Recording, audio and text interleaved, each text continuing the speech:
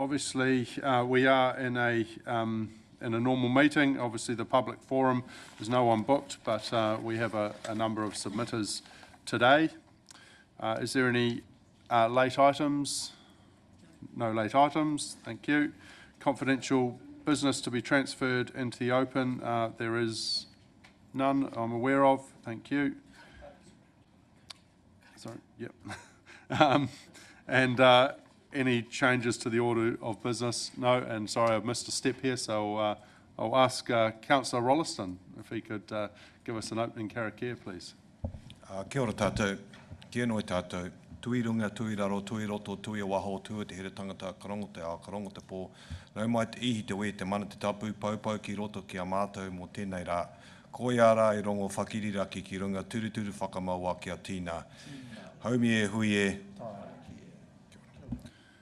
Thank you for that. Any declarations of conflicts of interest? None, thank you. And now we will move on to the business section. I'll just ask Jeremy if he could just give us a 1 minute update. This is just for elected members' purposes on how to make it easier for you to get things in front of the deliberations.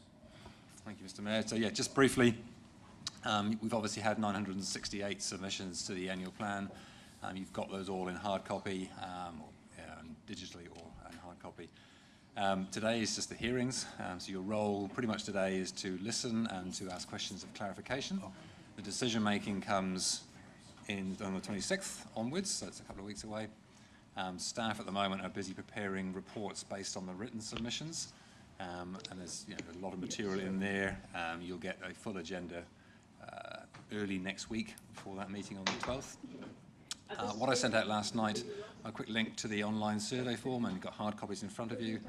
That's just for you to pick up on things which come up during the hearings, which aren't in the written submissions, because the staff writing reports have got the written submissions and they're working from those.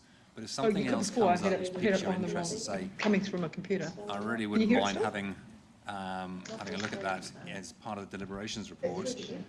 Note it down, flick it off to us, and within reason we'll be able to respond. Now, clearly, if 10 of you press submit 6 times for each submitter, we're going to get swamped with a whole bunch of information. So try and be selective. If something comes up really quite important which isn't in the written submission, use the submit form and let us know. And if you've got the hard copy versions, we'll come around at lunchtime and later on and pick up a few of those as well. That's all I wanted to say, Mr. Mayor. If there's anything other questions, let me know. All right, thank you very much, Jeremy. Today we're going to hear from oral submitters as per the speaking schedule. The time will be put on the clock for each submitter. There's a little timer up there just to keep you on track. Obviously we've got a lot of submissions today, so we appreciate if you could keep to the time. Each submitter will have 10 minutes, and that is for their submission, including any questions that they have. So if you do want to open the floor to questions, please, if you could finish before your allocated 10 minutes. And what I'll do is I'll welcome each submitter and afterwards open the floor to any questions if there is any time available. Councillors have read all the submissions to everyone that is presenting, so we're happy to take those as read. You don't need to read out your full submission, but if you could highlight the key points and any additional comments that maybe weren't in your submissions, that would be appreciated. And obviously,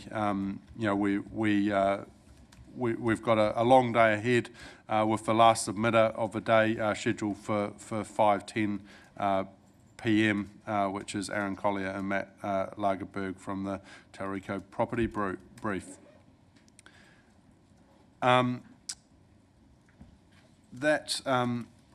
Yeah, sorry, and then at the end of today, we will be adjourning the meeting, which will start up again tomorrow at 1 p.m, and that will be at the Pavilion Bay Oval. So obviously we've got the list of submitters, and it would be great to go straight into our first one, which is Gerald Gregg from the Papamoa Sports and Tennis Club. If you could come forward, there's a little button if you put on for your microphone, and your time will start shortly. Thank you.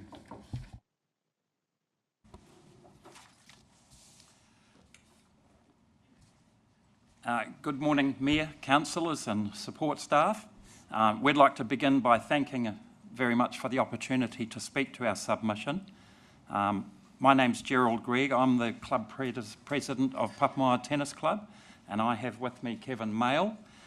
Kevin's very much become the driving catalyst between our proposal that our exciting vision for what we're planning for Gordon Spratt Reserve. We're here to share today how this community multi-sport hub can transform our community's health, well-being and connection. So first of all, we want to start by thanking Tauranga City Council for the incredible work that has been done at Gordon Spratt Reserve. It's a fabulous facility out there. It's so popular, it's a testament to everything that's been done. I guess in some ways it's a victim of its own success, as often it's overcrowded.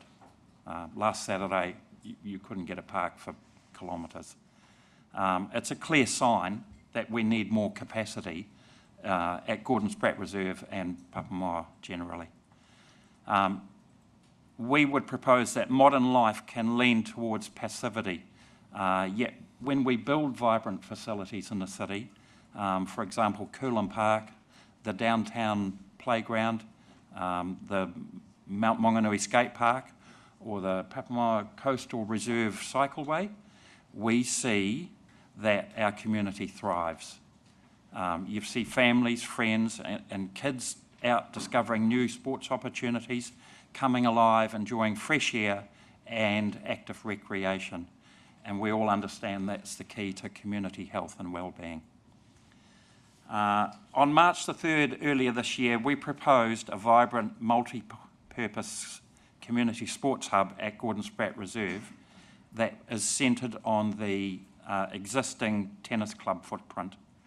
This facility will feature covered courts for tennis, pickleball, squash, netball, basketball, futsal and many more sports, plus a multi-purpose administration building for charity events, entertainment, social gatherings, sports group user meetings and the like. At that time, the council's feedback led to a business as usual collaboration with TCC and Sport Bay of Plenty, and we've been advancing the vision ever since in a couple of months. Our key purpose for being here today, the reason we're submitting, is threefold.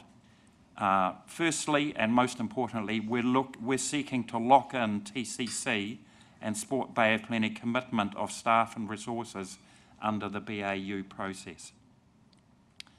Secondly, we're also looking for support over the next 12 to 18 months to complete a feasibility and business case study.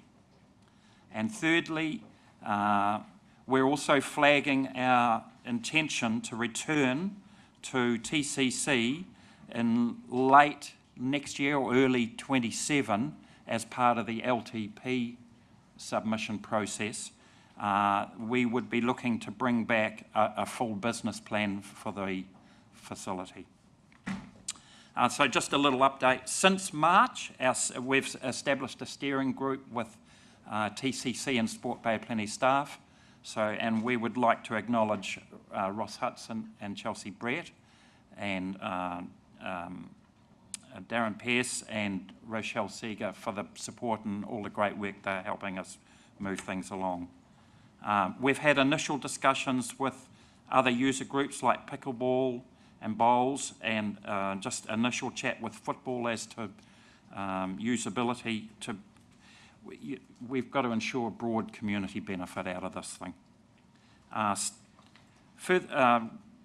The next stage is further consultation with all the user groups and stakeholders at the reserve, and that will progress over the next few months with assistance from Rochelle at Sport Bay Planning. Steps like assessing need and market dynamics are underway, ensuring the hub is sustainable and fit for purpose and a true community asset. Just in conclusion, so in summary, we seek Council's commitment to support our vision, a multi-purpose community sports hub hosting national, regional and club level activities while also serving everyday locals. The centre, we believe, will become a national benchmark for excellence of this type of facility. Let's seize this opportunity to build a healthier, more connected Papamoa community altogether, please. And we've purposely allowed time for a little bit of discussion or questions, and I'd like to invite that now. Thank you very much for your submission. I'll start the questions off. Have you got any quantum of what you believe you may be coming to us from a funding perspective in the future? We have no quantum, Mr. Mayor. That will be part of the feasibility and business planning process over the next 12 or 18 months. Okay, thank you. Yeah, and part of that's also, we'll come back to you with the funding model for that. Have we got any other? And one other question then from me. So, obviously we're talking about a feasibility, etc., but, are you confident in the usage that you see within the area that, this will be well used and a community asset for Papamoa and the wider Tauranga? I have absolutely no doubt. I'm very, very confident that one of the parts of the feasibility is that we don't underbuild it. The tennis club footprint as it exists now is oversubscribed. What we have to be careful of, and I think what we've talked about with the downtown car playground and the cycleway, is that they are very, very popular. If it's done properly, we will be able to facilitate all types of activities under that canopy. Probably I'll just add in there is consultation process is already chucking up things like potential national pickleball champs, where you have could have 4,000 or 5,000 people that are doing an event undercover. You've got the collaboration with the high school potentially turning into, I guess, equivalent of St. Peter's. We have international students coming to, stay and live in Papamoa, and obviously all the academies that go along with that as well. You've got football, tennis, netball, cricket for that matter. Those are the consultation process is chucking up all these extra things on top of usage that we'd already anticipated. Yeah, and beyond the organised sports groups, it's publicly bookable space. All right, no, that's appreciated. Councillor Taylor.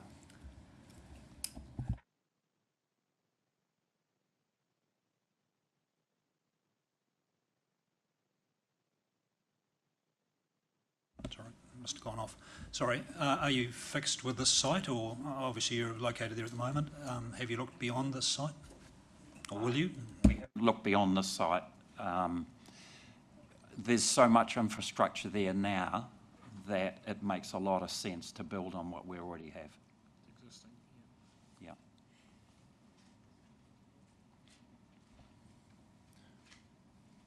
All right, well, thank you very much for your presentation and coming to share your views with us today. Obviously, I'm sure we'll be involved over the coming months, so thank you.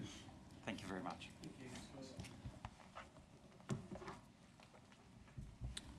Our next speaker, and sorry, I didn't give you a reference as to where the submissions are. Our next speaker is Barry Scott, which is submission 650, and that is in the annual plan, Local Waters Done Well, submissions 643 to 969, and on page 26, if the members want to go there.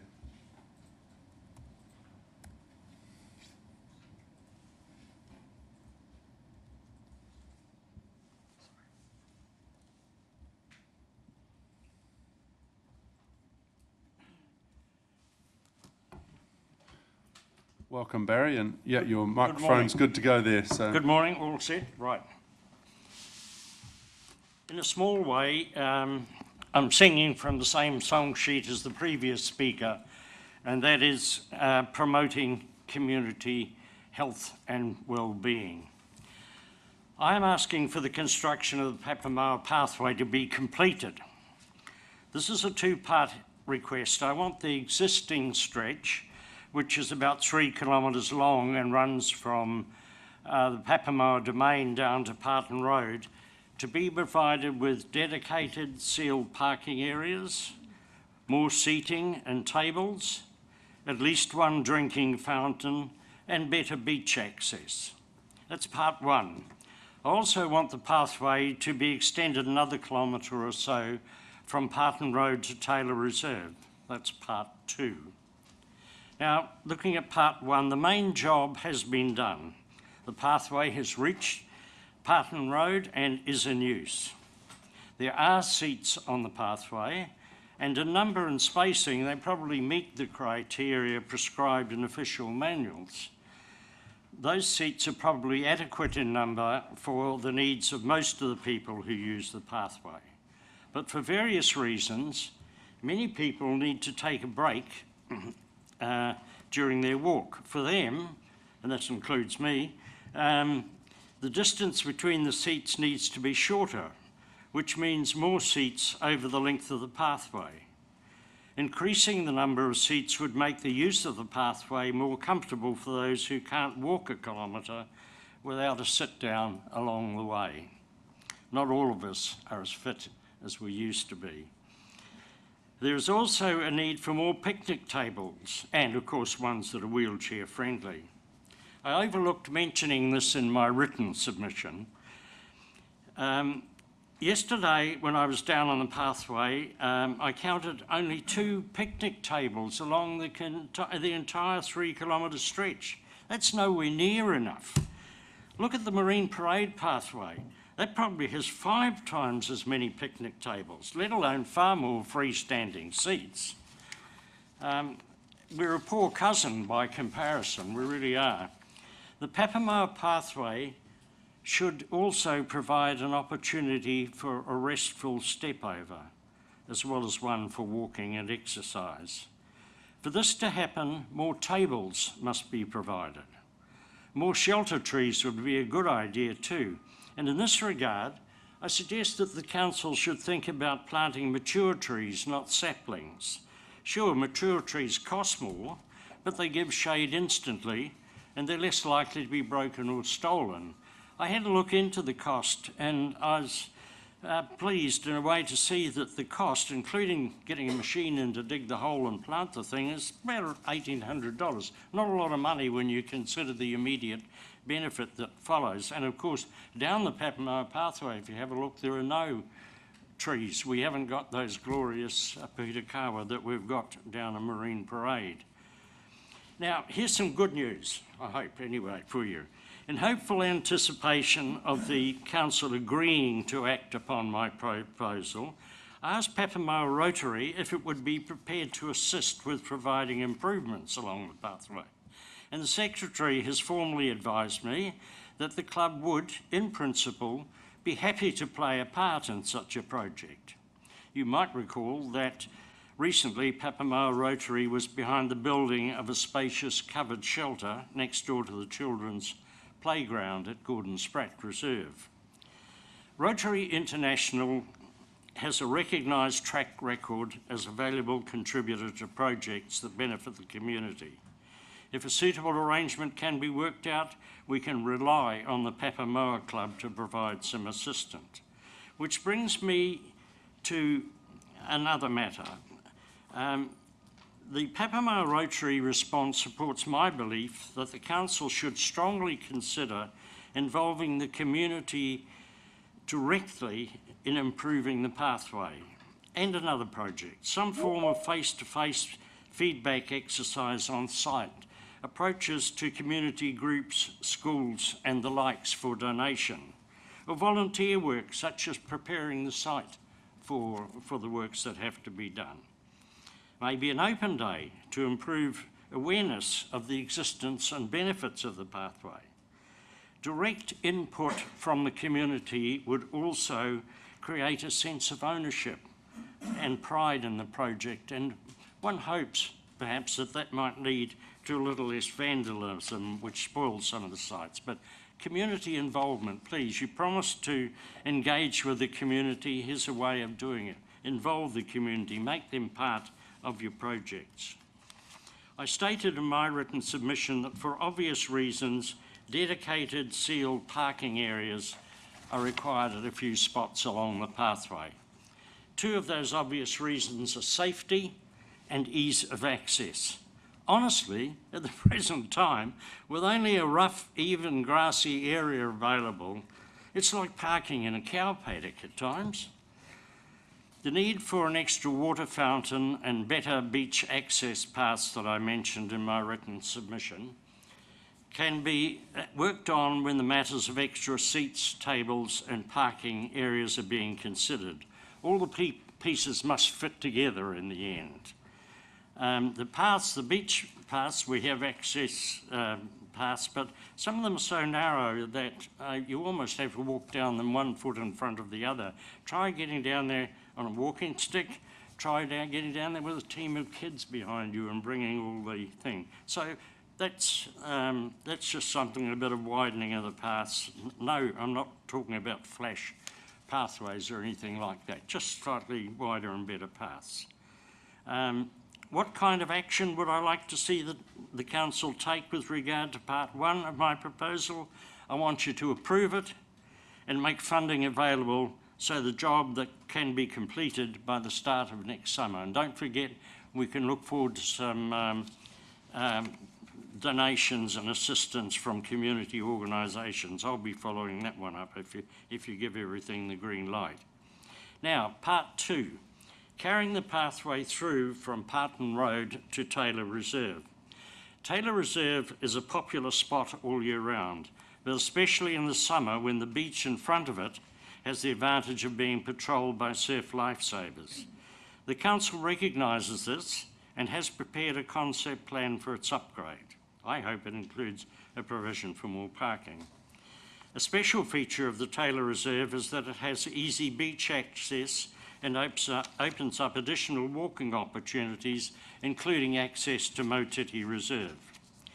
The distance between the Parton Road end of the pathway and Taylor Reserve is only about 1 kilometre, and the strip that the extension would follow is over the same kind of terrain as we have for the existing pathway, so no construction problems in the way.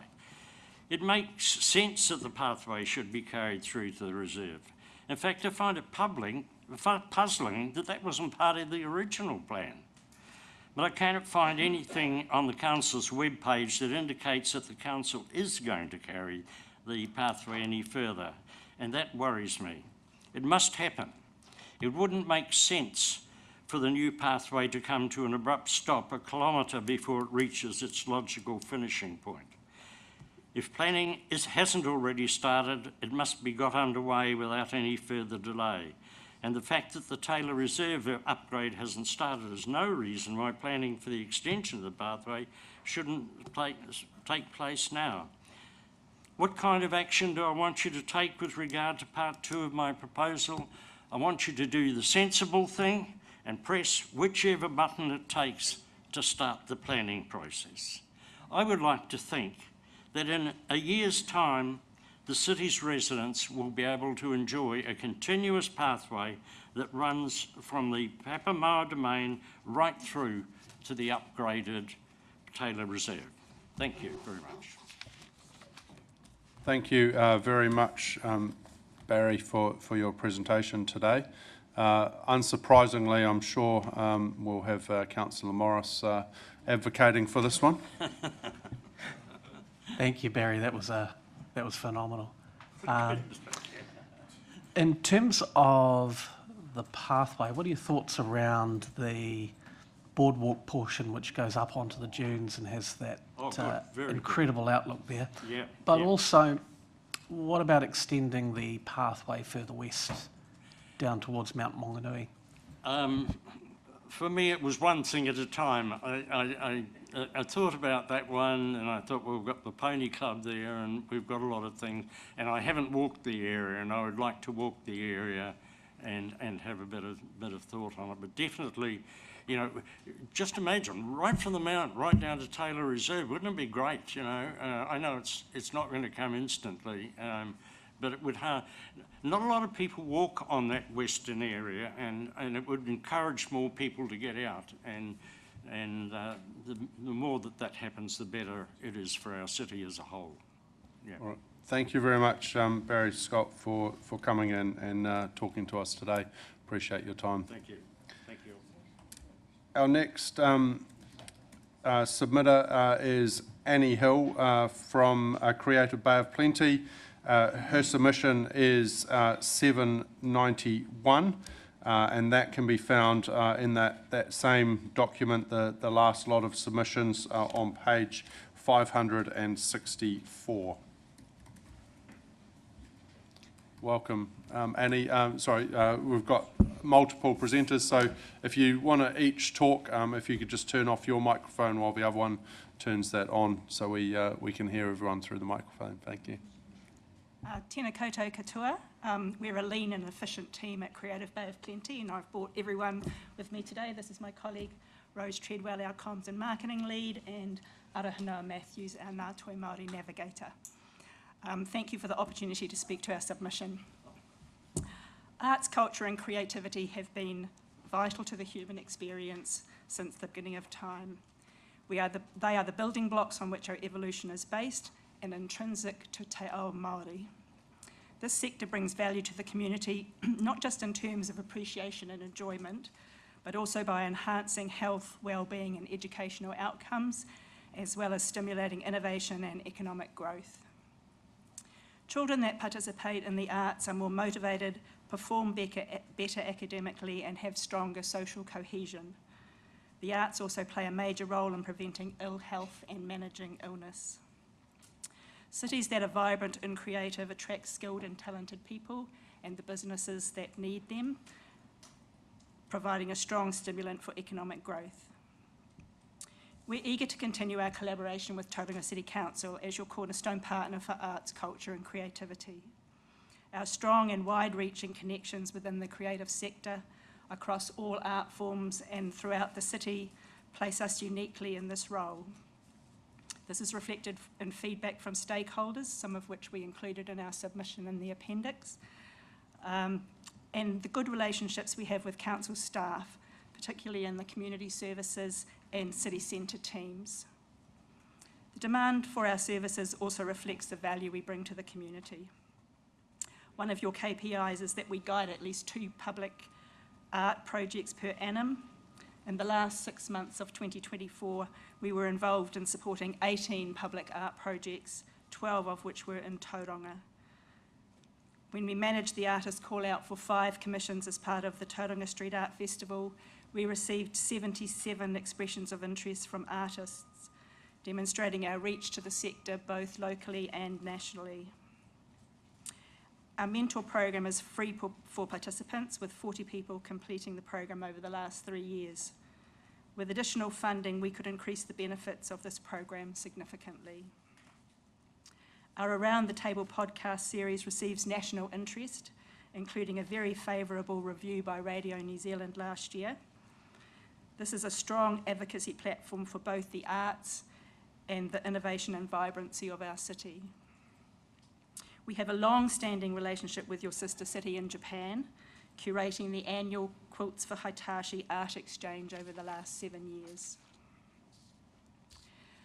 In the past year, we have established a leadership group for Ngātoi Māori organisations whose practices are through a Māori lens, as well as a networking group for emerging ringatoi. We have collaborative and complementary relationships with other organisations within the creative sector in Tauranga. Arahanoa is part of the Māori Advisory Group for Tauranga Art Gallery and is also on the curatorial committee for the Park to Park Public Art Group. She is also the representative of Te Rangapu on Council's Public Art Advisory Panel. We regularly refer artists looking for exhibition opportunities to the incubator and promote their events and activities. In turn, they refer people to us that are looking for help with funding applications or capability building. We partner with Te Tuhi Māori Kura Trust across a range of projects and have each supported the other with letters of endorsement.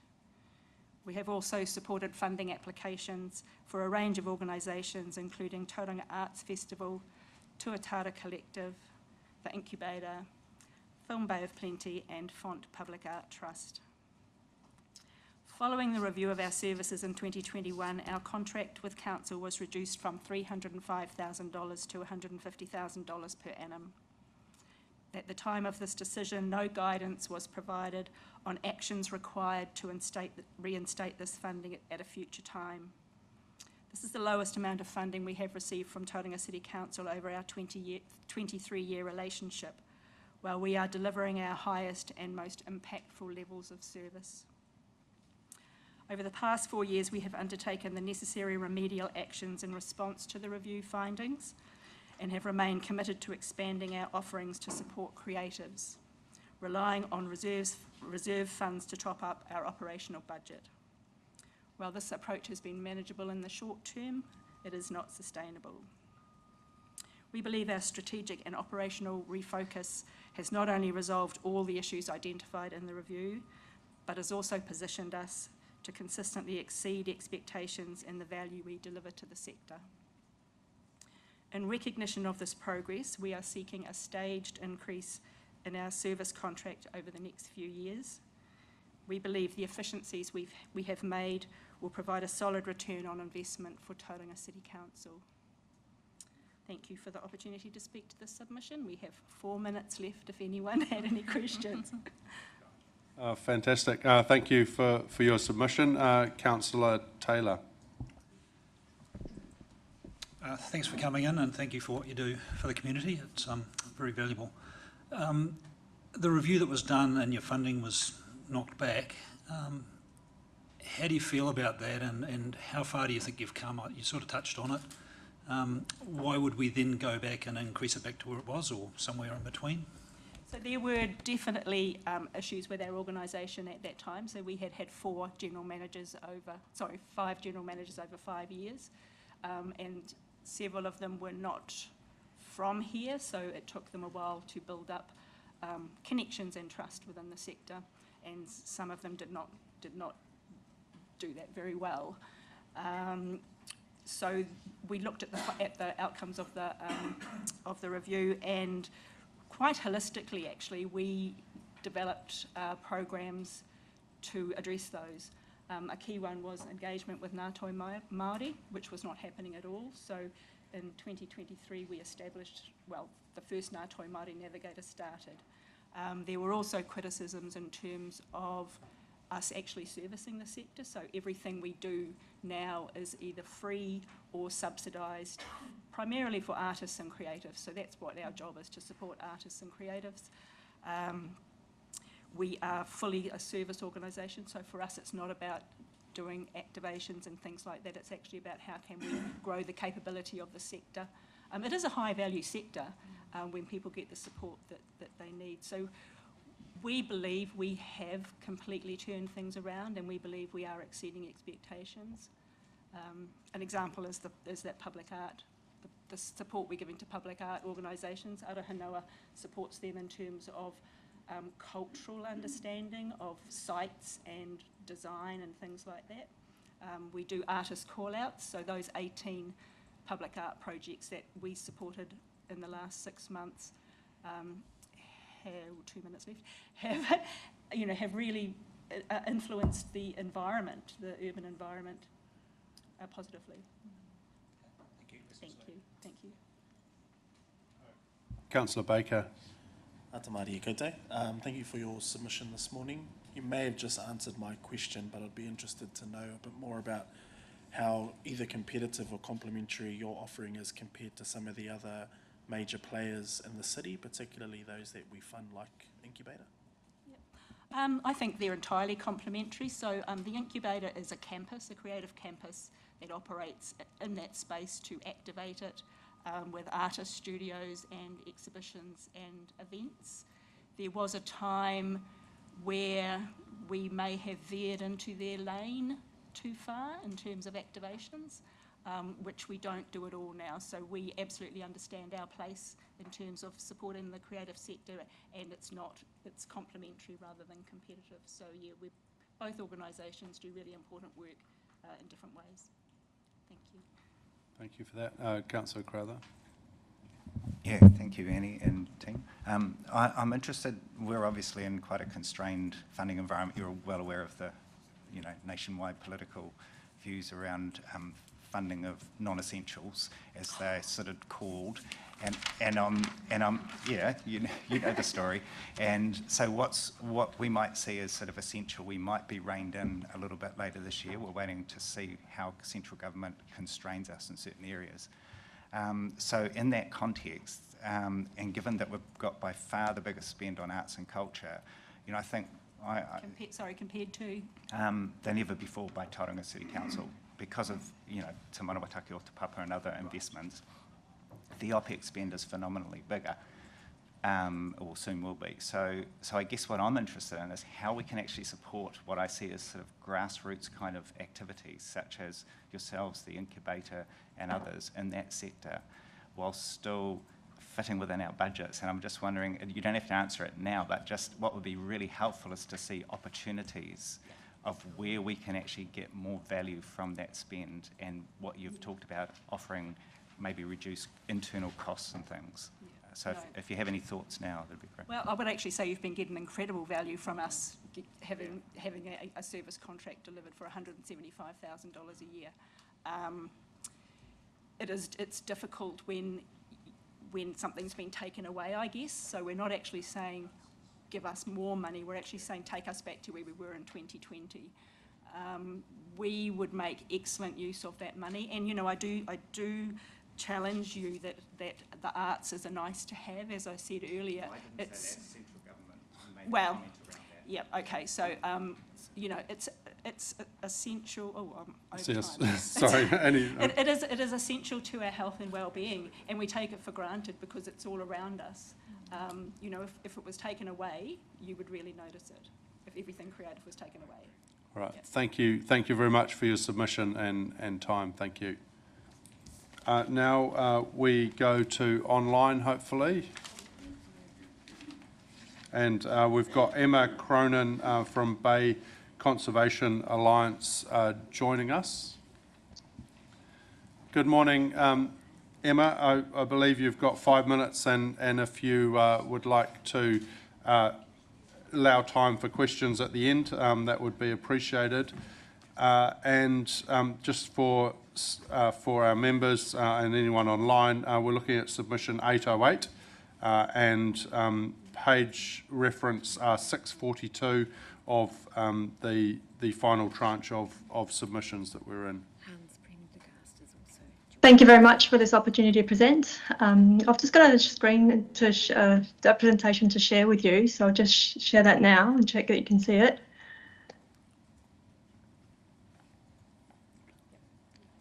Can you see that now?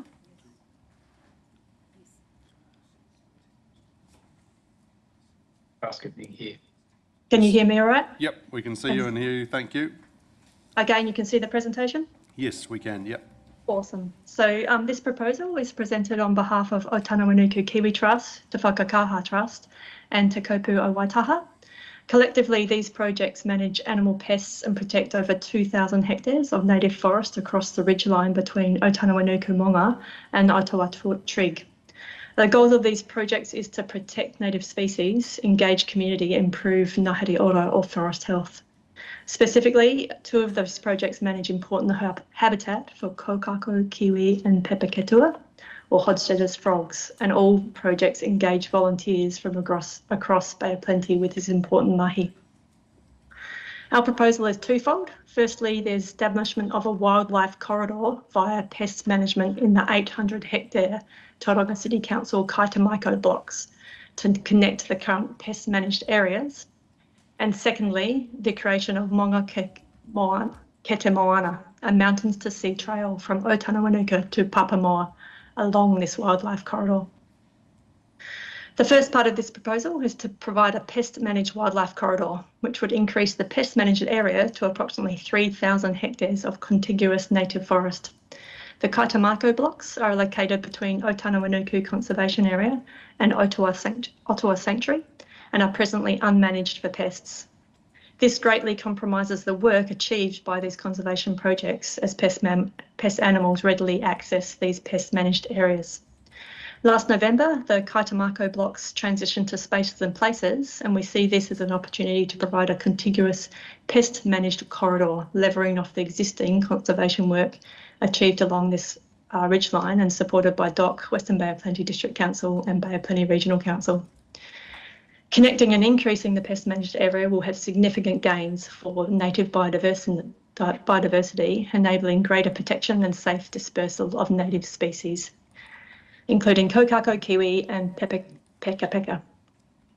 The network proposed includes installation of pest control infrastructure across 800 hectares and is estimated at $250,000 and then an ongoing maintenance. The second part of this proposal, Mangatapu, is a bold iwi-led heritage trail spanning from the sacred Monga of Otanawanuku, traversing Ottawa and Papamoa and descending to the coastal site of Otu Matawhero in Papamoa.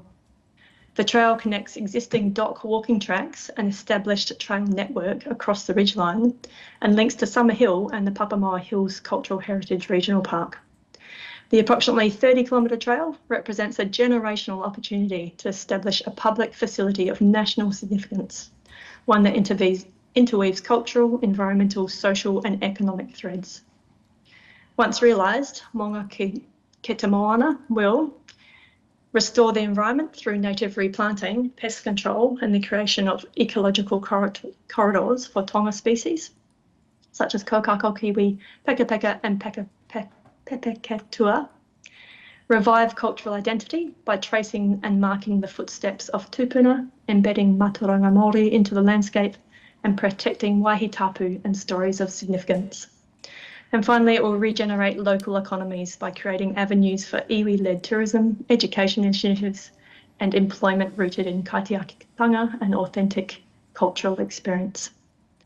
So the proposed pest managed wildlife corridor teamed with the Mangatapu Trail helps to meet components of the Tauranga Tauriko Environmental Strategy 2023 to 33 and specifically addresses Goal 1, thriving nature and biodiversity, the heart of our communities.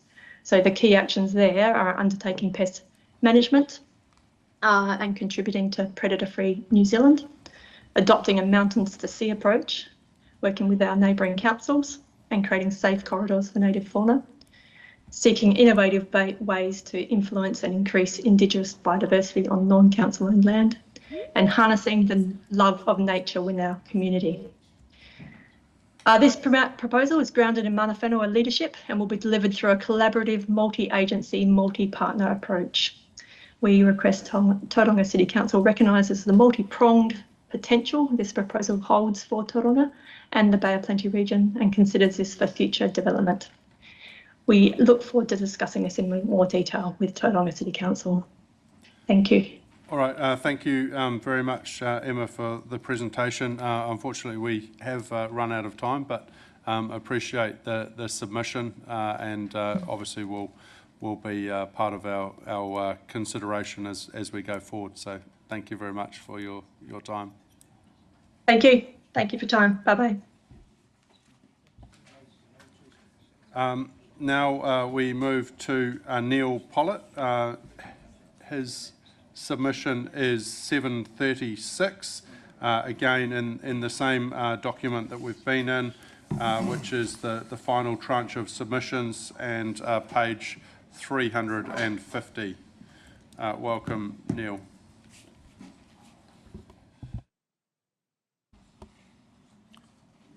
Sorry, have we got the green? Oh, here we go. Working? Okay. Good morning. In contrast to some of the previous speakers, I'm not actually here to ask the council to spend any more money. In fact, I'm actually here as a bit of a handbrake.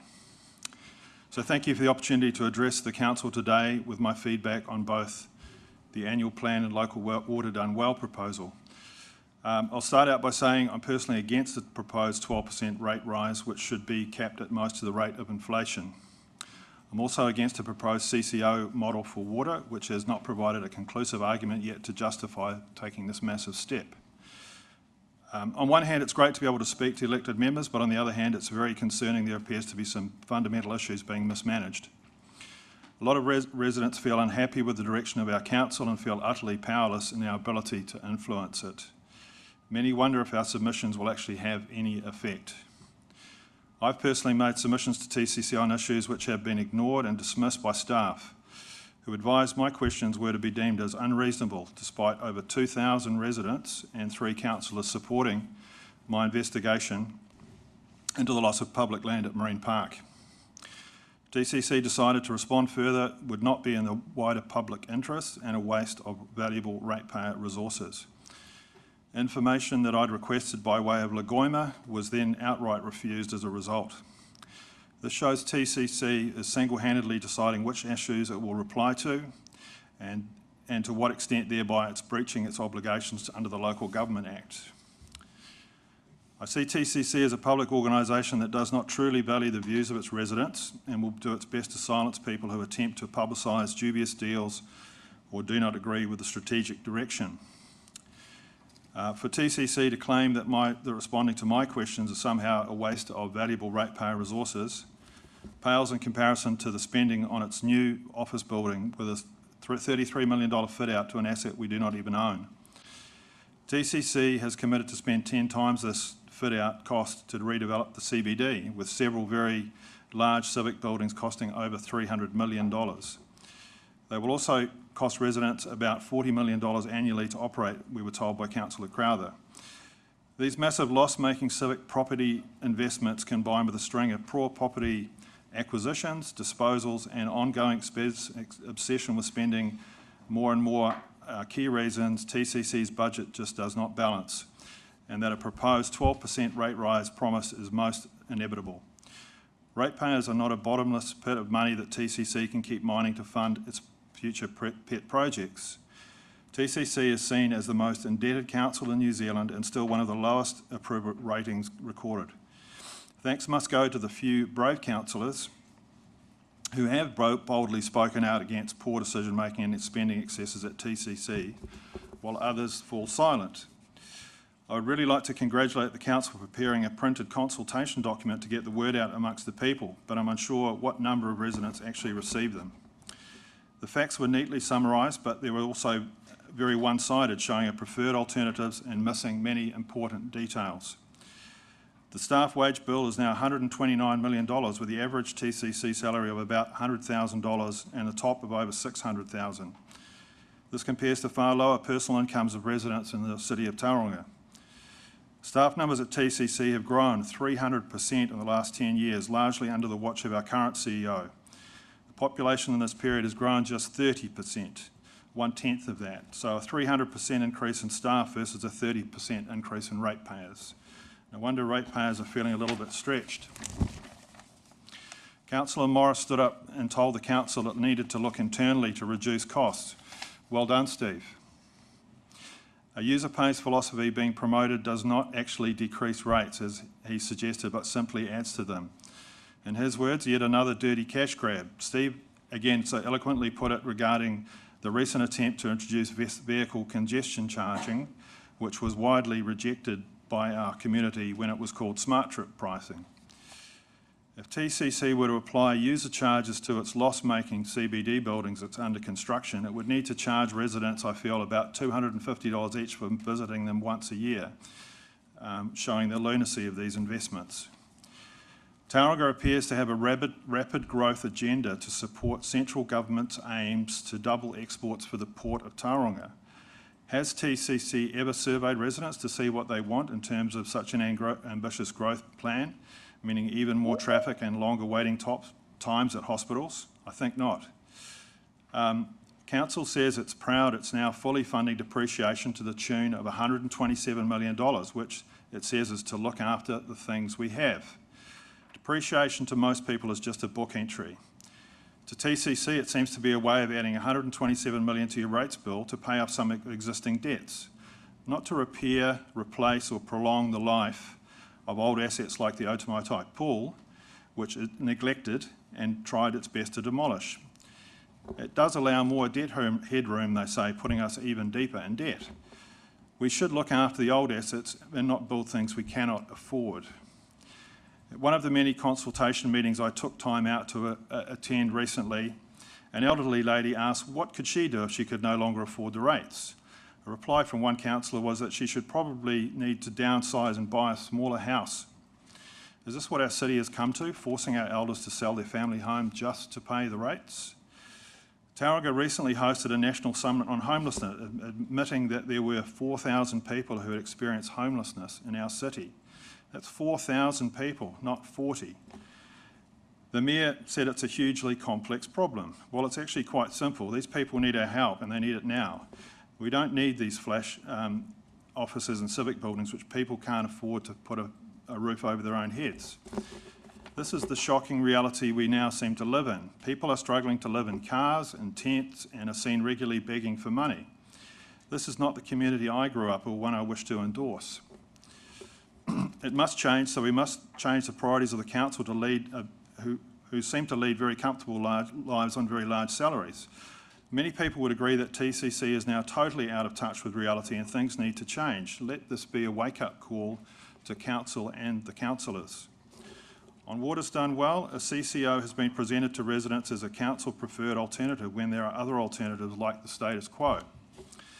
An unbiased consultation would present these alternatives equally, looking at advantages and disadvantages. Cost savings or economies of scale is given as the main reason for choosing a CCO. However, the only thing we know for sure is costs will increase with more staff, up to $400,000 a year for top executives, and $10 million to set up the CCO. These claimed savings are just projections based on some pie-in-the-sky assumptions. Our Mayor even is on record at a public consultation saying, modelling is not perfect, in fact it's a bit of a guesstimate. This hardly inspires confidence that the proposed CCO plan will work. The modelling gives residents and councillors no detail about how these claims, and I remind you it didn't give councillors any detail about how these claimed cost savings were arrived at, so we have been kept in the dark. Economies of scale benefit smaller councils like Western Bay, whose water assets are a small fraction of TCC's. If it's not broken, why are we trying to fix it? We already work closely with Western Bay on waters and we don't need a CEO to do that. Sorry, CCO. We have other council CCO models, and how many of those have made money?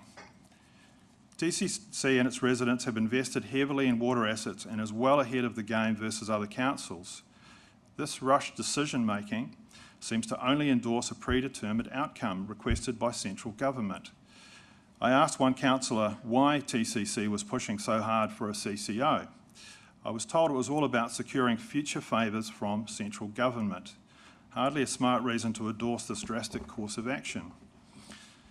I also heard the Mayor say in a pre-election debate he would not be pushed around by central government mandates. Well, this is exactly what's happened over the addition of fluoride to our drinking water, and now it's being proposed we also unhinge our city's water assets. In summary, we voted for a council that looks after our local interests, not those of central government. This is all a little bit reminiscent of unelected commissioners who did central government's bidding. The people of Tauranga have had enough. Councillors might hold all the cards now, but come election day the people will get to speak again. In the meantime, I hope for the sake of our city that common sense, real consultation and a feeling of frugality will again become part of Tauranga Council's culture moving forward. Thank you very much.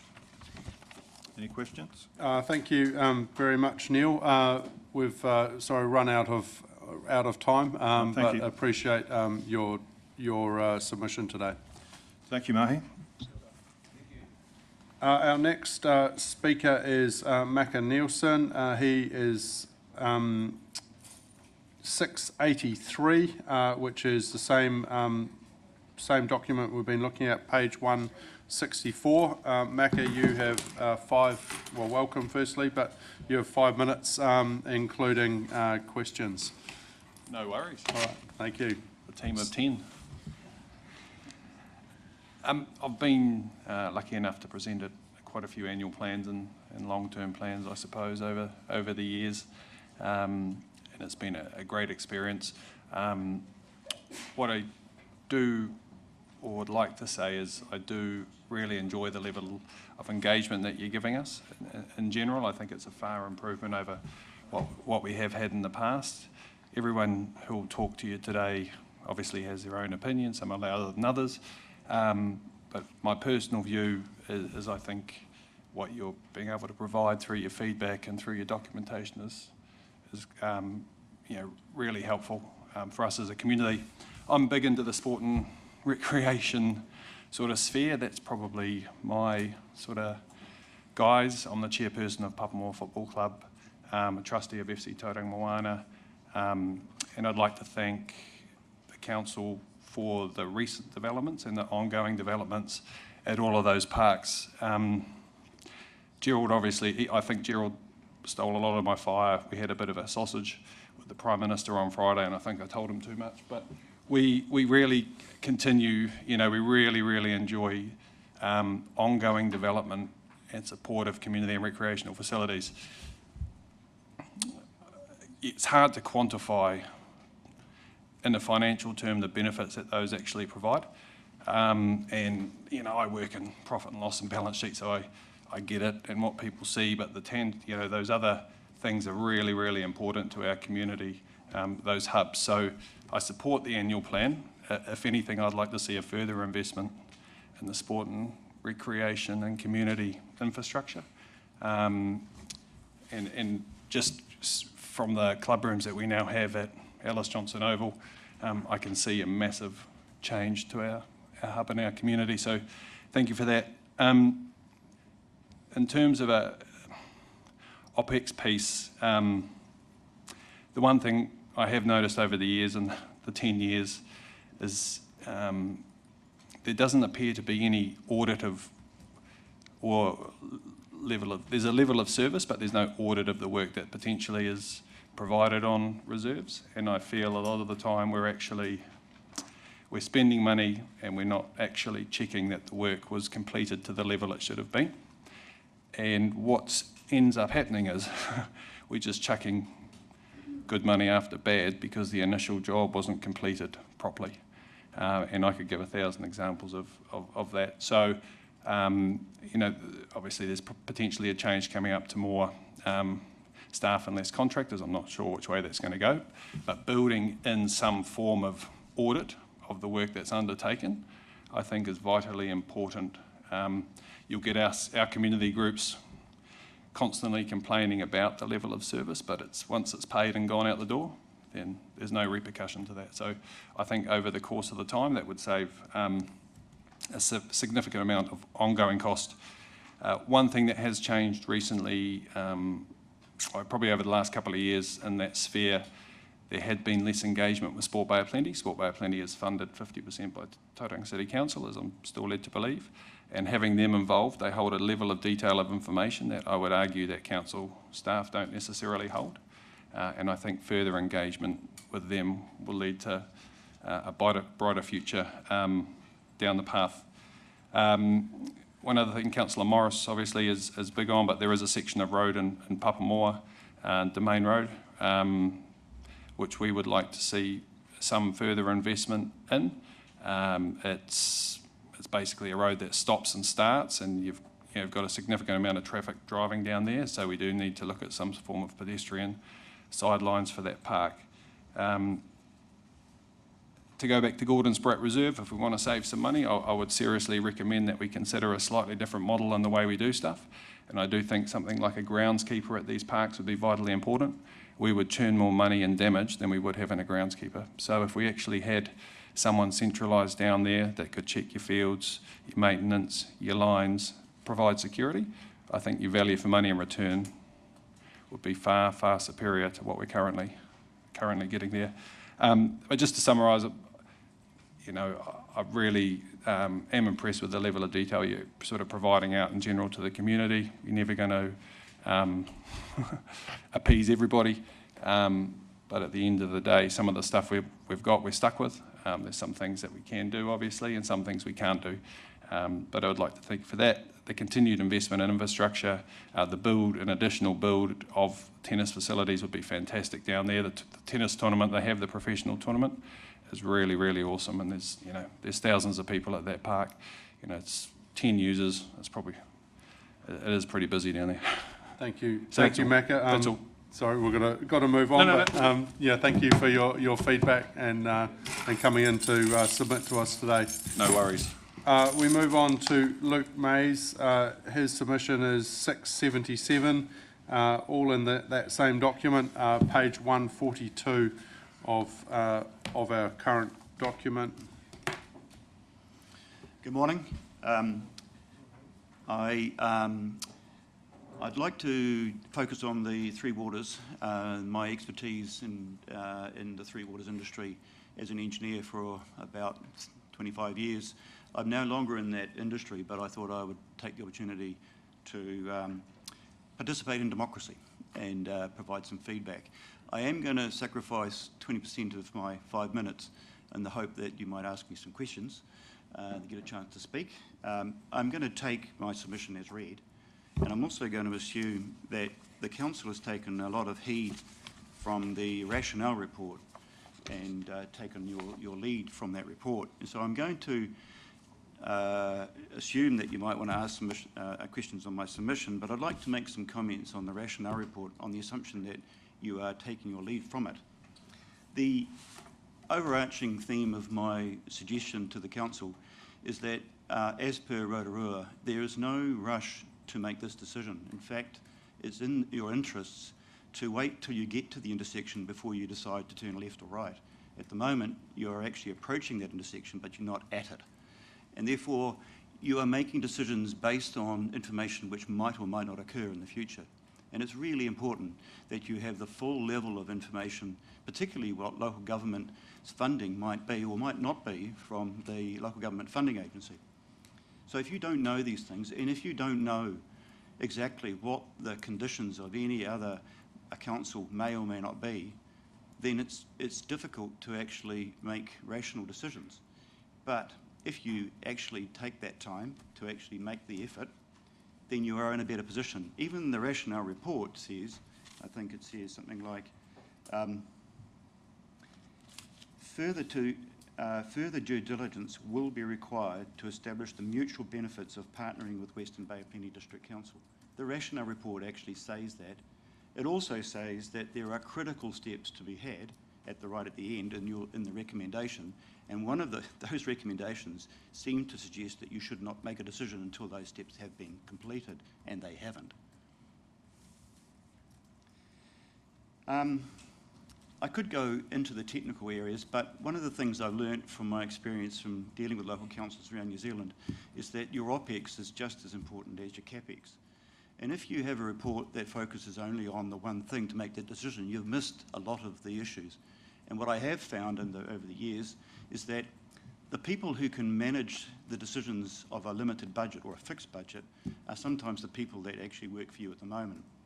And a CCO, I have nothing wrong with a CCO at a concept level, only if it makes sense at a scale. It doesn't make sense at a council-only level, because you just simply add on overheads that you don't have already. In fact, you also have stranded assets which will occur, and they are significant. You have actually, for instance, issues. I've only got 48 seconds left. you do have issues where you get a hollowing out of the council if one of the largest parts of your expenditure is no longer part of it. The other comment I'd make is that if, which is none of your fault, you are dealing with a massive debt, the rationale report tends to make comments between the $1.2 billion debt and it talks about the water debt, but they're not the same. The debt that you're dealing with is because of all the other issues that occurred in history, not because of water. So you are talking about a rationale report that is based on debt reduction or ability to fund. You're not talking about, in this report, really getting down to the nuts and bolts of actually what makes the boat go faster in the water business. And it isn't necessarily the only option. What I would implore you to do is stop and wait until you have the information. Now I could talk for another couple of hours, but I won't. And questions if you have any. Councillor Crowther. Yeah, thank you, Luke. I'll just sort of cut to the core of it, which is, do you think a shared services model as an interim step, which is something that Rotorua Lakes Council talked about at a meeting we were at yesterday, Yep. do you think that, from your experience in the sector, Yep. would get the efficiencies that supposedly are coming from a TCC-only CCO? Yes, I do. And when you think about water supply or wastewater treatment plants, then it does make sense, because Tauranga is surrounded by Western Bays, to talk about that. And I actually also would suggest that, if I say this nicely, in the past, if you have water meters and Western Bays have water meters, you can actually talk about a business. And there is I actually agree that shared services arrangement is possible. I just don't think you need another board, another set of directors, another CCO to achieve that benefit. I would also be careful about who you partner with, because some of those other councils have huge issues that Tauranga does not. Okay, thank you very much. Appreciate your time today and coming to present to us. So thank you. Our next guest is online, Avon Polo, who's from Surf Lifesaving New Zealand Eastern Region, submission 786, and this is in the same document on page 540. Hello, you'll have, Avon, you'll have 10 minutes to talk, including questions. Thank you. Thank you very much. Tēnā koutou katoa, kua hui hui mai nei, tau Avon Polo aho, e mahi ana aho mo Surf Life Saving New Zealand Eastern Region Regional Manager. Kia ora. It's a pleasure to be in front of you and really firstly acknowledge the awesome support that we received from Council. Over my time within Tauranga and the Bay of Plenty, the Tauranga City Council have been at the forefront of innovation in the way that the paid lifeguard service is delivered, and the relationship that we have with your staff and team is exceptional and allows us to facilitate the paid lifeguard service across the beaches within Tauranga and the Regional Council, of course, for the wider area. The funding that we receive allows us to deliver 10 weeks of service at the primary locations that we call primary locations, which are Mount Maunganui Surf Club, Aimanu and Papamoa. And this submission speaks to aligning the Tay Street location, which is a satellite location for us, to match those services of 10 weeks. So that it gives consistency and it gives a assurance to the community's well-being and safety in the coastal beaches within the city area. The reason around that is that the public usage of those areas have increased, as you can appreciate, with the growth of the city, both with residents and visitors. It's certainly become very popular with the Tay Street Cafe area there as well. Currently, the other satellite location we have, Papamoa East, is on the investigation state from our point of view, utilising data, and we're looking at the way to provide you in future submissions evidence-based information in which we can look at the future of lifeguarding along these beaches as more access ways and more people come to use our awesome beaches that are, of course, and we acknowledge the award-winning beaches that we have, and we'd like to make sure that they stay at the top. So the submission I'll take as read, and I was going to show a slideshow, but I don't feel I need to. It's really just an important proposition to meet you, to thank you, and to answer any questions you have of the service that we provide our city. Thank you very much, and yes, we've received the presentation and your submission, so I can confirm that we have all been through that. Thank you to the elected members, and just now open the floor to questions, if there are any. Oh, Councillor Taylor. Thank you for the presentation, very instructive. Also, thank you very much for the service you provide. Being a coastal city, it's essential to what we do. My question relates to the gap that's ended up here at Tay Street. Do you have any idea why we have a shortage of time there compared to the other places? Absolutely, that's easy to answer. Traditionally, Tay Street, without the evidence-based information that we are now seeking when we present to councils, Tay Street was only a 7-week service. So it started a week later than the main locations and finished 2 weeks earlier. And that was based on, I suppose, the presentation that we made to council when we originally submitted 4 years ago. But with the evidence and the increased population, it became very paramount that we align and give consistency in the community's mind, but also peace of mind for us as an organisation as well. Thank you for that. I just have a quick question. Is this quite normal around the country, the council funds the lifeguard service? Yes, okay, it's a big question, but paid lifeguard service is funded by local territorial authorities.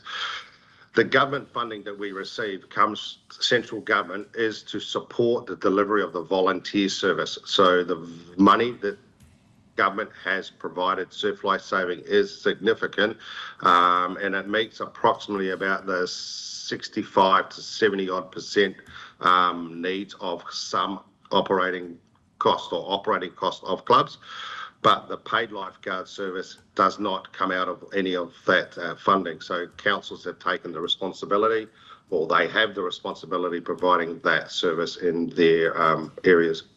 Thank you very much. Councillor Schuler.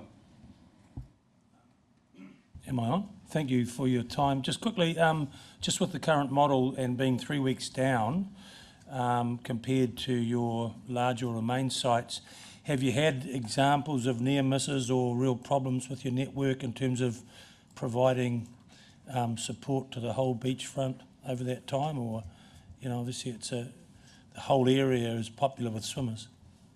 Yes, it's and that's an awesome question, and we're asking that internally as well. So with the locations that we currently have, when I first commenced my role, just during, of course, the COVID years, the 21 season, there was a significant number of drownings in and around both Tay Street, Arataki, where just by the way we patrol, one of our what we call rescue watercraft, RWC operators, picked up a swimmer in the surf zone and brought him to shore. Unfortunately, it was an unsuccessful resuscitation, but there have been some other incidences outside of the patrolled areas, traditional patrolled areas, that there have been drownings.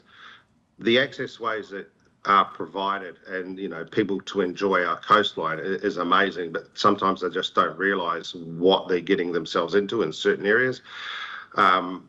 We are looking at, I suppose, utilising data and talking with council as well in terms of your staff, with where we may have to look at other types of services, or whether we modify the service we currently give, having a hub and spoke type of approach. But we will utilise the experience within our clubs, as well as, you know, which have those key volunteers been doing it for many years, and also the data to present to you a probably a wider or better solution to looking at that.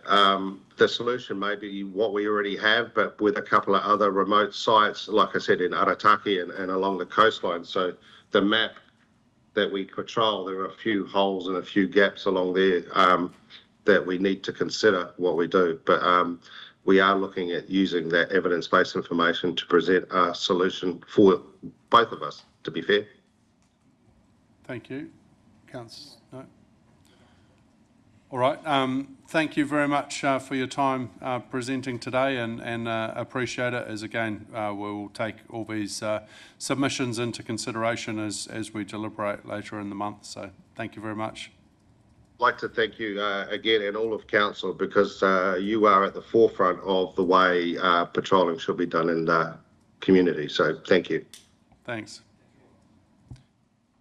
All right, that ends our morning session. Obviously, we are running a little bit over, but I might just, we'll take a 3 or 4 minute break and come back to you at about 10, we'll come back at 10:49. So if anyone needs a quick comfort stop, and we'll see you shortly.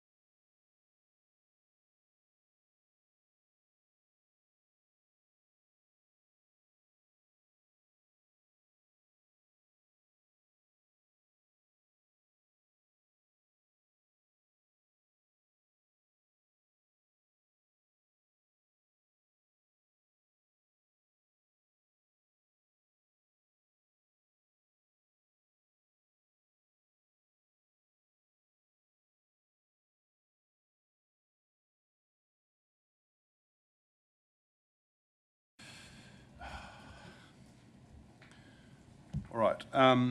So I'd like to welcome Dion Sealing here. He is going to talk to us about the Judea Community Sports Club. And you have 5 minutes to talk and answer any questions. Thank you, Dion. Only 5? 10. Right.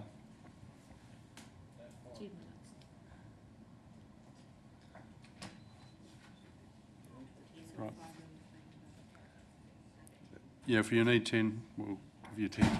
Okay then. Right. Yep. I'll get straight to it. Kia ora everyone. Morena. Thank you for your time today.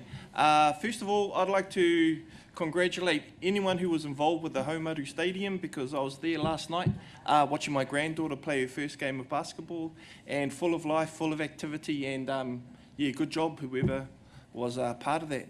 I'm here to speak on behalf of the Judea Community Sports Club. We're in the heart of the Otomotai, Brookfield, Judea area.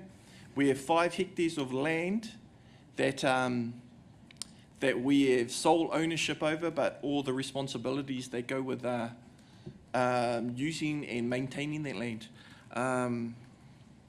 We've been a sports club for 115 years now, providing a space for whānau and community to use, and we are here to help ask for the City Council to build a connection between the City Council and our sports club, so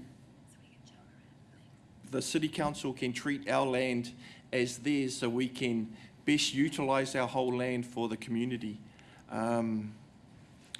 We're fortunate enough to own the land, but obviously all the costs that go with turning that land into usable space is kind of beyond us at this stage, and we use about 30% of the land that we have in the middle of town, and with your help, hopefully, we can get that land opened up to the whole community.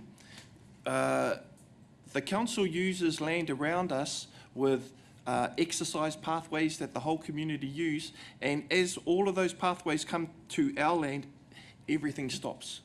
There's no cohesion between the land. Everybody still uses it for the fact of access point, but we don't get to use it in a way where it's beneficial for the local community, and I think that it's just the waste. Like, you guys will be purchasing land at the end of Papamoa, probably Tauranga, for use, but we're in the middle of town and we have the land, and we are trying to get a partnership with the council so everybody can use it. I grew up there in Judea. I didn't know this at the time, but in 1972, when I was born, you just become a life member of the sports club.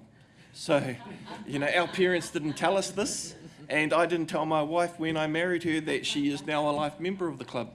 So we have a big responsibility, but over the few years, our club is getting smaller and smaller, and the problem is getting bigger and bigger. And yeah, we've had many discussions with the City Council. I think it's called Places and Spaces, and we've Hautapi was a big part of this at the start, being the liaison between that system. I don't know what it was called then, but there was a restructure. Then a new person. We had another discussion. There was a restructure. Then the last remaining people that were left from that first restructure, and then they're restructured right out of it. So I think we've had about 5 so-called meetings with the council that way, and I think this is kind of the furthest step that we have. So, you know, it's a good opportunity for us to just keep trying. We have to keep trying. There's no other way about it, really. I think the plan that we have in place that I think everyone has read is that we see it as a good hub for central Tauranga to have. We have one rugby field at the moment that we use, and it has its problems, and we have a driveway that is that is not fit for use, and there is no car parking, and we have the space for another 2 netball courts, 3 netball courts, hard courts, and another full field that could be used and developed into a field at the moment. Because at the moment it's just over excess car park that's growing toi, and I think land is a big issue, and we have it, and we're open for business. I would like just to pass on time for questions for anybody that has something to say, and then we can hopefully answer them. Thank you very much, Councillor Schooler. Thank you, and thank you for your submission, and I'm glad we're progressing it further. So just in terms of, can you just give us an idea of the number of life members you've got, and also just, can you just give us a bit of history on who owns the land and what rights the club has over that, please? We have, I'm going to say, 30 life members for our club, and the ownership of the land, we are very closely linked to our marae Judea, and Ngāi Tamarawaho would be the owners of the land, and our sports club are just the kaitiaki looking after the space. We have a rugby team, 3 netball teams, JMC juniors. I'm not sure if netball's called JMC juniors, but little junior kids, and we also host pool tournaments and dart tournaments down there at this stage. Yeah. Councillor Crowther. Yeah, good to see you again, Dion. And just on the driveway, I think there is a health and safety issue there with the public use, not the use by people from the marae or the club, but from the public. So I think there is an onus on the council to invest, would be my view, something to address that.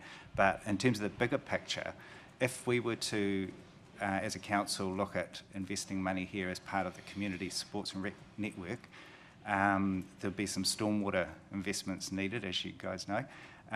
So would there be potential for like leasing a certain area of the land for a period of time to kind of give some security to the council to offer wider community facilities as part of that network? I personally myself, but I don't make the decision. I would say yes. There has to be wins to and fro for both club and the council, and I would say yes.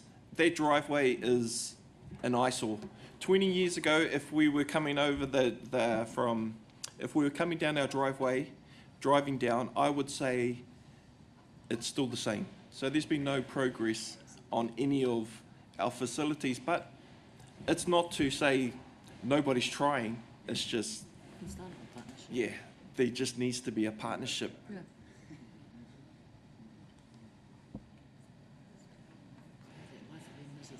Councillor Rolliston. Tēnā koe ho, pai tō kōrero. Probably following up the conversation around ownership, so you mentioned Ngāi Tamarawaho, is the property in Māori ownership? And sort of aligning with that question, although this has been a tono from Judea Community Sports Club, would it be fair to say / Ngāi Tamarawaho, given the relationship? It would be fair to say that, but I'm just willing to get the conversation started, and then there needs to be more kōrero about the whole thing. And do you know what the title is? Is it a Māori title, the land? It would be, yes. Māori Reserve. Māori Reserve. Māori Reserve. Kia ora. Thank you. Councillor Baker. Am I allowed to ask a question? Yeah. Considering my involvement, is that a conflict of interest? No. Nah, it's all right, eh? Declare it. Aroha mai. Yeah, so I'm fortunate to have a bit of context, but just a question before we run out of time. Would the club also then be prepared to offer the new or improved facilities to other clubs other than just Judea, or was it wanting to expand its own exclusive offering? We would love to diversify our club. We've had a crisis meeting at the start of this year. We were in the Premier Rugby Division for the last 3 years, and we had to make the tough decision to pull out of it because of our facilities. We know that our club is shrinking and we need to diversify, and we are open for business. We would love clubs, sports teams to join our club, not clubs and sports teams to use our facilities. We would like to grow, but we're open for business. And just like I said, we have the land and we are just wanting the help so the community can use it. Thank you very much for coming in and presenting to us today. Obviously, it looks like an interesting opportunity to continue to explore, because we certainly need more facilities for recreation and sports. So thank you. Thank you very much. I now invite Jenga to present submission 815. We're back to the last tranche of submissions, page 682.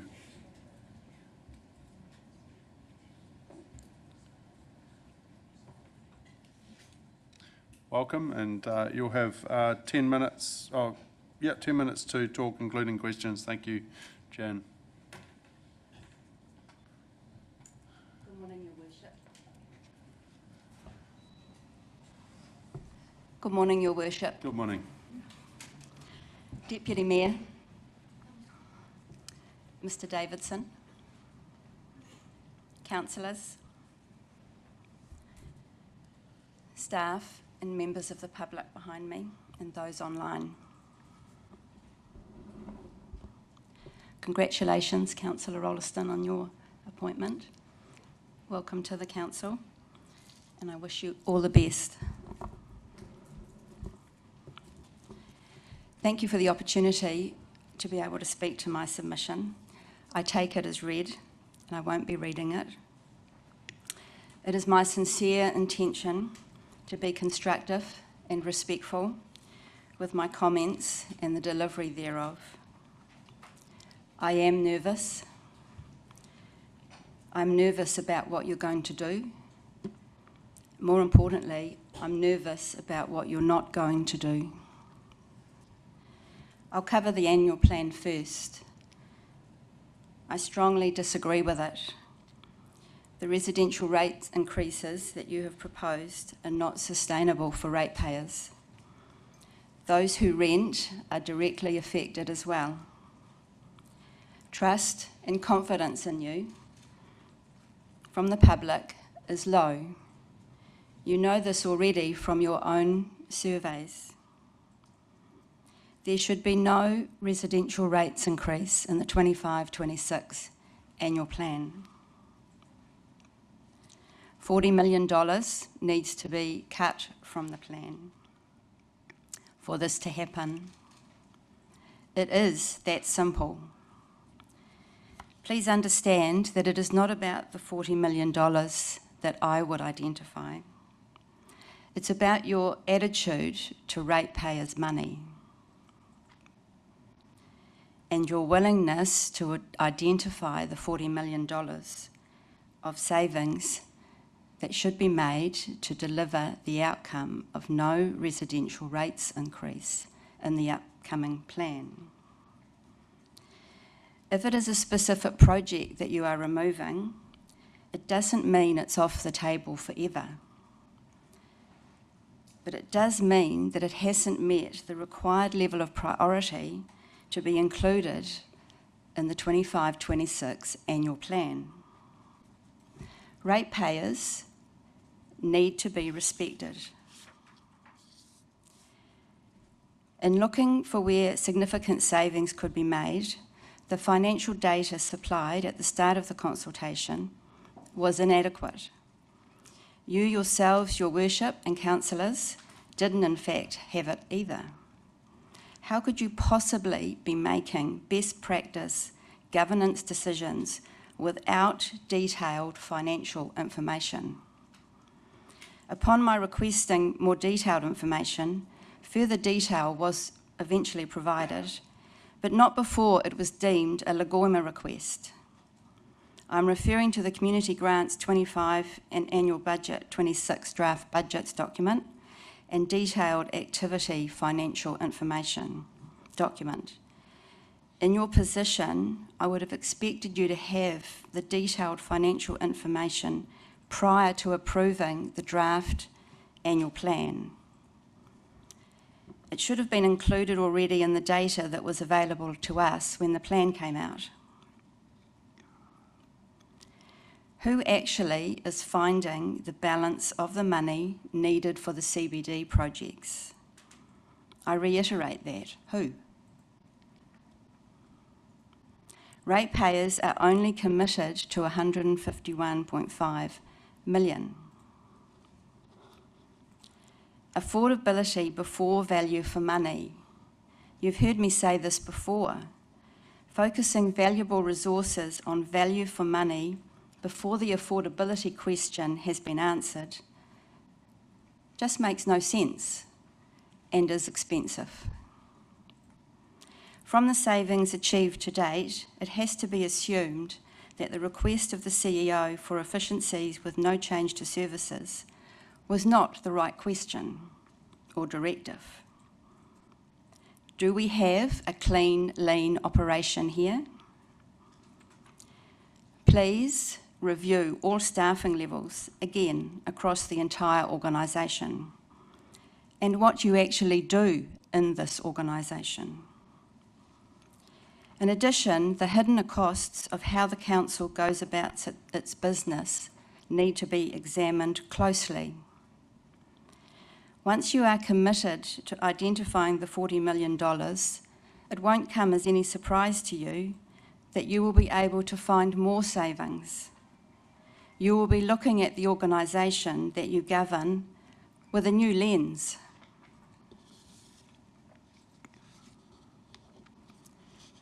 Please, take the opportunity to find $40 million of savings and deliver no residential rate increases in our 25-26 annual plan, and make a positive step towards building our trust and confidence in you. Now to local waters done well. The what matters to you questions that were asked, these questions show bias. Analysis of the responses to these questions will be challenged. I'm strongly in favour of the current model. It is permissible to central government. Please note that Christchurch is staying with their in-house option. Please spend no more time and money on any aspect of water CCO options. Please look to where your attention is really needed, and please do the right thing. Thank you. Thank you, Jan. Much appreciated coming in and talking to you. Just want to give you a little bit of an update. We have gone about a big cost-saving measure since we've been in council, and I can tell you that we have confirmed 29 million already of savings.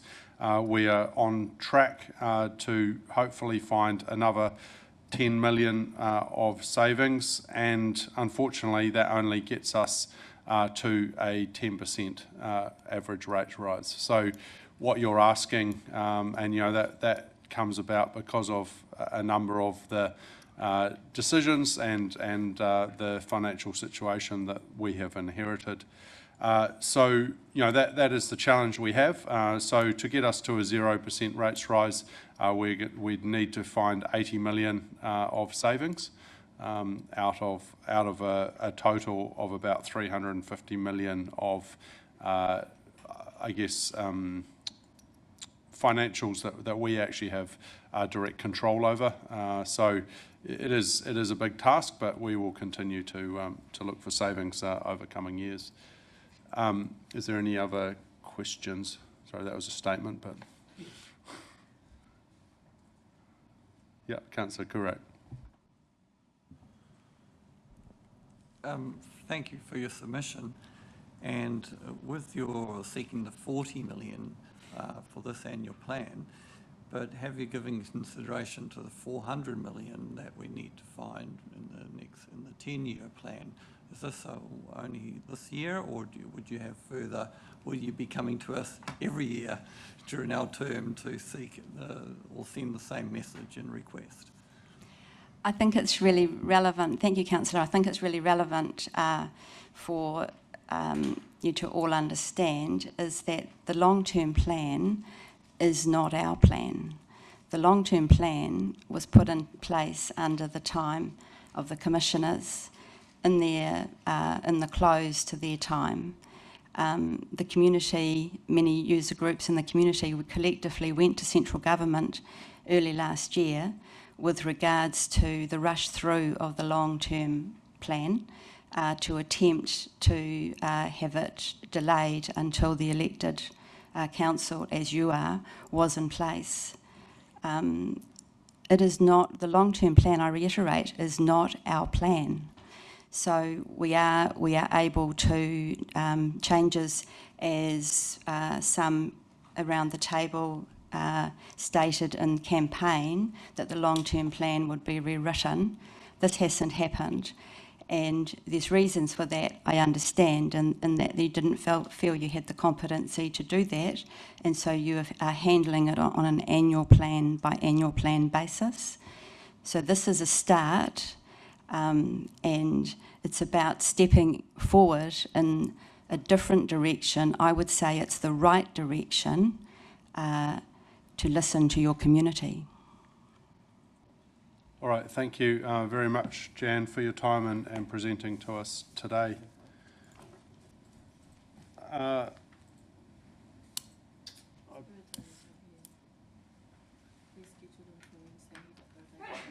that one. Okay. Okay, so we just had a reschedule, and so we've got Jace Dowman now coming to talk on behalf of Social Link. And Liz Davies, sorry. Yeah, we've got both of you. This is submission 787, and that is on that final tranche of submissions, page 552. Thank you. You'll have 10 minutes to talk, including questions. Thank you.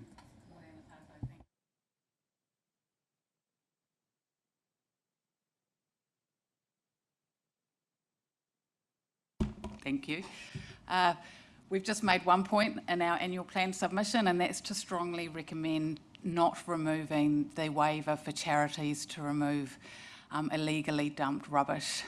Any money that's spent removing rubbish goes, it means it's not going towards delivery of social services to our most vulnerable.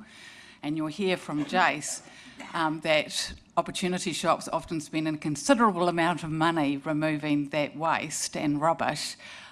So this waiver is really, really important to keep. But I think it was more important to hear from the horse's mouth the impact this is having on opportunity shops. So I'd just like to hand it over to Jace. Kia ora koutou. Ko Jace Tokuinga. I'm from speaking on behalf of Waipuna Hospice.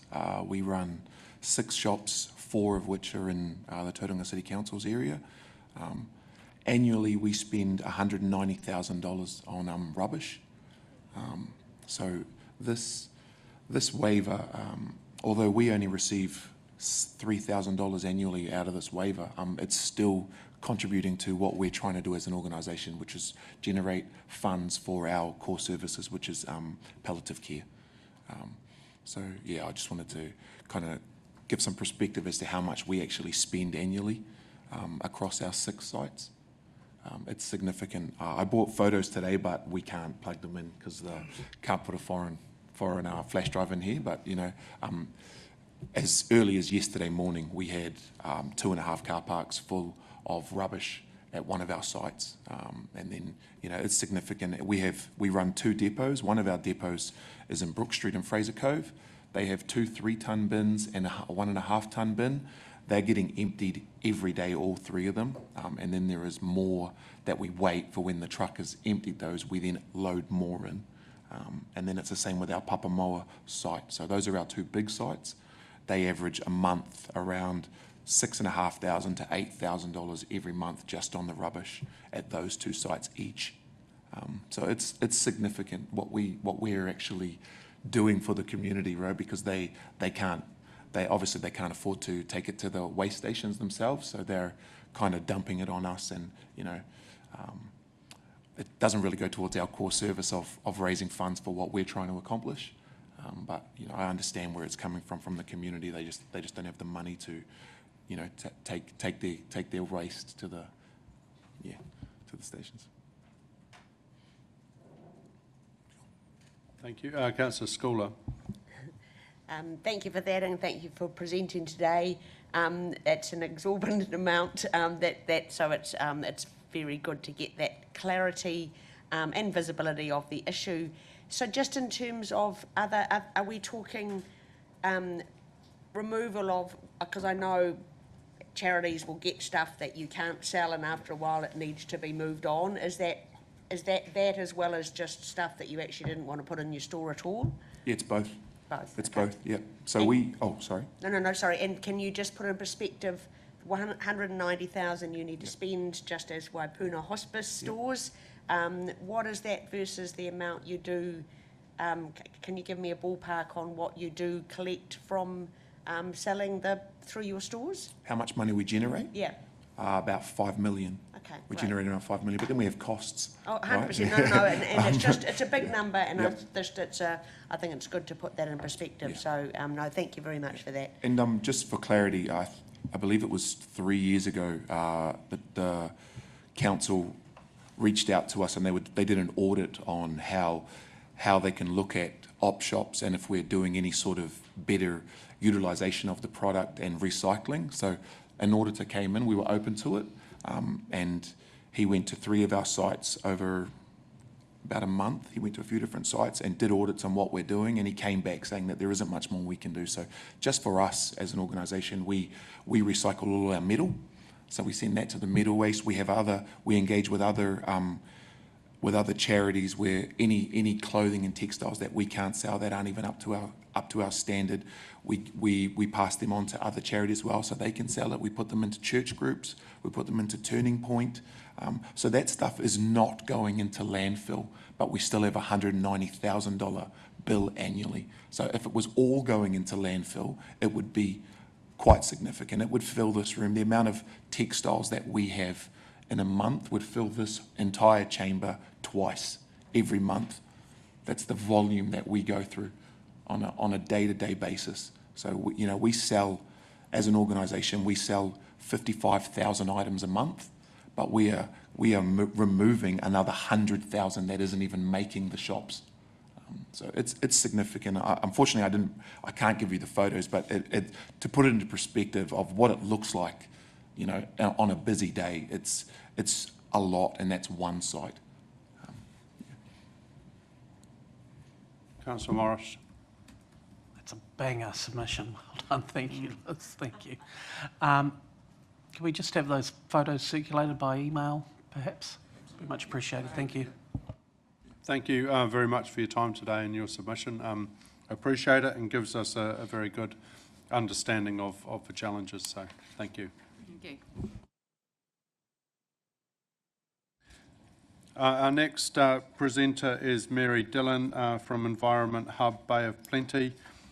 It is submission 762, again on that final tranche of submissions, page 438.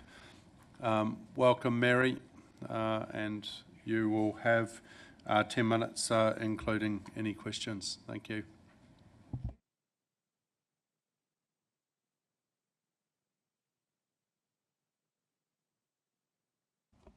Is that right?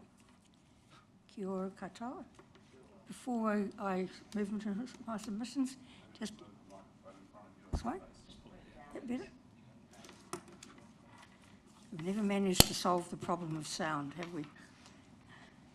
Before I move into my submission, Mr. Mayor, just to say to you, hear me, congratulations on your election to the Tauranga City Council. I was around when you were a very, very new lad, at TCC, and I've followed your career with interest, your commercial career, your environmental career, and obviously your career with local government and tangata whenua organisations. So congratulations. I'm sure you will serve us well along with the other elected members.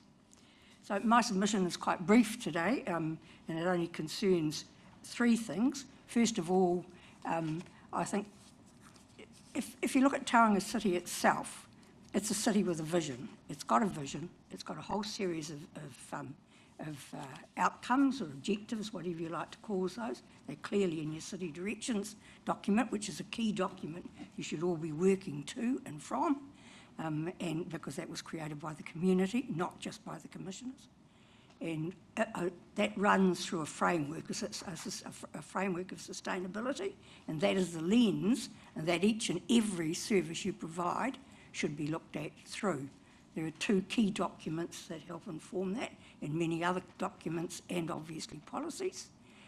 Those two key documents are your growing together with the community, and the second one is Tauranga Tauri Kura, which is the environment document, the environment strategy for Tauranga City for the future. And that clearly has a very big focus on biodiversity. So that's something that I'll be addressing in my submission to you. It also says, of course, that the environment comes first, and it expresses that very clearly in that document and actually in Tauranga City's vision and mission, if you care to actually go and revise them. So a couple of things. The first thing's a rumour, and you'll be able to sort me out on this. You know what rumours are like? You get 10 and only one of them's got any legs. But there is a rumour that TCC may be considering abandoning its food bin collection. If you are thinking about that, can you please think it through very, very carefully? EnviroHub has long been a supporter of that. We clearly have had a lot of input into it as it's been projected. Along with everybody else, we have noticed and have expressed that concern to your waste teams, that the use of the bins has gone down, but you should never, ever let the search for perfection get in the way of good. Those bins are being collected. They have made people incredibly more sensitive to waste. They've not only made them sensitive to what they're putting in the bin, they've been making them more sensitive to the way they use food themselves, and many people are rethinking that. That doesn't mean everybody does, but if there's been a fallback on that, we need to go out and tell the story all over again and get that bin use up and running. So if that is a rumour and you can scotch it, that's wonderful. If it isn't, please think long and hard about how you're going to do that, and do engage the environmental organisations in it, who can often do the sort of publicity and community support that the council can't, because we have different avenues of communication. So that's the first thing. Secondly, it's obviously to thank you all for the continuing support that you give EnviroHub. We have a lot of connection with Spaces and Places. Our agreement with you has actually got to do with Tauranga Tauri Kura and the environmental projects that arise from that in your action and investment plan, and I hope some of those are continuing in this action and this financial year. But we absolutely work with them. The funding that you give us is partly spent in making sure that we use our resources and our community connections and the projects we run ourselves in our own right actually to support that and make sure that our environment is improved as a result of it. And the third thing, of course, is the three waters. Again, of huge concern to the environment sector, because everything that's in those three waters fundamentally has to do with environmental matters. The reason you collect waste is to look after your environment. The reason you purify your water is to look after the environment and people's health. And obviously that applies to stormwater as well. So fundamentally, they are all about environmental issues. From EnviroHub's perspective, we don't have too many issues with the movement of both water and wastewater into a CCO. Those are essentially structurally based, and I think there's sufficient, if you like, protections in the regional policy statement, which is about to be a regional plan, whenever that occurs. there's sufficient protection there to make sure that the environmental issues continue to get attention. I don't necessarily think that applies where multicultural interests are concerned with water, and I think that needs to be given special attention if you're moving it into a CCO and finding ways of actually making sure that those connections are maintained, but not only that they're maintained, but there's actually Māori influence, that it is visible in the way we take and use water. But the third thing that is concerning us is, of course, stormwater. And you'll notice that in the documents you produced, which is pretty easy to read, but in the document where you've got Waiafa, you've got a capital value there of 925 million for total replacement of the asset. That 925 million only refers to the infrastructure of stormwater, not the land. And it's the land that EnviroHub is very concerned about, because the land encompasses hundreds and hundreds of hectares of stormwater land. And if you go back to Tauranga Taurikura and green connections right throughout the city for biodiversity reasons and for climate change reasons and for recreational reasons, then that land is a key part of making sure that part of your plan is actually implemented. It's vital for biodiversity. And I think the further you move the control of that land away from the community, and whether you like it or not, the community works through the council that works to the CCO, not the other way around. Ordinary communities will have no direct contact with your CCOs in that sense, because it just doesn't work that way.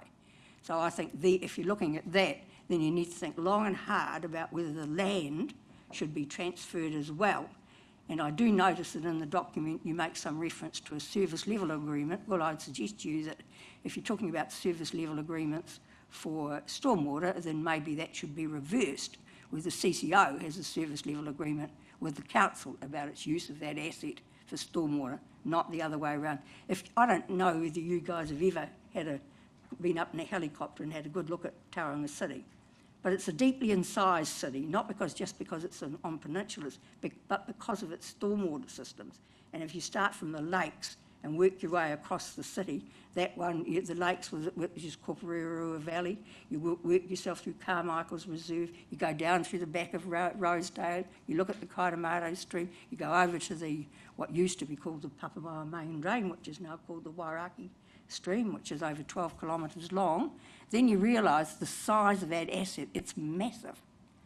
And there's no value put on that land for this purpose. There's only the value of the infrastructure that's used specifically for stormwater. We would be pretty anxious, I think, if that land actually got transferred into a CCO. And I think if you need to think about anything, it's either keeping stormwater out of the system, we are out of the change to the CCO. I guess we're pretty lucky in that we didn't follow other cities ever in Tauranga and mix up our wastewater and our stormwater, so we don't have those overflow problems. We have had overflow problems in the past. I can remember some of them well, but they're basically because the infrastructure itself was overloaded, not because of the entry of the stormwater. And we're lucky with water, we have water meters. So basically that's what I came to use it to say to you about today, was that we have a big concern about the resources that go with the stormwater system in Tauranga. And I think, bearing in mind that they were all paid for by rates, transferring them. And I know when we say with CCOs, we're talking about they can never be privatised or anything else. Well, that's us now.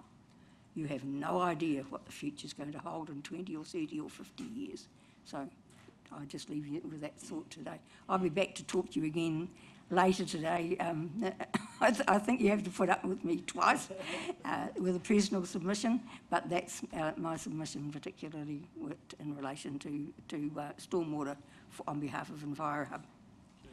All right, thank you very much, Mary, for your time and presenting on behalf of EnviroHub. I can just comment on the food bins. We've been looking at every option.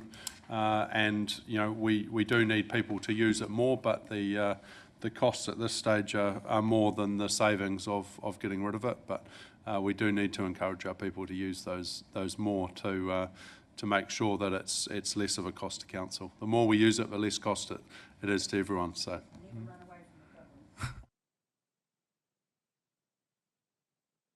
We now move to Ian Dustin. He has two submissions. One is 918 and the other one is 875. These are on pages 1092 and 1145 of that final tranche of submissions. So we welcome you, Ian, and look forward to hearing from you. You'll have 10 minutes, including questions. Thank you. Just turn on your microphone before you. Thank you. Thank you. Mr. Mayor, councillors. I've actually got three submissions, and I think the staff did put one in. The first is a very, very quick one. It's a notable tree submission, which was the staff here? No. So maybe it's a bit inappropriate, but so I can't give you a number, but the STEM report for the tree, it's no longer qualifies. It's a protected cedar at 111th Avenue, and I submit a professional extensive report showing that the STEM rating system no longer qualifies. So I just wanted to get that protection off the tree. That's simple as that, really.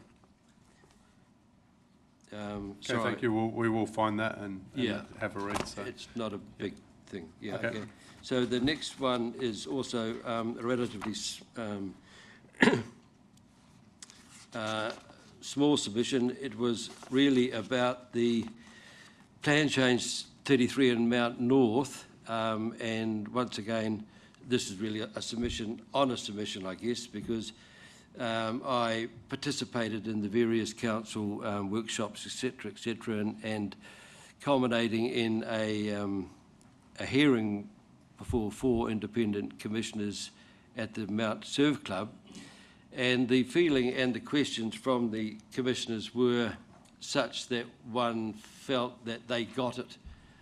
They got the overall opposition to the plan change, referring to the Mount North, and so it was a surprise then. And so the independent commissioners gave a report, and then it was a surprise that the commissioners overturned that and sent it down to the Minister for Housing, I guess, Bishop anyway, and he wrote to the council with a letter confirming that they were going to carry on with Plan Change 33 as in a heights of 22 metres, and that was a letter from the Crown which was not appealable.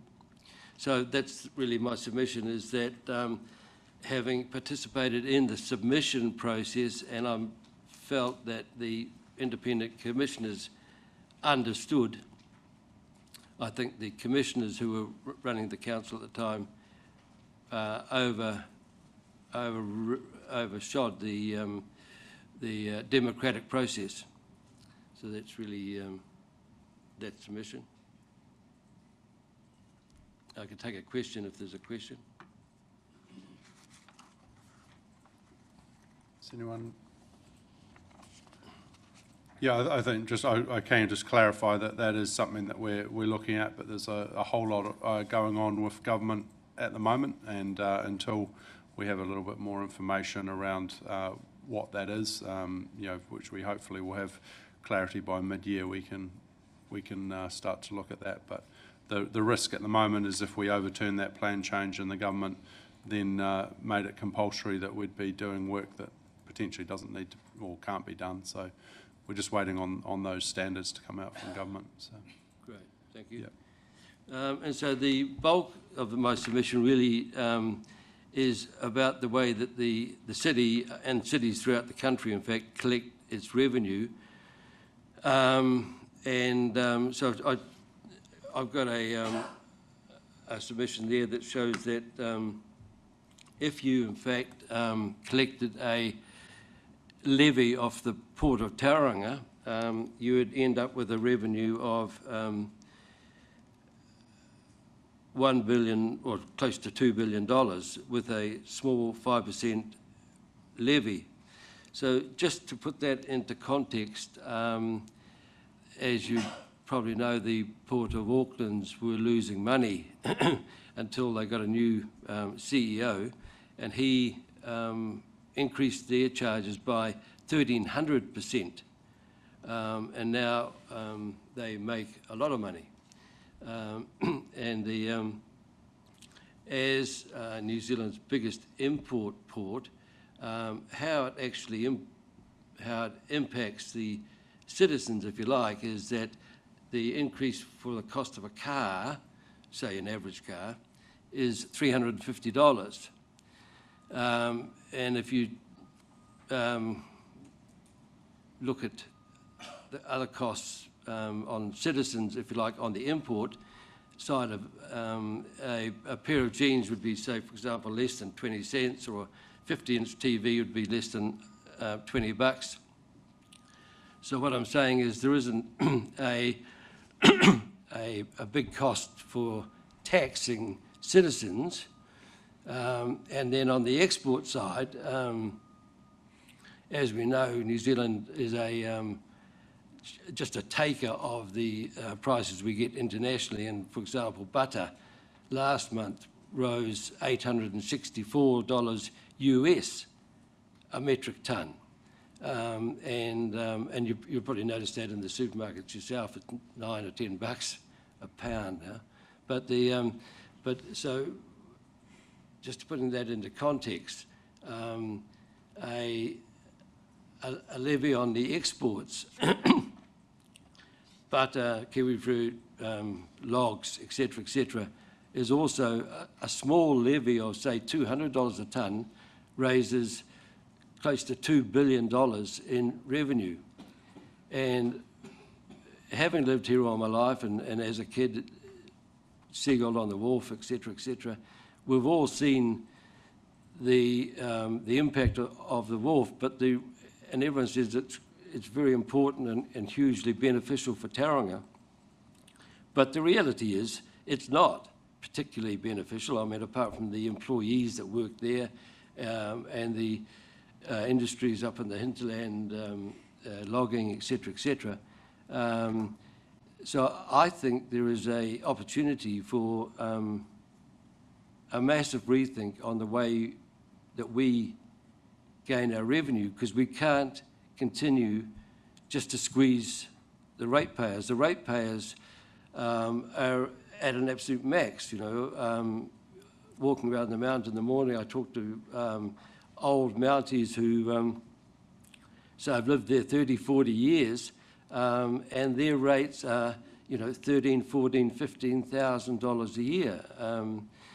And if you look at your projections for your debt, by the time this council finishes its 4 years, it's going up to $1,700 million. It's unsustainable. It's a credit bubble. We're living on credit. Credit, the other side of credit is debt. And we can't just keep squeezing the ratepayers, because right now they're at a limit. And so that's really the bulk of my submission, is just that it is time, I think, to look at a new way of collecting the revenue to run the city. All right, thank you very much. Has anyone got any questions for Ian? Councillor Crowther. Yeah, good to see you again. I guess I'm interested in whether it's just the money, or whether you talk about the environmental levy, whether there should be a difference between certain I mean, there's the issue of whether we can do it, but putting that aside, whether the goal is to try to effectively tax the environmental harm that's coming from that operation, or whether it's more just to find the best way to get the money. Thank you, Councillor. I think it's actually a combination of both. I think just the money side of it, as I say, I think we've reached the end of the tether of squeezing the ratepayers. We just can't squeeze them again, another 12% annually, 13% annually. So that's the bulk of it. But certainly as far as the environmental impact on the city and the district of the port, you know, it's arguably the most environmentally destructive industry in the area in terms of traffic, etc., etc. So, yeah, there is that side of the coin as well, that the port industry should be totally responsible for the environmental impacts of time up of its actions, of its industry. Yeah. All right. Thank you very much, Ian, for coming and presenting and giving us some food for thought there. So thank you very much. Our next presenter is Tim Maltby. His submission is 627, and this is in the submissions 511 to 543, page number 417. Welcome, Tim. With 10 minutes, including questions. Thank you. Okay, thank you. Morning, Mr Mayor and councillors. Thank you for having me along. First up, I don't think council should be creating a separate water CCO. We've already got one of the best water departments in the country. Council should build on that and should retain our existing water staff, recruit more technical staff for water, and improve council management and governance. So the council business plan that you're using for water is deeply flawed and based on some incorrect assumptions. The CCO is going to increase costs to the ratepayers, reduce accountability, increase debt, add extra layers of bureaucracy. We'll lose control of our water, we'll lose our water expertise. Water should be retained in-house, and there's no need to rush, as a previous speaker has said. Our rates are too high. The proposed 10-12% increase is unaffordable for most Tauranga residents. The maximum total rates increase should be set at CPI inflation plus growth, including charges, etc. That's around about 3%. That's what people can afford. We can't afford 12% or 10%.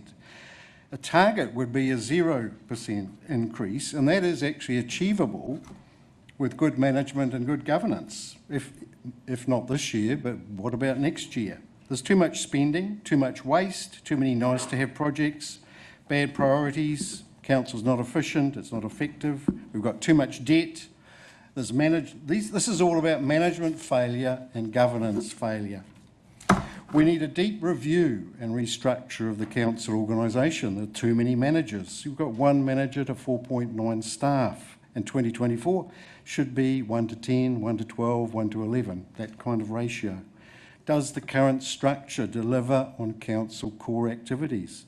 Do the current management team have the right expertise and competence for those core activities? For years, council has had a toxic work environment. It makes it hard to recruit and retain good staff. That should be fixed. Council's got a statutory obligation under the Local Government Act to be a good employer. Council needs to bring technical staff back into the organisation. Needs to be restructured to allow technical staff to function properly. We need a plan in place to recruit, train and promote technical staff inside the organisation. You've got to create a viable career path for technical staff, restore that in-house technical culture, which would take years. And we're using too many consultants. We should be using in-house people instead of consultants. So council also needs to fix its procurement processes. They're very costly and inefficient. Now I'm going to use the Masonic Park upgrade as an example. In 2014, that park was upgraded at a cost of $150,000. This upgrade cost 9.1 million. That's 60 times the cost. So what have we got? We've got some grass, some pebble paving, some gardens, a nice little water feature, some seats and a pergola for $9.1 million. So the park's roughly 2,000 square metres in area. So that's $4,500 per square metre. You can build a house for that, buying your fridge and your dishwasher and your curtains and your carpet. That's basically bad spending. That's a management failure, and it's governance failure by the commissioners to let that happen. This council needs to ensure that that process is fixed. If the elected members fail to do that, then that is a governance failure by the current elected members. That procurement process needs to be fixed. We need a deep review of past failures. We've got Bella Vista, Parking Building, Marine Precinct, Peter Road, Rosedale Subdivision, Devonport Road, etc., Cameron Road. These failures all represent combined management and governance failure by previous councils and the commissioners. The elected members need to ensure that the management problems are identified and fixed. If the elected members fail to do that, that's another governance failure by the current elected members. It's your job to fix this kind of stuff, not just ignore it and hope it goes away. Council should stop buying and selling property the way they do. We shouldn't be a property dealer. No more dodgy developers deals. Council needs to stick to an affordable budget. Your citizens, your residents have to stick to budget. We have to live within our means. You can only run on a credit card for so long. So we need a bottom-up, line-by-line review of all council spending. Ratepayer affordability should be considered for all spending by council. Land developers should be paying 100% of the growth CapEx costs related to their specific development. They shouldn't be subsidised by the ratepayers. Operational spending should not be classified as CapEx spending. Operational spending of a capital nature, I think it's called. The effectiveness of council-funded organisations and CCOs should be reviewed. Are they providing value for money? Should they be brought back in-house? Should they be funded? Bay venues, if you look at the accounts, council pushed 20 million to Bay venues in 2024. That's a lot of money. Council should be at arm's length from priority one. They need to be more transparent, minimise public excluded business sessions, better responses to our Legoima requests. There's too much reliance on privacy and legal privilege. Now, under the law, that's subject to public interest, but council doesn't seem to apply the public interest test. They're very quick to just keep everything hidden. Even the elected members need better access to council information. You guys have got to make decisions. Your elected members, Mahi, your elected members need better information from the council. That's your job. You know, you need to be seeing to this. So I've got a whole lot of other miscellaneous stuff. All council committee members with voting rights should be elected. Non-voting council committee members should only be appointed in very specific circumstances. For example, where specialist expertise is required, like a non-voting chair of the Audit and Finance Committee. I would like council, this is one thing where I'm asking for some money instead of less money. I'd love council to extend the coastal pathway along the dunes from the end of Ocean Beach Road to Papamoa. I think that would be a fantastic value for money spend for Tauranga. The existing coastal pathway along the Ocean Beach is probably one of council's best value for money spends, only $7 million. And look at the activity and the use that we get from that, compared to the money you're spending, $93 million on the waterfront, for example, $7 million. Keep Papamoa Pool, keep Queen Elizabeth Youth Centre. You've got a dispensation to use it till 2041. Why not use an existing facility that is there? We already have it. Why not use it and make the best out of it? One of the council process things is to make use of what we already have. Well, we already got the Queen Elizabeth Youth Centre. Memorial Park does not need an upgrade. Mount Drury Park does not need an upgrade. We should defer these unnecessary park upgrades. Stop planting carex grasses everywhere. They're expensive to maintain. Staff don't like looking after them. You can just plant grass. And the cause of those carex grasses is direct outcome measure ODM 12 to increase native vegetation to 10%. That should be repealed because that's driving, you see carex, you put in a new bit of roading, you've got to have carex grasses. You do something to the park, you've got to have carex grasses.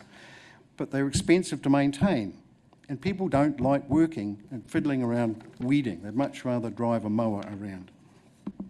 Stop planting the wrong types of trees. I mean, down Gravatt Road where I am, you've got putakawa trees within 500 millimetres, half a metre of the curb. Does anyone here know how big putakawa trees get? Can anyone see that's causing a problem right from day one? You're going to have to prune these things, cut them out. You're creating a problem by planting the wrong kind of tree. And again, that's partly because of direct outcome measure ODM 13 to increase tree cover in the city. And that's causing trees in the wrong place. Reduce charges to not-for-profit organisations like the Men's Shed and the sports clubs. Reduce charges for the historic village. We've lost the, what was it, the Twisted Baker? No, I forget the cafe that left.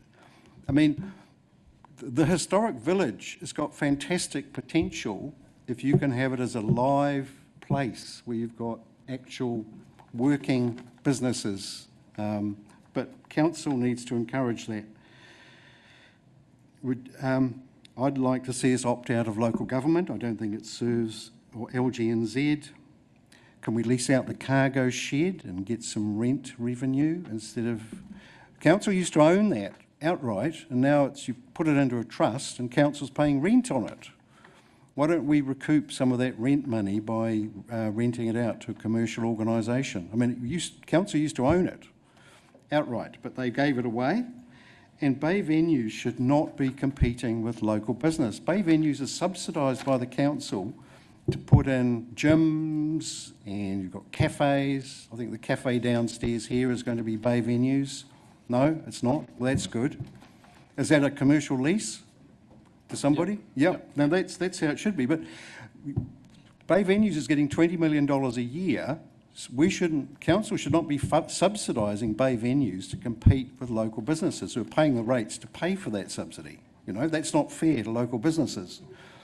That's me. I'm done. All right, thank you, I've Tim. rattled through that. Oh, and I've used up my 10 minutes. Yeah, sorry, I think, guys. A lot of what you bring up has certainly been thought about. Maybe we can discuss it further on Thursday night. So. Oh yes, Mr. Mayor. Mr. Mayor's coming on Thursday to Mount Ratepayers. You're all invited if you'd like to come. All right. Our next submitter is Susie Edmonds. Her submission is 754, and that is in the final tranche of submissions on page 410.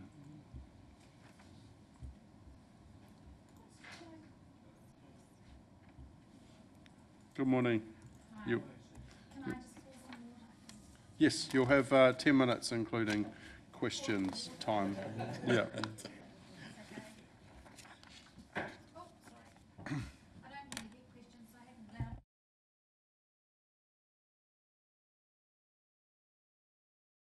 Here we go.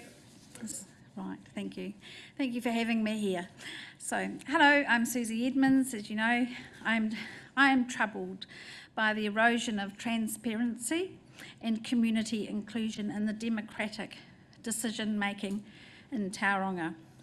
I wish to speak on Bay Venues Limited, failures and misrepresentations as a CCO, Memorial Aquatic Centre and QE2.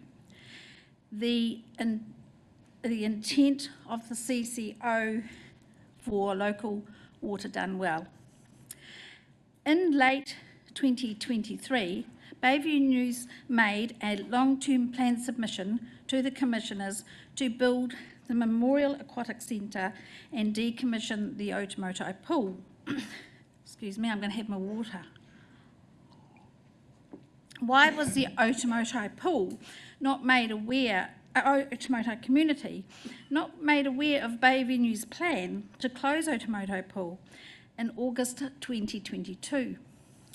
Bay Venue's chairman, Simon Clark, wrote to CEO Marty Grenville stating, quote, "The facility is at the end of its life and could fail at any stage. It is important we get the new Memorial Park facility under construction as soon as possible to replace the two end-of-life swimming facilities," end of quote. Why did Simon Clark write a letter to the CEO of this nature with no due diligence had been done? Most of the due diligence has now been done because of the community outrage. Nearly 3 years ago, apparently the pool was going to fail at any moment, but it hasn't slid down the gully to date. Bay Venues has failed to satisfactorily maintain the facility under their watch. It's interesting to note that at the time that letter was written, Simon Clark also chaired Priority One, a business lobby whose members have benefited handsomely from the surge of development enabled by this council. They plot and they do things in secret. Their business model needs to change, and Bay Venue's submission to the long-term plan in December 2023 pushed again to decommission the Otomoto pool, citing geotechnical issues, causing cracks that had been repaired or never existed. This was highly dishonest and demonstrates that CCOs are not adequately kept in check.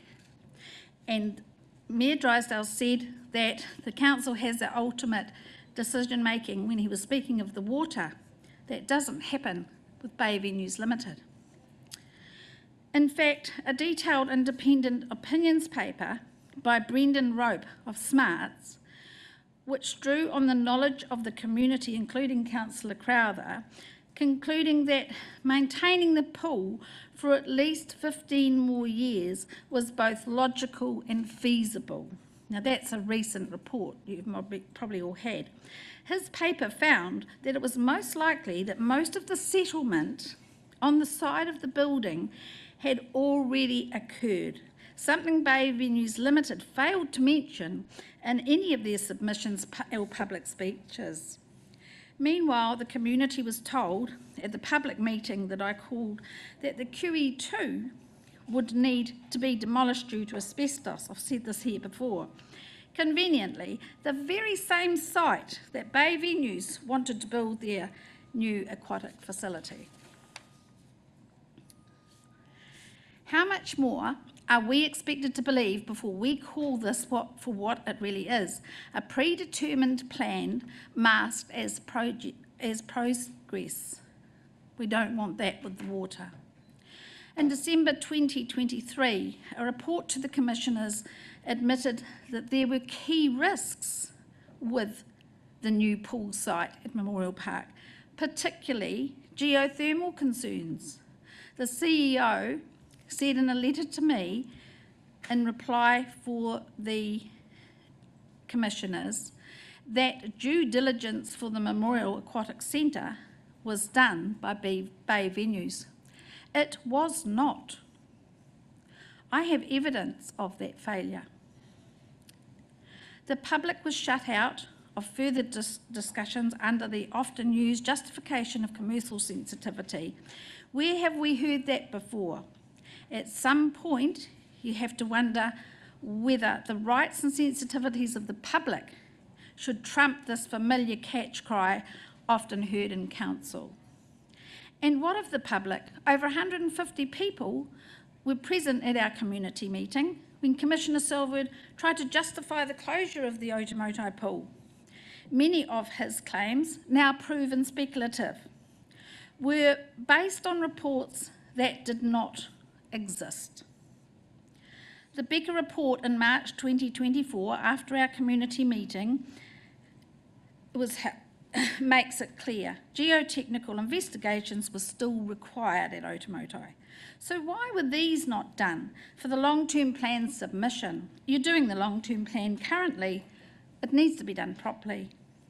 Bay Venues and the commissioners were so keen to shut down the only pool on the western side of the city. Why do we have or need CCOs like Bay Venues, especially when they behave like they have and the CEO and elected members let them get away with it? Mayor Drysdale is pushing for a CCO for water, yet the CCO we have managing our facilities across Tauranga has been allowed to continue doing a shoddy job and be dishonest. Council staff numbers have radically increased this century, yet Council continues to delegate responsibilities and push for costly CCOs. This breaks the budget. Is Tauranga City Council keen on doing less with more? That's not good business and is ill-advised. Take Te Manawataki Te Papa as an example. CCO. Why is Nathan Spear, a local government lawyer who works deeply in this organisation, sitting on that board? He was the driver of the Bella Vista scam.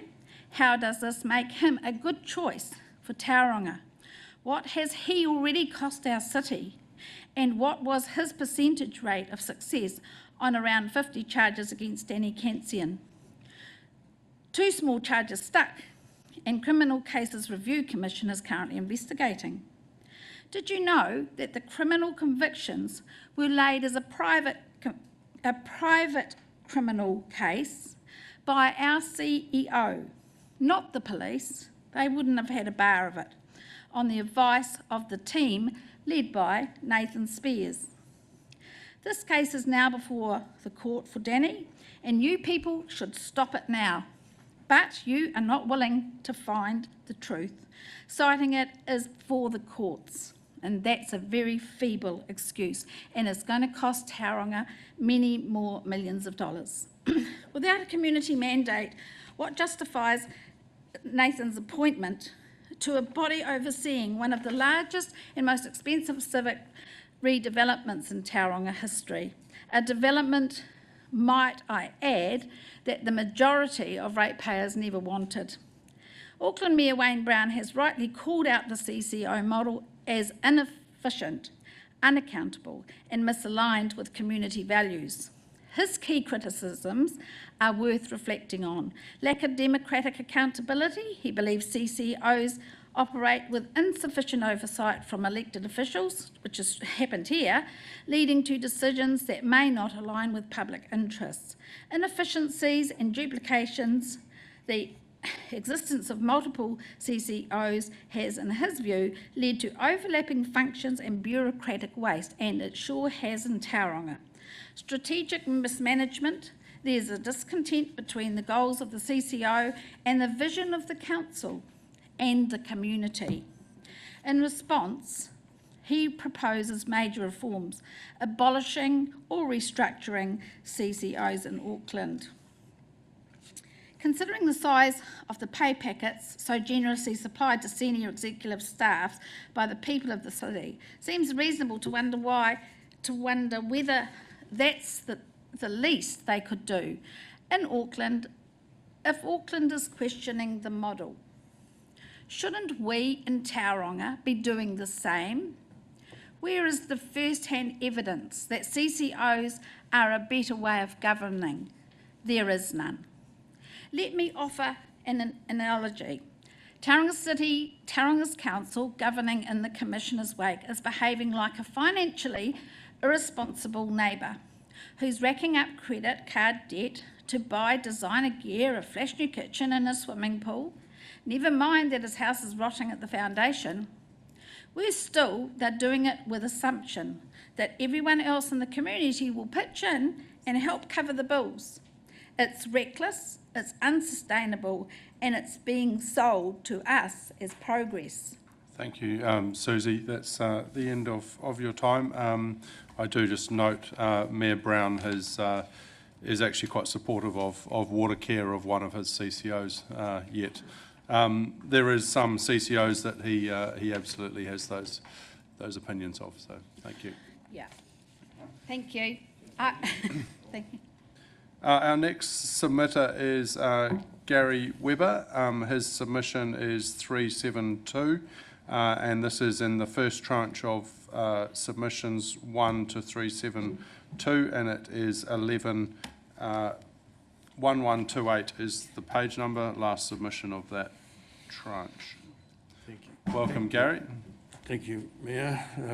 Given some of the previous submissions, I'm not sure if I want to continue. However, kia ora. Mayor Mahi, councillors, including the new councillor for Te Awanui, welcome, staff and people of the treaty. My name is Gary Webber, and I'm sure you've all read my submission. And I point out one of the critical things in there, I hope you picked up, that I was on the previous government's review committee for Three Waters. So as a result of that, I was privy to a fair bit of information, which I don't think many councillors in New Zealand want to know about. The first point I want to raise is about resource consents. Given that the Three Waters drinking, waste and storm that you hope to do well make up about 30% of your annual infrastructure costs, I wonder how many of you councillors around this table are aware of the current state of resource consent compliance that those who may wish to amalgamate with you are in. There are an incredible number of councils, also in the Bay of Plenty, who are operating on expired resource consents in the hope that Uncle Tom Cobley will come along and pay the bill to get them right. They will be knocking on your door as a willing partner. The second point I want to make is around financial contributions, which I believe and have for many years that this council needs to take seriously. Financial contributions should not just cover the costs of new infrastructure required for each new lot that's paid by the developer. They must also cover the additional costs required to process the new volumes of Three Waters that are generated by the new lots, because those additional costs have a significant cumulative impact on the operating and maintenance costs of your existing Three Waters infrastructure. In fact, based on my experience, which is 22 years in the dairy industry, pumping a fair bit of milk around, generally in 30-tonne lots, when designing the original infrastructure capacity, very little attention in local government is paid to the possibility of the throughput doubling or even tripling sometime in the future. And when it does, maintenance, operating and capital costs tend to blow out, as we have seen in many local councils in New Zealand. Wellington and Auckland are two good examples, and I dare say a wastewater Tomo in Papamoa brings it pretty close to home. I will leave you a list of the pros and cons of adding additional capacity. It's very difficult, and many hydrologists would say you don't do it. You put a bigger pipe into a smaller pipe. And when you look at the age of a lot of the infrastructure, original infrastructure in this part of the world, it doesn't handle additional volumes. The last point I want to make, which is critical to this council, is drinking water sustainability and climate change. Given the population growth in the smart growth region and the central government legislation Taumata Arawai, the reliance on river catchments for drinking water by TCC is highly likely to become a questionable exercise in the near to medium term. Waiari monitoring and upstream contamination are just some of the things that you need to be aware of. Having just commissioned a new plant when it's verging on low river flows is a big problem.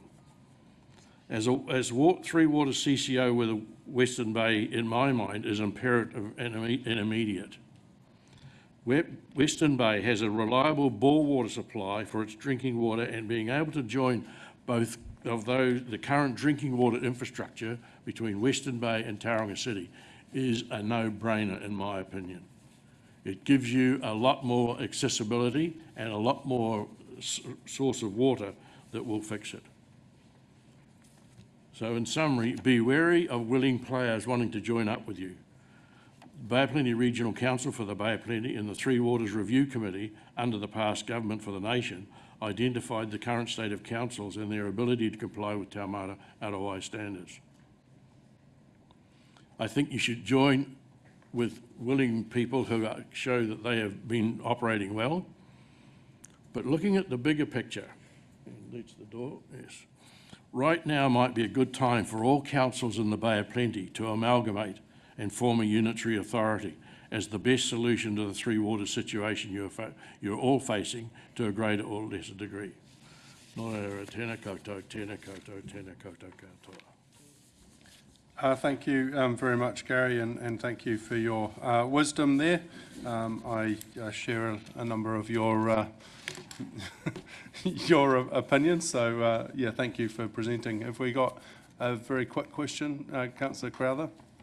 Quick one. Yeah, thank you, Gary. I'm just interested in terms of your former colleagues are being told that the debt burden at Western Bay Council is quite immense in terms of the next decade or so with waters infrastructure. So they have to partner with someone. But the multi-council CCOs, you'll be aware, is based on also having someone like Thames Coromandel or Rotorua or someone who has a much better debt future lined up. So what's your view in terms of if Thames or Rotorua or someone who's got that capacity won't partner with us, do you think it's important to be geographically located next to each other, or do you think we should just pick a few councils around the North Island or South Island even and get the collaboration going that way? I think you've got to be wary on who you jump into bed with. It surprises me that in New Zealand there's 74 councils and they all have their own design for a manhole cover. Standardisation seems to be a non-existing thing. There should be one standard for wastewater parks, one standard right throughout New Zealand. Water care, which you were already joined into with Western Bay and Waikato District Council, grow that amalgamation. It's who you want to work with as opposed to those who want to work with you. Check the reasons for wanting to work with you. As far as debt, I don't believe everything Mr. Trump says either. All right, thank you, Gary. Our next submission is submission 40, and it's Mark Kenyon Slade. He's in the first tranche of submissions and page 133. Mark, you'll have 5 minutes, including any time for questions. Thank you.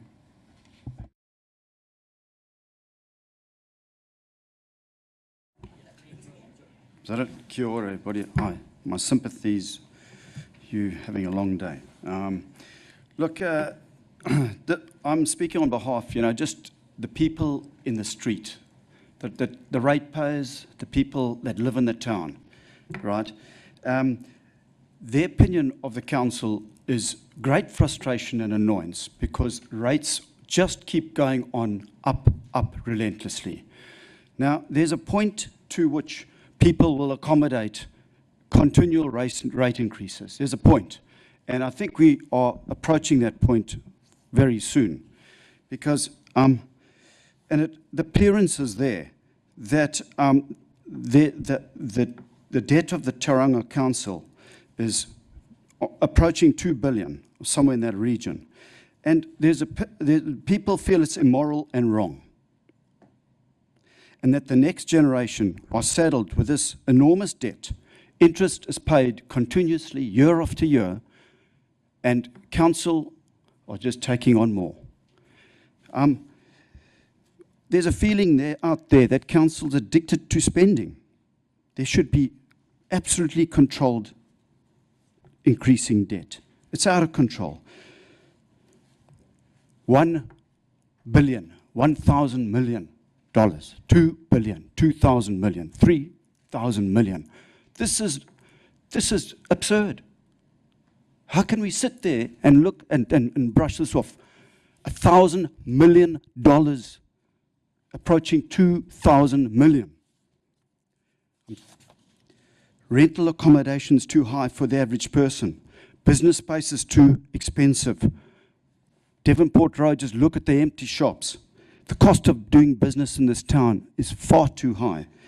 too many small businesses being destroyed. Councillors need to rein in spending, people. Spending other people's money is extremely easy.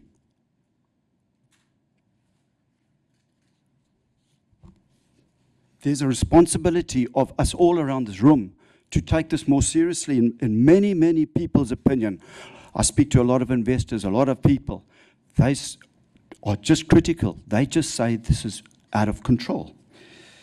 Debt figures are hard to come by, official debt figures. Of course, councillors, mayor, you talk of austerity, right? We talk of what we're doing this, that.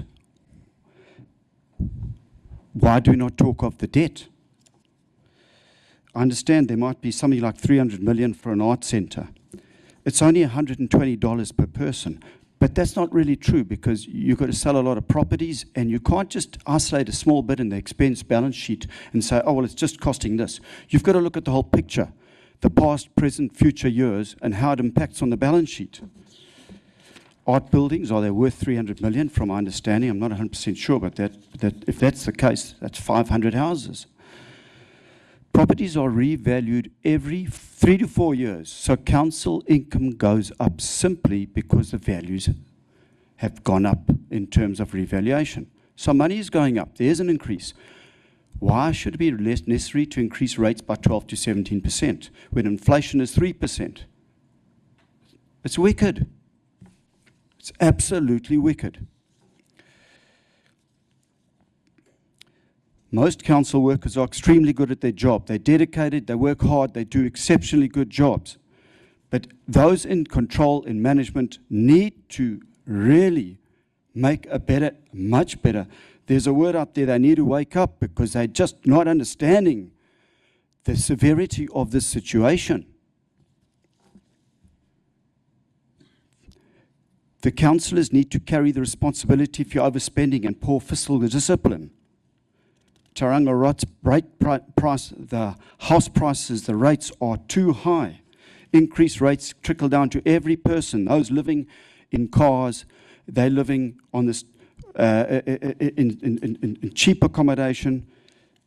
Who pays for the end? It's the people that live in the town, the occupants of the town. And the people have had enough of it.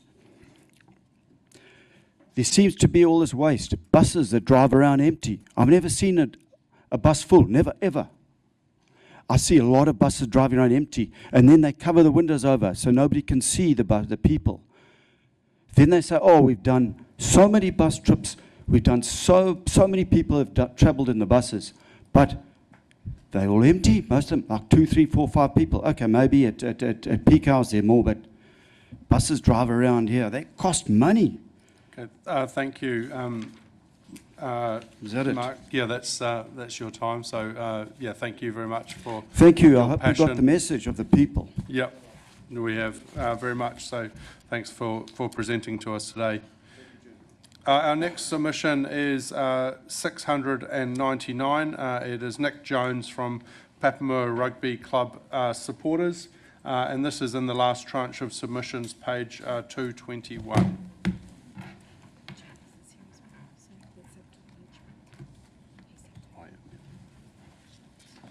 Welcome, and you'll have 10 minutes, including any questions. Thank you. Kia ora. Kia ora koutou, tēnā koutou, tēnā tātou katoa. Ko Nick Jones ahau. I'm currently the club chairperson for Papamoa Rugby Club, and I'm here in tautoko capacity with Leah Sutton, who's also a passionate community member of ours and active committee member with Papamoa Rugby.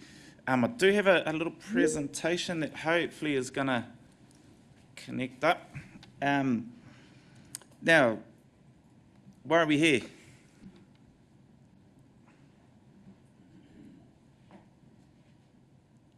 All right. So yeah, look, our submission was around what we see as an exciting opportunity to look at creating additional active reserve for us out there in Papamoa, in particular Papamoa East, and also look at the support and potential funding to help us around a club rooms development and support ourselves in relocating to said location. The area we're looking at is located at 4 Stevenson Drive. It's currently TCC-owned land. It's occupied at the moment by the Papamoa East Interchange construction team. Those of us who have been out there for a little while remember it used to have a large stockpile of sand that was used to develop the sands area there. So it's a nice flat area of land. It does have,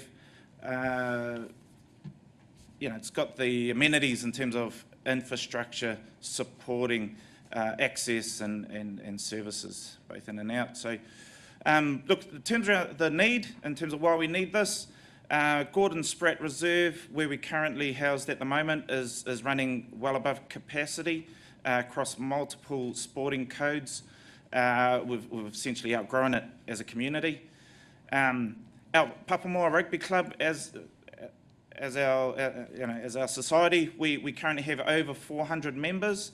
We're essentially the largest junior rugby club in the Bay of Plenty region.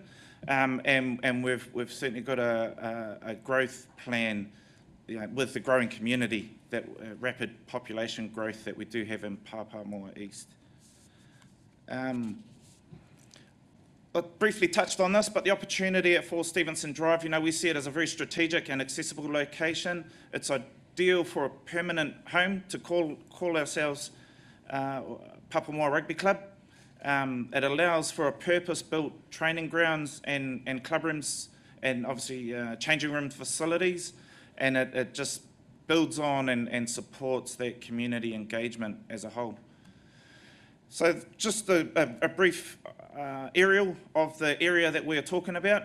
It's roughly between 3.5 to 4 hectares, flat, perfect site for sports fields or active sports reserves. As I mentioned, it ticks all the boxes in terms of access, wastewater, water supply, and amenities.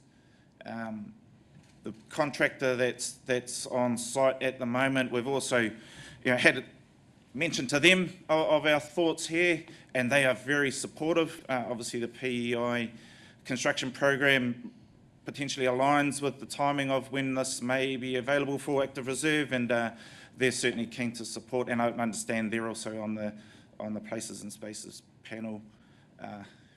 Got all the gear, got the people ready to go as soon as we get the tick. Our vision of growth, so you might have seen actively on social media that we are launching a women's rugby team.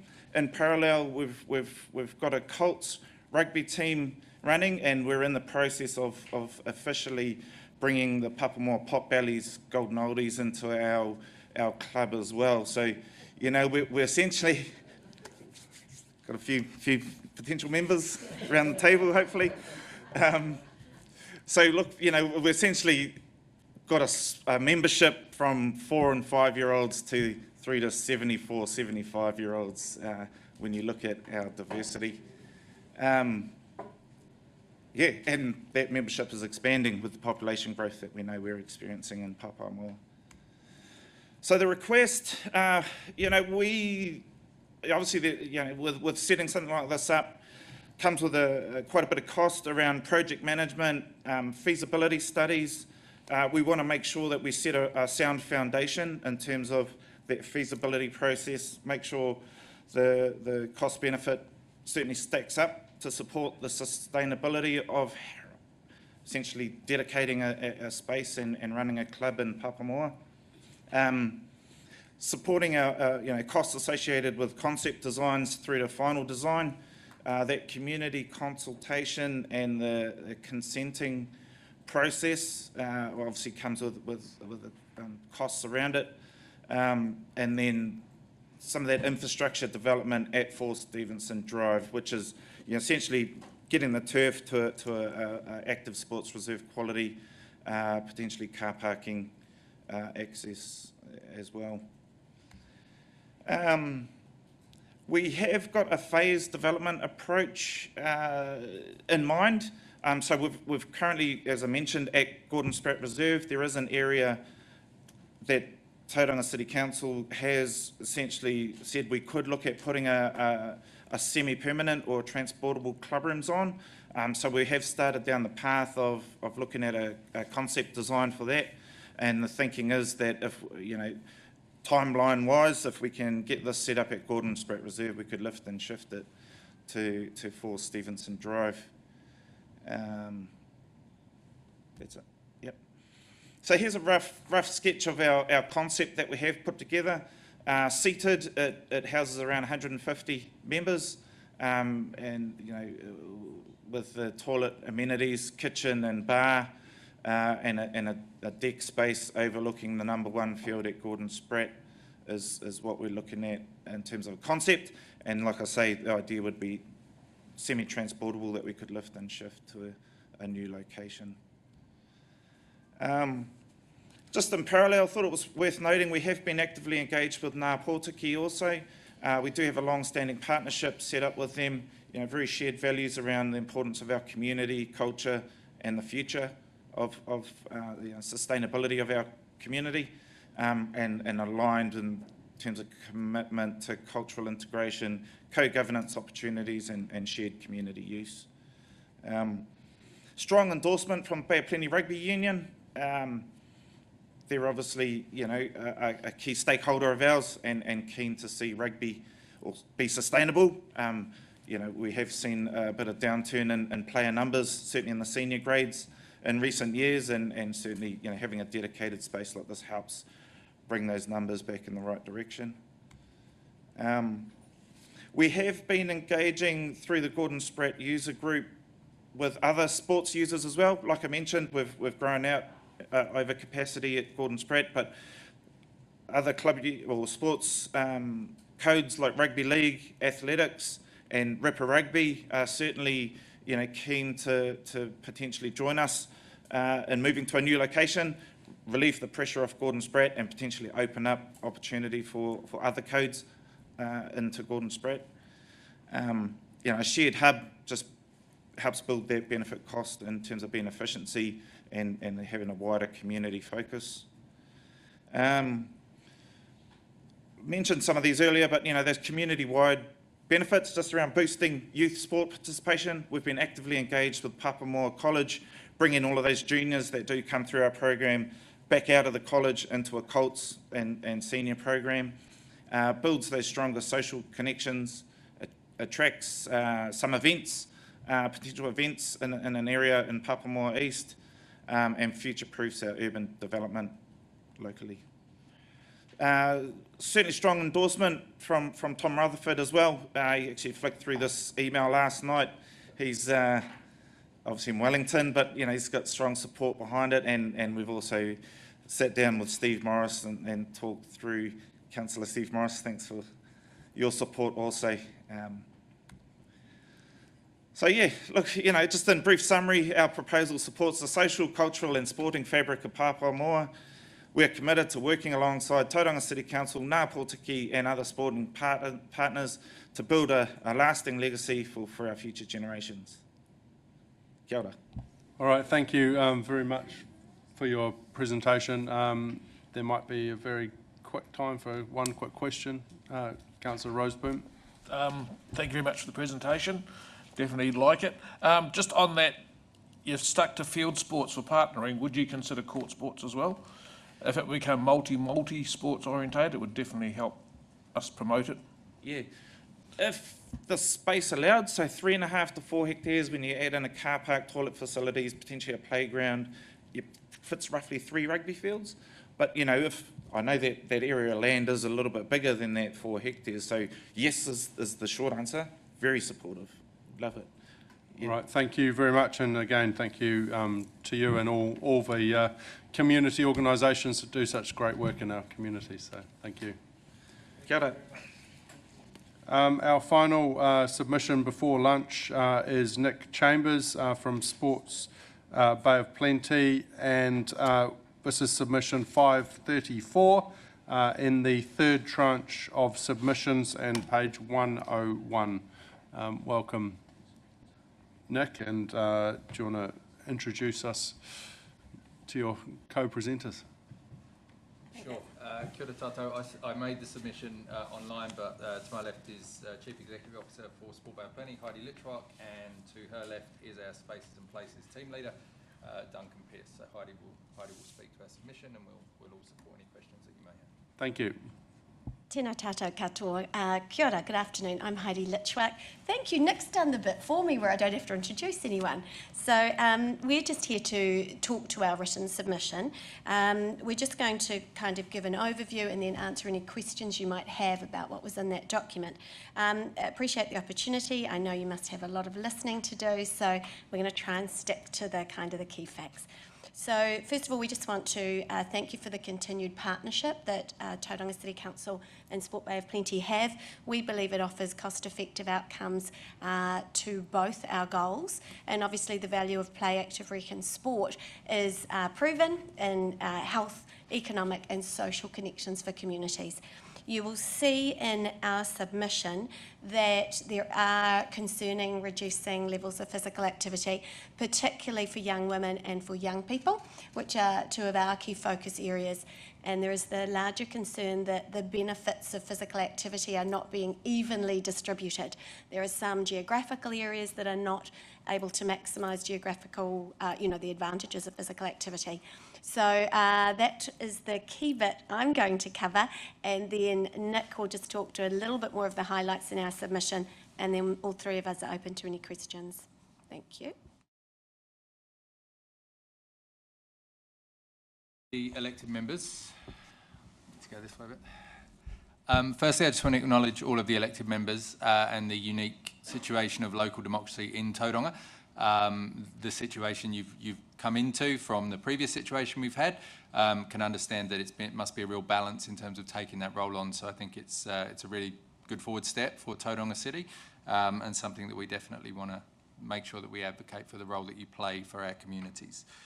I think balancing the need of spend, I suppose needs versus want, is something that comes out really clearly in the proposal that's been put forward, the annual plan proposal, and it's something that we support as well. We think the projects that you've listed as part of the annual plan are certainly have a common sense approach, and something that talks to a number of the areas that we want to focus on as an organisation as well. So, I think it's about having strong investment from yourselves that talks to sort of activating as many people as we can, and I think that results in a significant impact for the city. Our role is to advocate for play, active rec and sport, but we fully understand and note that at this point in time in the financial environment, and that's probably not just in Tauranga, that's kind of everywhere, common sense has to play its part, and that really comes through in the plan that's been proposed, and it's something that we support. The one thing I will say is that return on investment is really key. You'll know that probably better than I do. I would encourage you to lean on our existing work and the workflows that Sport Bay of Plenty has, particularly through strategies like our Spaces and Places strategy that has a really well-refined methodology to make sure that the process of projects and developments and spaces and places carries through the significance of return on investment as a theme all the way through. So that's from inception right through to completion as well. So we have a really strong background in that, and something that I see being really critical for us all moving forward. So thank you for your opportunity to sort of let us come and talk to you today. I do want to sing the praises of, as a ratepayer as well, I do think we get some really great services out of council, and really proud of that. I was up at Homaru the other day for the opening of the rec centre, or the sport and rec centre, which is going to be a great asset for our city. So thank you for the opportunity, and we'll leave you to ask any questions that you may have. Thank you. Thank you very much. Any questions? Councillor Roseboom. Thank you very much for your presentation. Mine around level of service. Obviously, we've had lots of discussion here around how many courts, how many sports fields. Have you done a lot of work on number of sports fields, rugby fields, soccer fields, cricket pitches per volume of population? And are we better to have a centralised model or a very spread out model, venues in suburbs as opposed to one centralised model?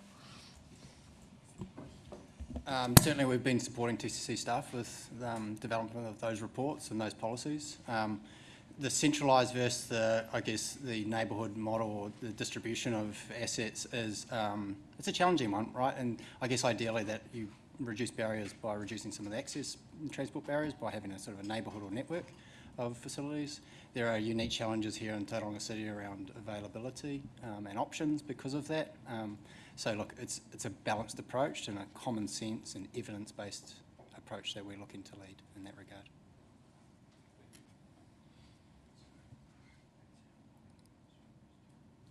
Right.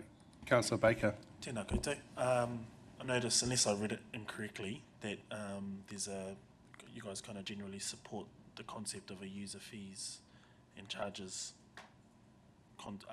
idea. How would you guys suggest managing that with, do you see that, or how do you see us managing that with the cost of living and the potential impact that actually may have on people being able to participate? Do you see that as a significant barrier? Cost is always a barrier. Look, I think there's an element of consideration around user pays, and people, I think, expect to contribute to being able to access some really good resources in the city, but certainly we don't want to scare people off by charging too much. That's where we don't want to end up, but I think all things need to be considered in that approach, and I think largely in the sport and rec sector, we've probably been given a pretty good run for our money, dare I say it. And just supplementary to that, the sector has advanced a lot in probably the last 5 years, like Duncan said about our sort of history with it. I think it's our role to work with the users and the people that obviously engage with those services to implement policies and procedures, or start to talk about policies and procedures that are actually happening in real time. And I think there was a significant part of them going back to the early 2000s probably, through to whenever. But there's a significant role that we play in making sure that the understanding of quality services does come at a cost, and I'm just not sure that those two things have quite married up at this point in time, but that's our role, to try and work with user groups to understand quality versus, what they want to achieve themselves. Yeah, just to follow up on that, and we heard from Heidi around the, we don't want to discourage participation, and we actually want to encourage that because that is dwindling.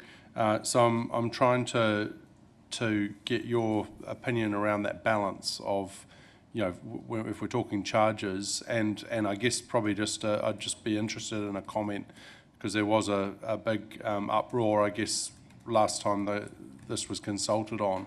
So, how do we manage that balance, and can you just give us a comment as to maybe what was or wasn't done well with the last consultation? Do a team's response to that. I think the communication is key. I think last time maybe there was something that moved too quickly and there wasn't chance for user groups to respond and fully think through. As Nick outlined, we definitely think there's a balance, because obviously things can't come for free, and Sport and Rec historically has done reasonably well in having free things. So there is a balance, and I think there are ways we can find to, if there are communities who are really struggling, to reduce their how much they may share of the take, of the cost, and we, constantly working with groups and innovative ways to access around that. I think Nick wanted to say something too. No, he didn't. No, you kind of covered it really. Yeah, I think referencing the last time that this kind of came around, to put it in blunt terms, I think it was a bit of a bolt from the blue. And that's what I refer to in terms of the history of the organisations. It was this massive step at the end of this mountain rather than an incremental step that kind of took place. I would advocate to council that it's not necessarily the cost. I don't think the cost is what's going to drive people away. I know it will for some, and that's obviously unfortunate, but I don't think it's the cost that drives it away. Our work is to work with the way these organisations offer their services to people. Your role in that, I think, is to really maintain the quality of the facilities that we can provide, and I think that will answer that question for you if it stays at that level, which you've historically done really, really well. Thank you. No, I appreciate that. Councillor Rolliston, final quick question. Yeah, I guess the statistics, and you mentioned rangatahi, I think you're referring to just young people generally rather than rangatahi Māori, but I'm expecting these probably exacerbated even more for Māori. So are we paying any sort of special attention to how we might deliver that? And is there any partnership with iwi that might help to resolve some of these challenges of getting our people active? Yeah, yes, in a nutshell, an excellent observation. Indeed, it is rangatahi Māori and non-Māori, but non-Māori are slightly more impacted in terms of the decline, and it's actually young women particularly. It's not so much young men. I mean, we want everybody to be as active as possible, obviously, but young women are more impacted by the decline. We are involved with a number of initiatives with high schools, and we have got something called Voice of Rangatahi, which is quite a lot of data from this area that helps us understand what young people are needing, and particularly in relation to the barriers to becoming involved in physical activity, and that is very useful. And we're continuing to work with various groups to see how we can overcome those barriers into the future. Our Play Active Rec and Sports strategy, which I'm sure we'll be submitting in next time, will have mana whenua involvement and can look at things from a variety of angles to make the future as positive as we can for all young people, which will be especially focused on the decline of rangatahi. All right, thank you very much for your submission and answering our questions. Thank you, Nick, Heidi and Duncan, and again, thank you for all that you do for our community, so thank you very much. That takes us to the lunch break. We will be back with our first submission at 1:30 p.m. So enjoy having a wee break, and we'll see you shortly.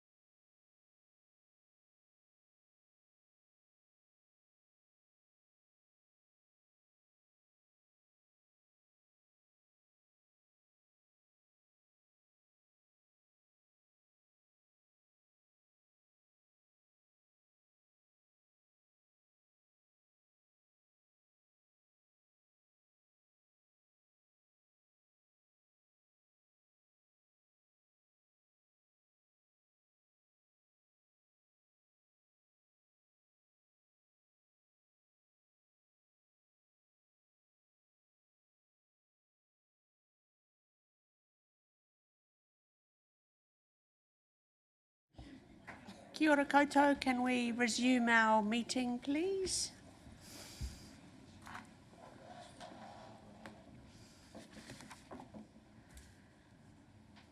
So welcome back to the afternoon session of Annual Plan and Local Waters Done Well submissions.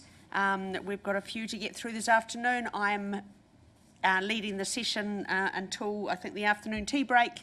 Mahe had another commitment.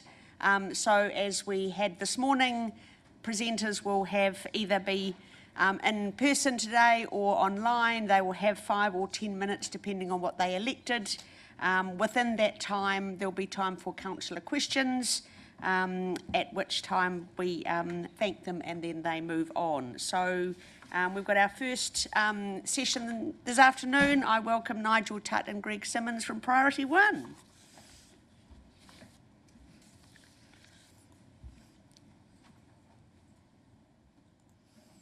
Okay. Yep. Kia ora koutou, thanks. Is that coming through okay? It's a bit different, isn't it? Yeah. So thanks everyone for having us. Firstly, just wanted to acknowledge in our submission the warm relationship that we have with Tauranga City Council and the commitment to mutually solve a few things that that we need to tackle as a city together. So thanks very much. You've been here a few months. It's been really good to work with you, and we hope that will continue well through these kind of somewhat difficult challenges that we have to solve together. We completely support you in terms of finding the balance and the need for value for money. And I guess the challenge around that is fulfilling growth at the same time and making sure that we've got the right things in place. And I guess I also wanted to acknowledge at the start too that you don't have an easy job as a growth council. New Zealand doesn't stack the cards in your favour really in this regard, and it's generally pretty difficult things that you have to deal with there. So I just wanted to acknowledge that it's not easy. In terms of the mix of spend, that all looks generally fine, and what I'd like to touch on is only 2 things. We're not going to read our submission or anything like that. We're going to touch on the things you need to do around the capital program particularly, and then local water done well in terms of a leadership position on that. We firmly feel that growth is going to be a constant no matter whether we like that or not, or desire it, or think it's awesome. We're probably going to have to deal with that anyway, and so these are very firmly growth issues that we'll have to deal with. The capital program and the mix of spend seems pretty much appropriate, and recognising the need that you have to put hard horizontal infrastructure in that squarely caters for growth, or growth that we haven't catered for. And also there's a bunch of kind of community, social, soft infrastructure and things like that, and it's important to get that balance right. It can't only be the former as much as that might be what's demanded out of government. So while balance is needed, the feedback that we very clearly hear from the business community is that momentum needs to be continued. They have contributed significantly more in the last few years, and they expect that delivery will happen because of that. And then I guess the trick is to do that, then there needs to be focus on appropriate governance, appropriate organisational structures, either in terms of how you organise yourself or how you organise your balance sheet, and then organisational capability to deliver that as well. So, and it's an important thing that we just wanted to underline, that momentum will be what is expected, and particularly delivery is what will be expected. You will have to do that efficiently, and you need to set yourselves up the right way to do that. And making sure you got muscle for that is going to be really important, because that's what will be expected. Clearly, we're very keen on any transport infrastructure, and you would have seen us advocate for that a lot, and you would have seen us with you advocate for that out of central government, who holds a lot of the keys here. So we clearly would expect that to continue, but alongside appropriate other forms of investment as well. And of course, we'll continue to be right next to you. This is a team game. It's very, very important that we articulate our priorities clearly to central government around that, and we would expect to work like this around that. So that's that side. Simply momentum. Business community very clearly expects delivery. They're going to be very interested in that over the course of time. For local waters done well, we've been clear. We think you should an appropriate structure for that is a separate CCO that you would set up. And I think that's, I mean, you've articulated that in the documents. What I would say though is there's probably an opportunity for you to take a leadership role here, right? And you might not get too many of these come around. And when you consider our water assets are generally pretty good, You've got a mandate right through this year, and you've got a bit of a jump on everyone else. I think you should be using this structure as to take a leadership position, and would encourage you to think, I guess, wide and strong in terms of how that might work. You won't get an opportunity with what central government wants to do to take a lot of leadership positions, and this is a good opportunity for Tauranga to take the leads there. So I would heartily encourage you to do that, but it's more appropriate for us that Waters would be in a better structure that allows for long-term assets to have a long-term capital structure. So other than that, really sum up two things: continuity and momentum there, keeping that capital program going and particularly delivering. That's what people will be watching. Leadership position in water, and then lastly, just thank you for your support. We work really well together. As I said at the start, we can do a lot together where we're jointly advocating, particularly the central government. So appreciate your support on that. Thanks. Thank you, and there is time for questions. Councillor Rosenboom. Good afternoon, Nigel. Thank you very much for your report and for your submission. On your submission under user fees and charges, you've made a comment regarding our rating policy. From your conversations with the commercial industrial guys, where would they like to see us go from where we are now? Well, no one was a fan of the industrial rate when it was put in, but that horse is probably bolted, so it's just about a sensible thing from here. The changes you're suggesting, I think, are pretty appropriate, and we would encourage you to just simply talk to that community, which I think you've been doing very well in terms of consultation so far. Yes, Councillor Rosenboom. And in regards to commercial industrial land, given the fact that the Te Reo business estate's filling up quite quick, where would you indicate for Tauranga City to indicate where we are expanding to? Well, the smart growth plan is pretty good, I think, and generally appropriate for what the region needs as a Western Bay of Plenty. The challenge with that is it's pretty difficult to fund it properly. So that's the part that I think we would want to work on as well. I mean, Tauranga itself still has a lot of expansion left, and more broadly in the Western Bay, you would expect Rangiuru to take up a fair bit of that. Broadly, we consume about 20 hectares a year, though, right? So the impost is quite high over the course of time. Councillor Rolleston. Tēnā kōrua. I just want to probe a bit into the Māori business community.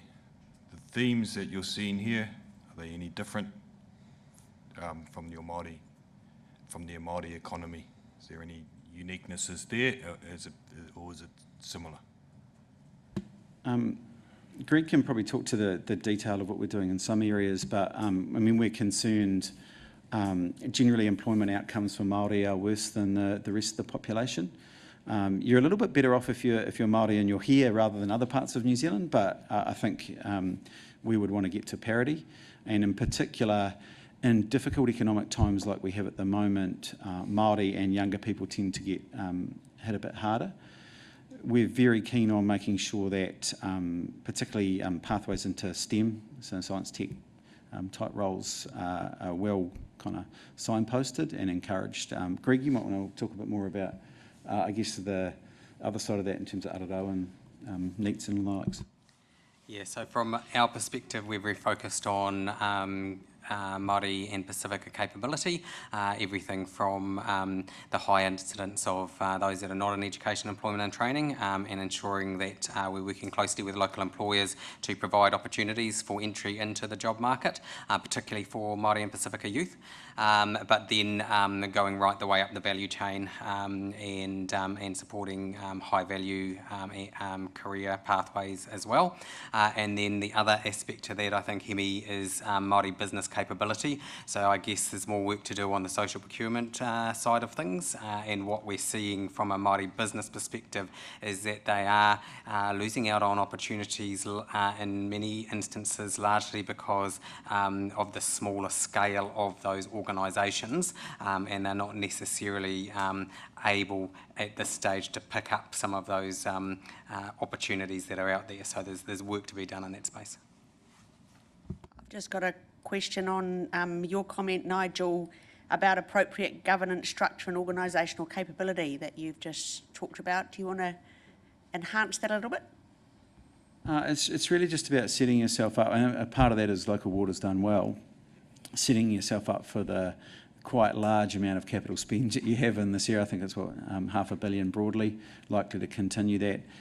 That's probably quite a change for this organisation compared to what it was a few years ago. So I think the heat will be on in terms of ability to get that done, really. I'm not saying there's anything incorrect at the moment, but set up for that will be very important in the future. Great. Well, thank you very much for taking the time to present to us. Thank you. Kia ora.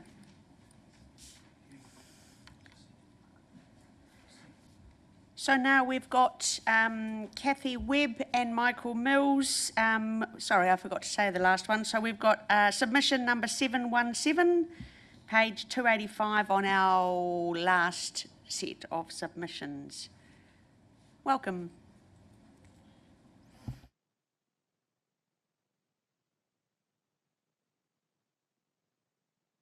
Done. Kia ora koutou. Nice to still see some familiar faces around the table. Tēnā koe, everybody, each one. Acknowledge Mayor Drysdale. He spoke at our AGM last year. He'd barely been elected and got put in the hot seat, so we want to acknowledge his support for our organisation right from day one. Neighbourhood support. Some of you will still be thinking Neighbourhood Watch, I know, can't help it, because that's what it was. But neighbourhood support has evolved over the time. We have a long history in Tauranga, in Tauranga and Western Bay. And of course, the neighbourhood support model was very much based on a street-by-street approach. In other words, building street-by-street community resilience and connectedness. It's no coincidence that in the surveys that were done around community safety and perceptions of safety, that Papamoa scored higher than anywhere else in the city, and that's because it's also the strongest neighbourhood support network in the city as well. In other words, it's an effective model, but it's not necessarily the right model in every location. And so we want to talk a little bit about the way we've moved and adapted. Pivoted is a kind of a bit of a buzzword, isn't it? To adapt to the needs of different communities. But even Papamoa, we pivoted there to support the establishment of the Papamoa Food Hub. And they've now spun off and become a legal entity in their own right and carried on. But we were able to host that program for a year or so to get it off the ground. In other words, we have some capacity, some capability to deliver on community connection and addressing community needs. Now, Kathy's going to talk. Kathy is our chair, and she's going to talk a little bit about our current status and give you a sort of a snapshot of just who we are and Yes, so we've had a really good year this last year. We were lucky enough to get some funding out of your Action Investment Plan for Community Safety, which has helped us to do so much. So we've now got 14,500 homes networked throughout this Western Bay of Plenty, and they're all about keeping one another safe. So we've got quite large communication networks. We have a monthly column in the Papamoa Post. We have 4 Facebook pages, we've got Instagram, LinkedIn, all those other things. And we have an e-newsletter that goes out to 5 specific parts of this area. So they're all focused on that area, which people really love to get, especially as how we are able to include some police stats with street names and where incidents have happened, and we try to frame that in a positive way so that people get the message on what they should be doing instead of just moaning about what's happened. But this year also, with the funding from the AIP, we were able to run a Sirens and Services community safety event in Gate Par area, which has been hugely successful because our contractor went in and asked, so what is neighbourhood support to you, rather than this is neighbourhood support. And so that's been hugely successful, and they've come out with a neighbourhood safety plan that they're going to be working on, and we will support them to do that. We have 2 similar events lined up, one in Maryvale next week, 24th, whenever that is, 2 weeks away, and Welcome Bay. We also regularly work in the Emergency Services Christmas Food Drive, which you probably has been around all of your streets. So we actually do all the organising for the Papamoa one and now the Mount Maunganui one as well, but we participate in the other two as well.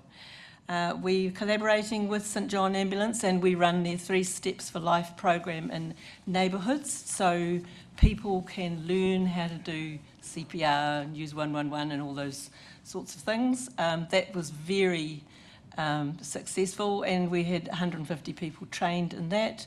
We're also doing work with the fire safety, FENS, on fire education. So we're doing lots more stuff now because of that action investment plan around community safety. So, back to you. Well, I think we can finish it. All I want to say is for the Merivale event coming up on the 24th, I think we've got 5 hairdressers lined up who are going to deliver free haircuts. So not an issue for me, but for some, and certainly within the community, it's just an example of how we're trying to sort of find innovative and novel ways to connect. I mean, the Sirens and services was free ice creams and ice cream sundaes, and when you fill your card. So kids were encouraged to visit each stand and then answer some questions, and then they can get a free ice cream. But I guess the closing point for what we're wanting to say is that community-led or community-based organisations are often best placed to deliver community outcomes effectively. We're in the community, we're part of the neighbourhood, we are the neighbourhood. And I've recently been to almost every community emergency hub meeting. I think they just expect me to turn up. You should have been there, Glenn, on Sunday. Yeah. So that's another way and that is your Tauranga City Council's acknowledgement that it's the community that does the work first. So I think that's a great initiative. We're well behind that. That's it. Any questions? Thank you, Kathy and Michael. Any questions? Papamoa, Mr. Papamoa. Councillor Morris. Is that because we've sabotaged? Kathy and Mike, it's so good to see you in the chamber again, and thank you for what you do for all of our communities around the city.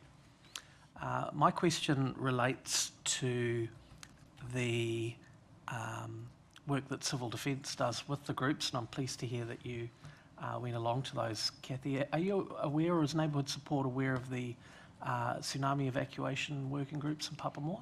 No, not specifically, but we are. I mean, that was one of my questions on Sunday. So where does because Regional Council are doing that? Is that right?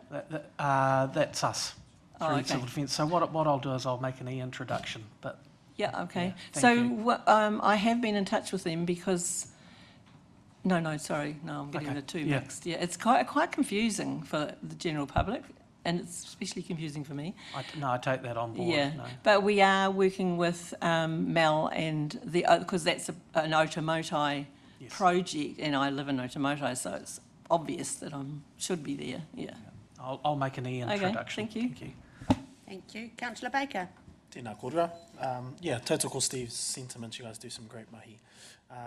2 questions. One, just for clarity, are you asking for something in particular with your submission, or is it just an intent to continue? Second question is, are there any wards or suburbs that are undersubscribed that you would like to dive deeper into, kind of stuff that's on the horizon? Yes. So what was the first one again? About money. Money. Oh, okay. So we were really pleased to see the AIP, the Action Investment Plan around community safety. And we managed to get some funding. We've now only got 1.5 paid people, and the rest of us just do it for nothing. So that was allowed us to have a little bit of money to employ a specialist person to go into Gate Pa, because he's really community development. So we really want to see that continue on, because we only picked a couple of things that we knew we could do. But there are other things in that action investment plan that we could possibly do also, or help facilitate, certainly help facilitate. And what else? Areas that you want to get into? Oh, well, we're only anywhere, really. I mean, Papamoa is extremely strong. It started off strong, and Bruce has kept it going really well. We'd like, the lakes is looking okay, getting there. Maryvale and Gate Par are very low, but we have got the community centres there, which is a new approach. We're working on making them a hub and giving them a responsibility to run and, recruit people to do the work. And that could very well apply to maraes as well. But I think anywhere we can build capability, because we have only, even though 14,500 homes seems like a heck of a lot, it's not when you look at a place this size. And that winds the clock down perfectly. So thank you very much, Kathy and Mike. Thank you for taking the time to present.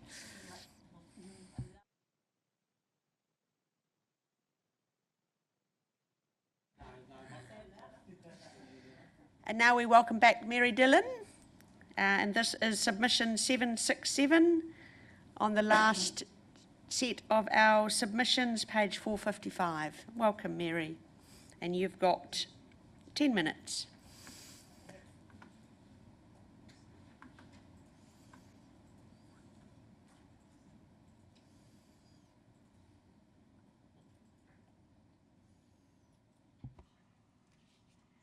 Before I start, I'd also like to congratulate you on the building. It is lovely to see you guys in a building that's worthy of you and that meets our sustainability goals so very well with the 6-star building. That is a legacy you're leaving for the future, and you should all be really proud of it.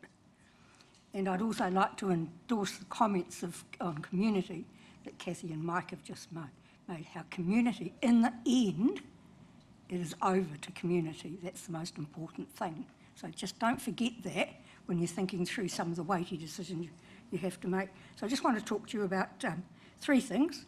First of all, I noticed that you have stopped the work on the Memorial Park walkway, and you have made some comments about its cost. And I think you should remember that procrastination is not only the thief of time, it's the thief of dollars, big dollars. That walkway was going to cost $7 million in 2006. As the museum was going to cost $25 million. Look at their cost now. So when you abandon projects, and you're supposed to be thinking not only about the present but the future, do bear that in mind. That project is a complete no-brainer.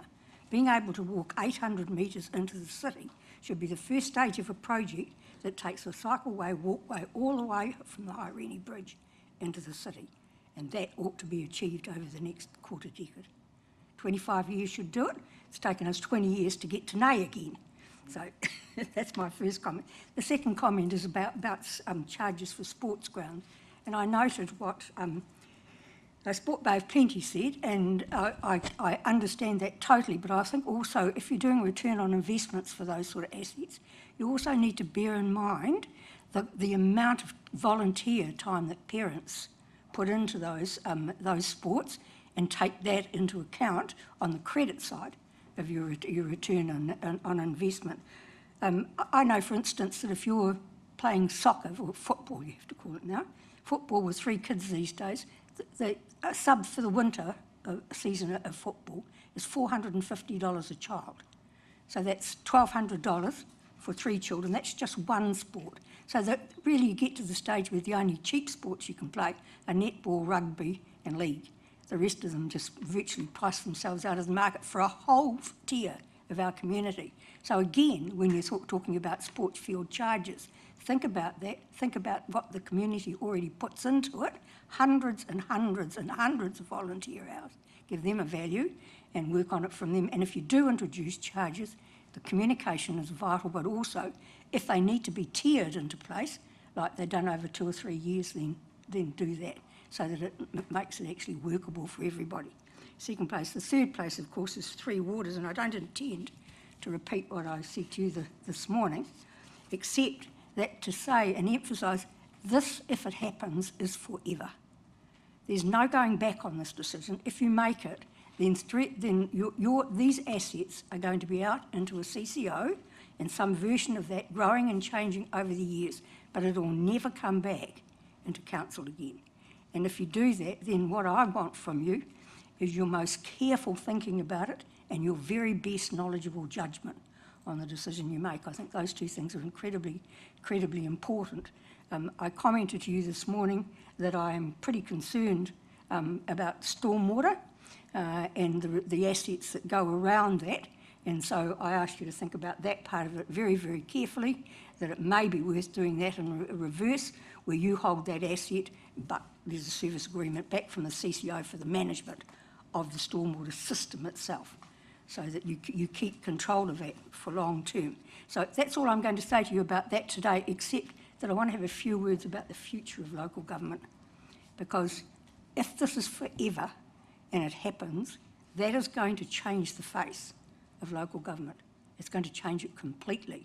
There's an inevitability about this road you go down, and you need to be thinking about that as well, and how you can continue to engage your citizens. As I said to you this morning, the moment you move those contentious things out into the CCO, the citizens, your communities are a step away from them, and that makes it more and more difficult to communicate with them. So my thinking on the matter at this moment is, if it happens, and it is going to happen, I think, in some version, and if it doesn't happen now, it's going to happen soon, then you need to go back and look at the document. When the original Three Waters was proposed, there's a document that runs alongside that called The Future of Local Government. You need to go back and read that, because it traverses exactly the issues that we're talking about at the moment, and this is the biggest decision you're going to make within the context of this annual plan, or this annual plan. How you're going to handle those three waters. I know it's a separate decision, but the consultations running side by side. Then you need to think about what that means for local government in the Bay of Plenty in the future, and factor that into the way you make your decisions. From a community perspective, and hearing what Kathy and Mike said, because they said it very succinctly, I won't repeat it, but I think this is the time when we should be giving serious thought to setting up citizens' forums on weighty issues. I'm going to go back in history a bit. When we first decided to do the wastewater thing, do the whole system of new services, new UV treatment and all the rest of it, that was a decision that was not made by the council. It was made by the community. Because when we did that work in the late 1980s, we actually set up a community advisory group from day one. It not only influenced the outcome, it was part and parcel of the original think documents, and it changed them, much to the consultant's annoyance at the time. He didn't seem to think that a local group of people would have any expertise in that area, and they shouldn't be having input into it. Nonetheless, he took our view to council, and that was accepted. That is how you were one of the first councils in New Zealand to get tertiary treatment for your wastewater. It is how the oxidation ponds at Tauranga were changed into all those wetlands for cultural reasons, and that came from there. The same thing applied to water. I've still got a few bruises on my back from the water meters process, but the community in the end assisted us in making that decision. And when it happened, of course, everybody said, oh, why didn't we do that years ago? It's not about privatisation at all. It's actually about making us more efficient with the use of water. Our water consumption at that time was 1,600 litres, 1,600 cubic metres per residence per year. That went down to about 800, because you've got population growth, your water needs have increased. But basically the use per household hasn't increased very much at all. And that's something that you should bear in mind when you do these things. So those advisory bodies, I think you have to look at them in a new context about how you might set them up. But I think they're going to be the organisations or the connections to council that help you make the big strategic decisions in the future, and they should be part of the letter of expectation you give to your CCOs every year. I think you're looking at it now, and the level of engagement in community and for communities and voting for councils has hardly changed.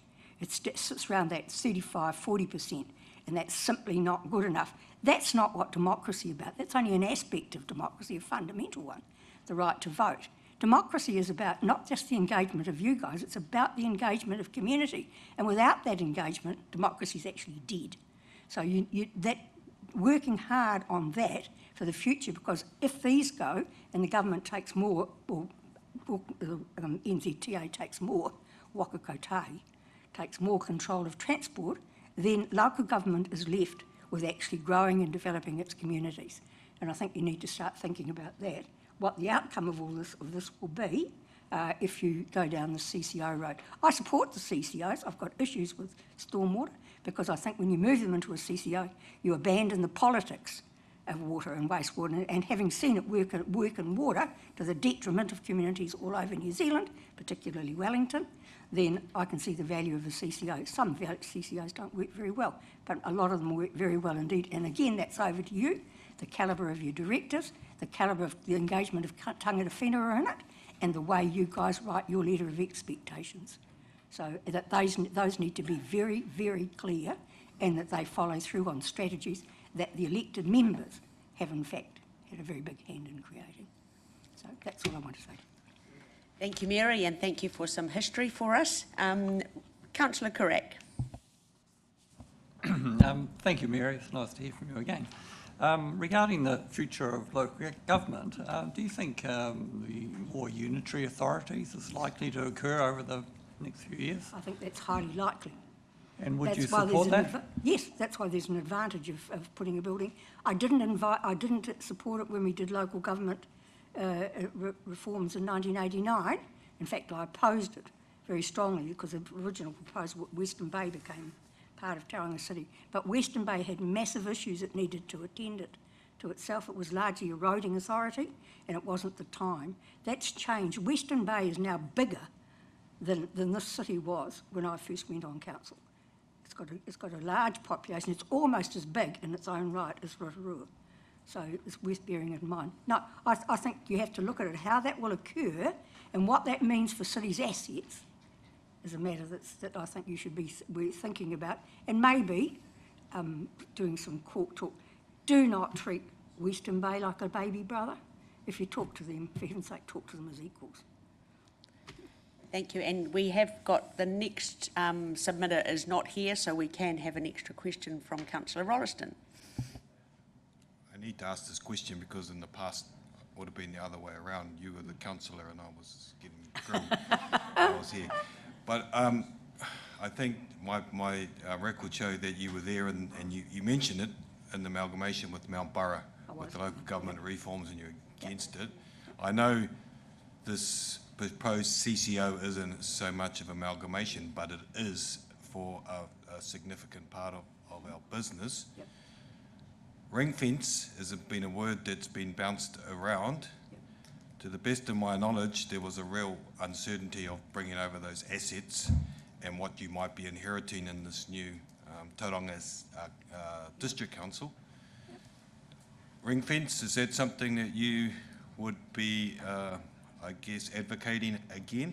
It all depends on what you mean by ring fencing. If you're talking about an initial way forward, where the assets that belong to the amalgamating authorities are managed or are recognised within those authorities, I think you can do that for a short time. It won't happen long term, any more than it did with Mount Maunganui. As you know, there was a lot of upset with the borough when it merged with Tauranga City, not engendered by us. We were just following the local government commission's recommendations, but they were very unhappy because they were an efficient borough sitting on their own, but of course they really largely relied for their efficiency on assets that they used from Tauranga City. But the main thing was they had quite a lot of money in cash, all of which they spent on the hot pools rather disastrously because the council had to redo them all again. And if you remember, they were part of an appeal to the local government commission, which got scarpered at the 11th hour, but it would never have worked here because by then we'd amalgamated the water supplies and all the rest of it. The history is replete with stories, and that's one thing you should remember as a councillor. Don't forget to keep on retelling your stories, because people forget, just like they've forgotten about your green bins. Stories have to be I think told that's why we and need you to keep retold. coming and talking to us, Yeah, Mary, so you can tell us I'll our get a funeral stories. to you. You tell stories again and again and again. Otherwise, the story gets lost. And it's the story that's important if you want community support. Thank you very much, and we really appreciate the amount of support you keep giving to Tauranga, so thank you, Mary. And you're all doing really well.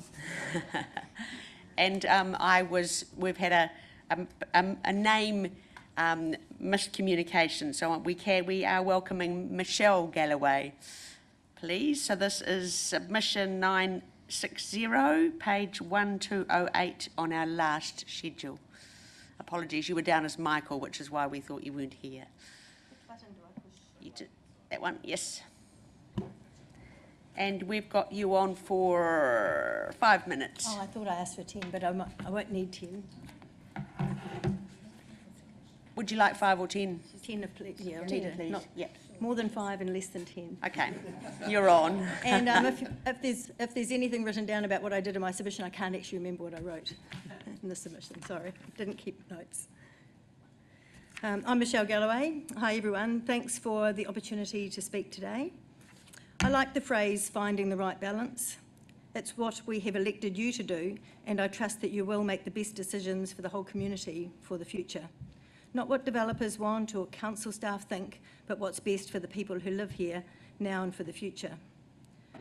On the subject of the waters, I have attended meetings and followed the process and understand the council goal, that is, ensuring water infrastructure meets service demands, improving pipe network and treatment plants, building wastewater pipeline and pump stations as the city grows. And I ask you, isn't this already happening? I understood Tauranga has one of the best water delivery systems in the country, and that already 35% of rates goes to the three waters to achieve this. And yet, the recommendation is to set up a CCO costing millions to establish, to combine with other areas, Western Bay Plenty, maybe Eastern Bay, possibly Coromandel, on the promise of a government sweetener on the debt. And on the recommendation of a consultant who claims it will cost more at first, but might be cheaper in the end, but does not show how he arrived at this figure. Sadly, it sounds like a fait accompli and already decided, which is disappointing. Why would you go there? I believe you should continue to keep waters in-house as is, especially as I think, and I agree with Mary on this, although I don't usually, I think stormwater is of major concern, and we would surely be better served keeping it local. In the past few years, like the rest of the country, we have experienced some incredible weather events. We have had damage to our property, as have our neighbours, and others we know on both low-lying and hilltop ground, and we all know these events will recur. I've heard about the need for secondary flow paths, more soak areas, grass and gravel, open drains, etc., to accommodate these events better and less concrete, culverts, pipes and infill housing, but can't see this happening yet. At the moment, Tauranga City spends around 9% of its total income on stormwater alone, and it seems it isn't enough. From my house, I can see evidence of ongoing erosion at Mangatapu, houses even hanging on the edge. In the past, we have received notifications of estimated sea level rises and its impact on us and the city, but the council could serve us better with guidance and support for landowners to protect their own properties better. It is difficult for individual property owners to navigate these processes, but I think doing this would benefit the city in the long term. Maybe use the money saved from establishing a CCO, I say tongue-in-cheek. There are further geotech issues along the Marianui Bank, stretching from 1st to 4th Avenues that have not been addressed as well.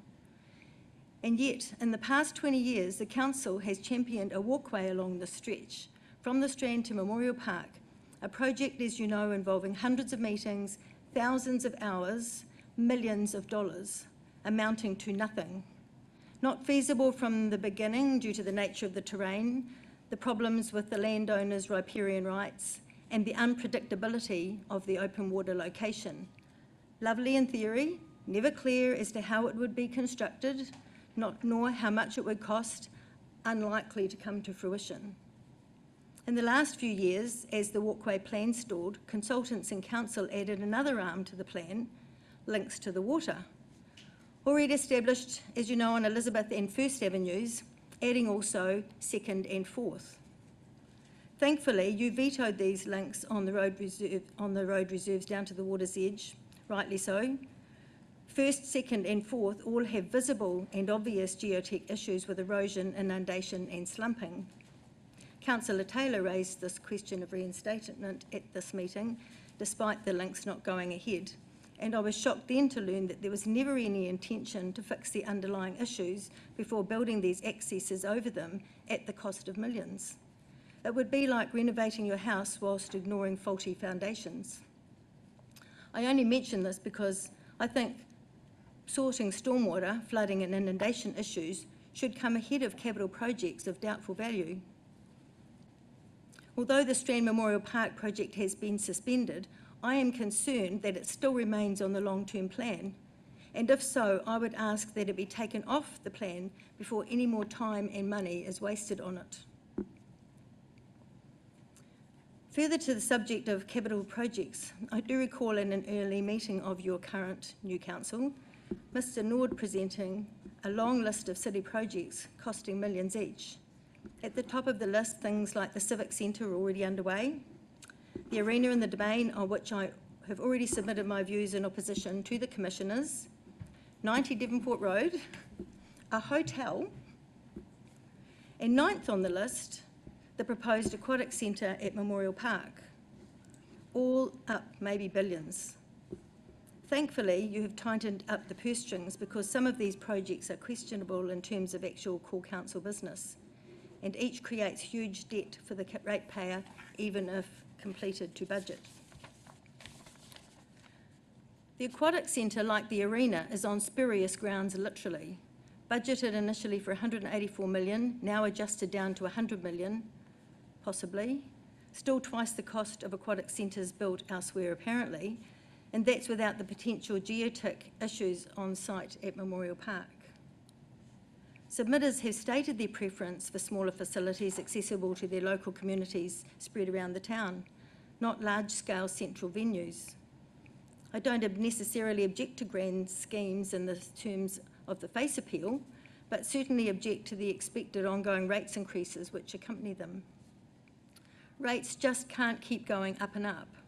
I fear that when this flush of spending is done, the city will limp along, unable to afford any new developments for decades and stagnate again. And finally, on the subject of targeted rates and user pays, ask yourselves, is this just a knee-jerk penny-pinching reaction to overspending, or is it genuine policy to improve facilities for those who want them? Congestion tax. I live in the CBD and I'm trying to visualise the impact. I say congestion. It is congestion. I was thinking congestive. I live in the CBD and I'm trying to visualise the impact of congestion tax. As someone said to me, are you trying to encourage people in the CBD into the CBD or drive them out? My local doctor and dentist have both recently moved from the CBD out to the burbs, probably due to the Tauranga parking phobia, and also the planned extension of paid parking from 11th to Marsh Street. So in conclusion, I don't need to remind you, the core business of Tauranga City, like all councils, is simply to provide essential services, foster a thriving community, and protect the environment for the long-term benefit of its residents. It is a balancing act. Thanks for listening to me. Thank you very much. Have we got any questions? So you were perfectly within your 5 to 10 minutes, so well done. Thank you very much for coming to present.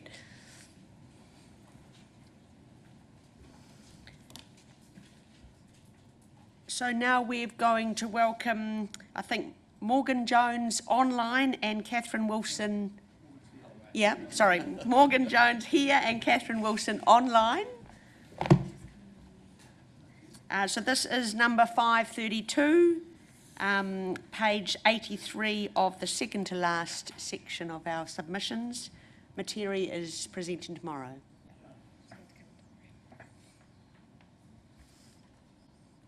Very good. We ready? And we've got you down for 5 minutes. Plus questions, yes, thank you. 5 minutes, including questions. Thank That's you. fine. Well, good afternoon, Deputy Mayor, elected members and council staff that are here, Paul. Ko Morgan Jones toku ingoa. So I'm the chair of the Property Council of New Zealand's Central Committee, which covers the Waikato and Bay of Plenty regions. We also have on the large screen behind you, Catherine Wilson, who's Head of Advocacy across New Zealand for the Property Council. So thank you for the opportunity to speak today on the annual plan. The Property Council, by way of introduction, is the voice of the property sector in Tauranga. We represent 66 member organisations across public, private and charitable sectors. Our members are critical contributors to Tauranga's economic and community wellbeing, the city builders, the businesses, the investors, the landowners and the developers.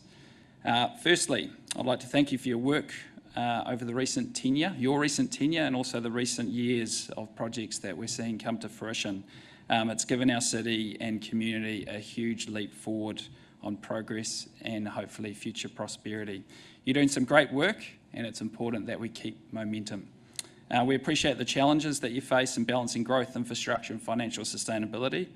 But today, we will focus on the several requests and concerns that we have around the annual plan and development contributions policy. So first and foremost, we're concerned that the operational costs of the annual plan far exceed the revenue.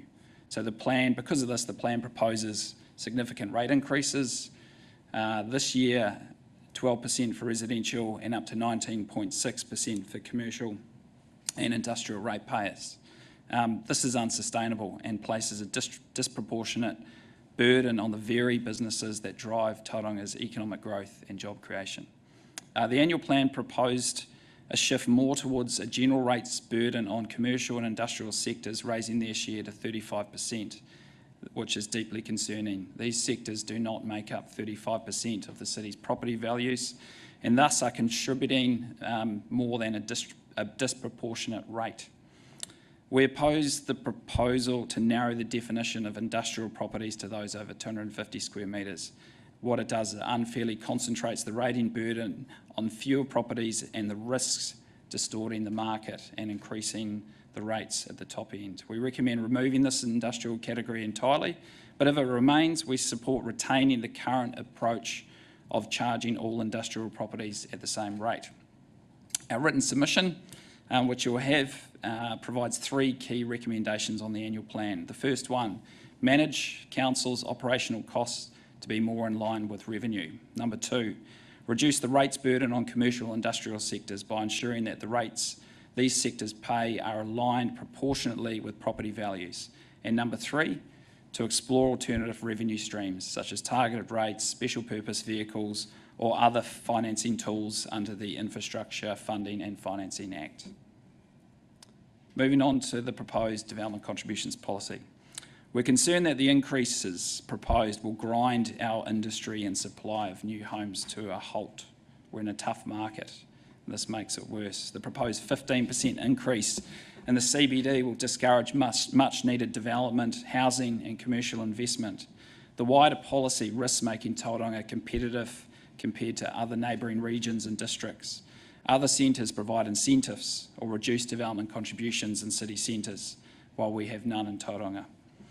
It's also important to acknowledge our slowing growth. The previous annual plan estimated growth at 1.5%. Our actual annual growth was 0.5%.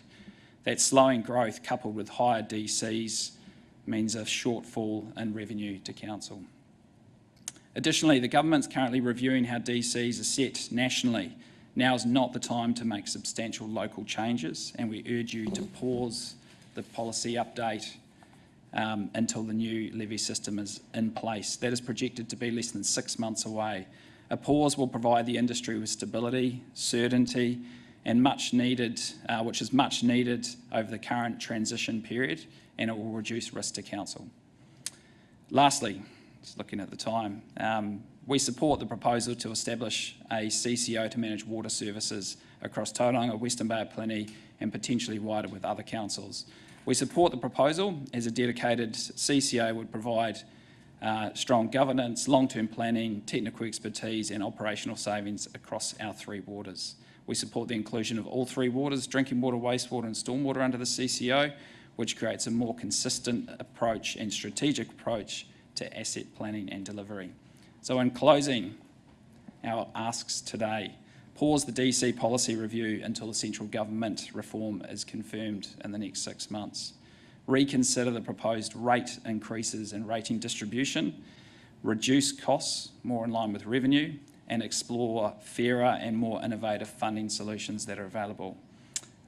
So we're here to support you and build in a vibrant and growing community. Thanks for listening to me today, and as I said, Perfect. Catherine and I are available for any questions. That is your 5 minutes, so thank you very much.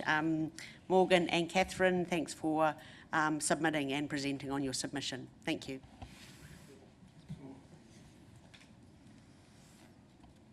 And now we welcome Derek Stembridge.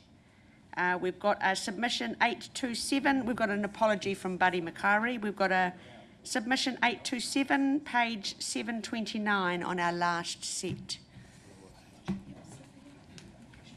And you've asked for 10 minutes, Derek.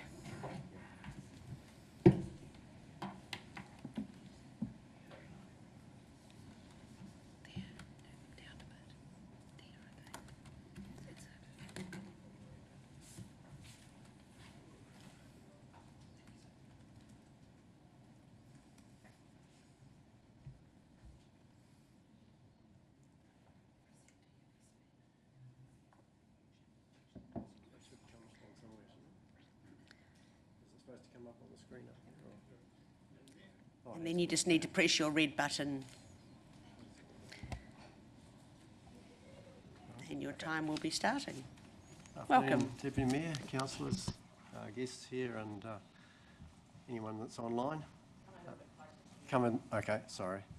I'm talking on a subject which is something that was my career, I suppose. And I've just put on here a slide about what my career has been. I was 15 years as a local authority engineer, project engineer for NZTA, or was National Roads Board then, and designer for RAM and a trainer for RAM, and 20 years as a traffic manager on major projects. And I was a lead for the traffic bids on those alliances that are up on the screen: City Edge, Northern Expressway, Grafton Gully, and ramp metering project in Auckland. And the last job I had was with the Puritauti Alliance, which was the Kaingora State Housing build in Auckland. So I've had a long experience in traffic management and dealing with issues that are congested, because we have to build things in a congested area. So I live in Welcome Bay, and so this is an issue that I come across regularly coming into town. You plan your trips. Traffic volumes in the morning are constricted by certain pinch points, and there's one on 15th Ave at the bottom where you come from town, and there's two on the way into town, and one's at the bottom of State Highway 29A where it merges Welcome Bay Link Road, and the other one's where the buses merge with the traffic going over the bridge. Now, I, along with everyone else, thought the bridge was a problem, but it's not the bridge. We did a survey last week. We had a sensor parked not opposite the motel on the other side of the bridge, and the traffic flows freely on the other side of the bridge. It flows over the bridge, but it doesn't flow from this end. So the merge at this point here is the problem at the moment, and that's what's constricting the traffic. Now, that hasn't been marked as a merge, it's just a lane ends. So there's no official merge there. The bus lane does have a merged marked lane. So you are finding a problem there. We set up at 6 o'clock in the morning. I went through at 10:39 in the morning, and the city traffic was 2,219 vehicles in that time. They averaged 37 kilometres an hour opposite the motel there. That was going to town, so they were moving freely. The traffic coming the other way was just about 2,700, and they were averaging 59 kilometres an hour. They're anticipating the 60k going the other way. And the queue, there's 13 vehicles that are doing less than 10, and we turned around, went round to the end of the queue, and the queue was 3.5k long. It came round to Welcome Bay Shops. That queue time was 35 minutes because we drove back. It took 35 minutes to get to the end of the bridge from the end of the queue. Now, your pinch point, you've got a couple of problems up here. You've got two bus stops One's right at the merge coming down for the evening traffic, which would block a lane. Now, in the proposal for the bridge, they're talking about a high capacity vehicle lane. If that's that lane there, that will help in the evening. It actually make the traffic flow better because that lane will be blocked to other cars. And the problem over the other side, as you can see here, there's the existing merge, which the lanes just finish, and this is what it should look like, with a dotted line coming in, so you know you're merging the traffic. There's a sign there, but that doesn't really show people. I looked at sort of how do we try other alternative solutions, and in major projects like Auckland, where it was 250,000 vehicles a day in the section of road that I worked on, we close lanes, not open them. Now that might sound counterintuitive, but when your road's reaching capacity, you're better off closing a lane, having a single lane, and it'll feed straight through. So the problem here is 29A, it comes down and causes a merge at the bottom. If you close that at peak hours and took people around Welcome Bay to the lights and they brought into a single queue, the traffic would flow straight across the bridge. So there are reasonably simple solutions to dealing with the problem. Worked on all the ramp meters in Auckland motorway, and this is just an example of Penrose. You can see there's a T2 lane which has it goes straight through, and the others have lights. So I'll go back. Just at the bottom of the ramp there, you could put lights, just a very basic set of lights there that control the traffic, and let cars go in bursts in there, and you'd merge the cars very well coming from 29A, because there's only a small queue that comes down. These are just alternative solutions, something that, sorry, I'll go back to that one slide, because it shows where I marked a line on there for where you'd put a traffic light if you wanted to have one, because that bus lane will become a T2 lane. If you widen the bridge to 3 lanes, if you've got a T2 lane going across, you're still going to have a merge problem, because you've only got 2 lanes coming into one store for the cars. The single lane going across, if it's bus lane, will have the T2s, but it won't deal with the congestion at the bottom of the ramp there. Some of the others were just me just thinking about if you get people out of concession for peak hour traffic, they might use the bus instead of the car. I don't know. A rebate for some people using that, or a bit more education about how to merge and how to use traffic lanes in particular. I took some shots of the traffic. This is going towards there when this is the traffic just outside the motel. It was flowing freely over the bridge. There's where your point that chocks up is at the bottom of the ramp there. If you go further around Welcome Bay Road, James Cook Drive, I think the proposal says traffic lights, but it works really well at the moment. People let the cars come in. This morning I looked to see what it was, and there was only 1 car in the queue there. So traffic lights will not help at that point, and that's where the queue ended. It was just past the Baptist Church in Welcome Bay. So it's quite a long way through. I had support from RIS, it's Roading Support Services. They supplied and came and installed a sensor on the side of the road. Got permission from council to do that under the Pūtakawas there, and that gave us the data to look at, and I processed that data. So these guys do help with innovative solutions and have a lot of experience in traffic management.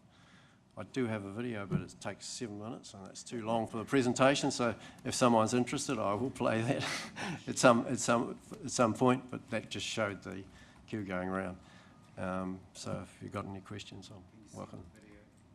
Yeah, they asked me to send a PDF, but it was too big it wouldn't compile to send it through. Thank you. I'm sure we would like to see the video, so that's great, and I'm sure we'd like to see the presentation. Councillor Morris. Thank you, Madam Chair. Thank you for the presentation. Love the science, love the evidence that you're bringing to it. Thank you. I'm sure I could get this from our team, but have you, just off the top of your head, got any insights into the volume coming from State Highway 29 versus Welcome Bay? No, we didn't look at that, but we did drive around there to have a look, and there wasn't a queue past the roundabout, so it was only basically the ramp. So there's not that many that go down there. So if you did close that and sent them bound past the cemetery down to Welcome Bay Road, there wouldn't be that many cars that had to merge at the lights. And you've done away, that's a common thing in traffic management, is to close a ramp to deal with, give you more working room. So looking at how you solve this is looking at a construction job. What are you going to do when you actually build this? Do that now and save some time and money, because you could put off, if you get the merge right, you can put off building Justin the Bridge for a few years, and that's going to save a lot of money for the council. Councillor Baker. We have time? You've got time.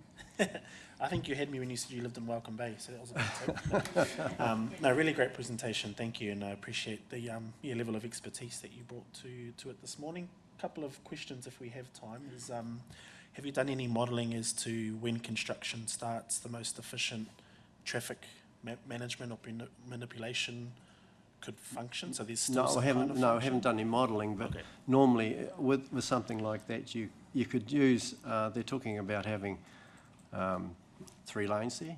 You can just use temporary traffic lights to put 2 lanes across the bridge. Okay. From one direction and hold the ones on the other end, because they're flowing quite freely. Yeah. So you'd adjust the management around the bridge itself, and so you push more cars through under temporary traffic management. And you mentioned it's not the bridge issue. Is that excluding the structural integrity of the bridge? That's yeah.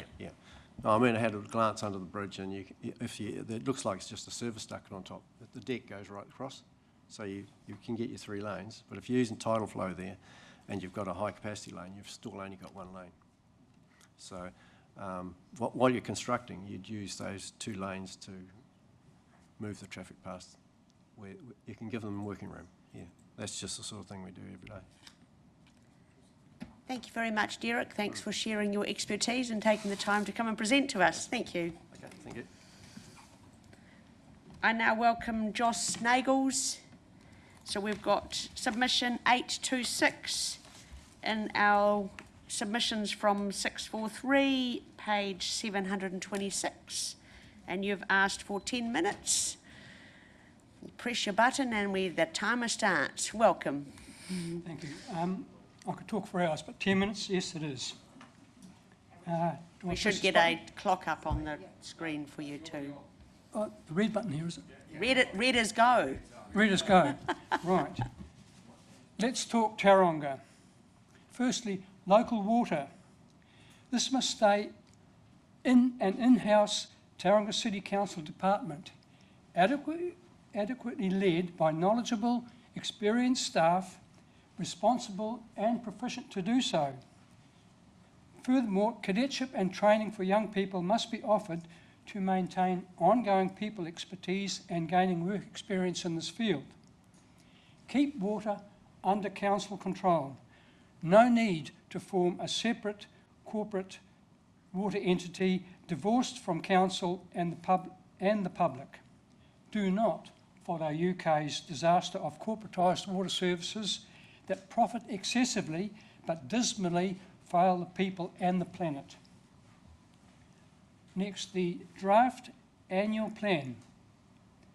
And as Mayor Mahi quotes, it's about finding the right balance for the city, future generations, and to deliver affordable, important projects for the city.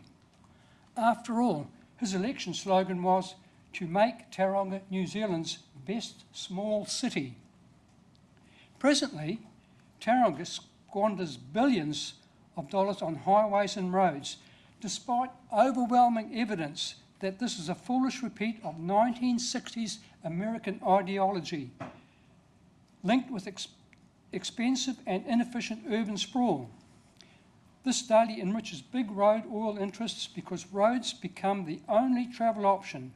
Truly an unbalanced and unsustainable transportation mode that destroys and bankrupts cities and communities. Tauranga must move away from outmoded 1950s total road dependency to avoid evolving into a city of car sewers. Highway roading development ideology is proven to degrade lifestyles, people's health, and the environment. Now, Tauranga City Council's previous targets to be carbon neutral by 2030 are just a joke. By 2020, emissions had increased by 25%.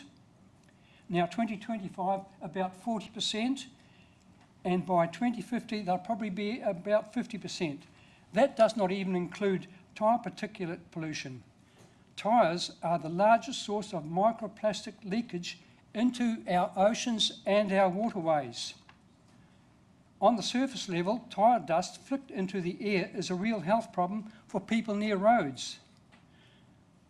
The 2020 PEW Charitable Trust study evidenced that tyre dust accounts for 78% of microplastic leakage into our oceans.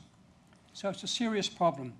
Battery electric vehicles being heavier further exacerbate this dust pollution hazard. Remember, electric vehicles are there to save the motor industry.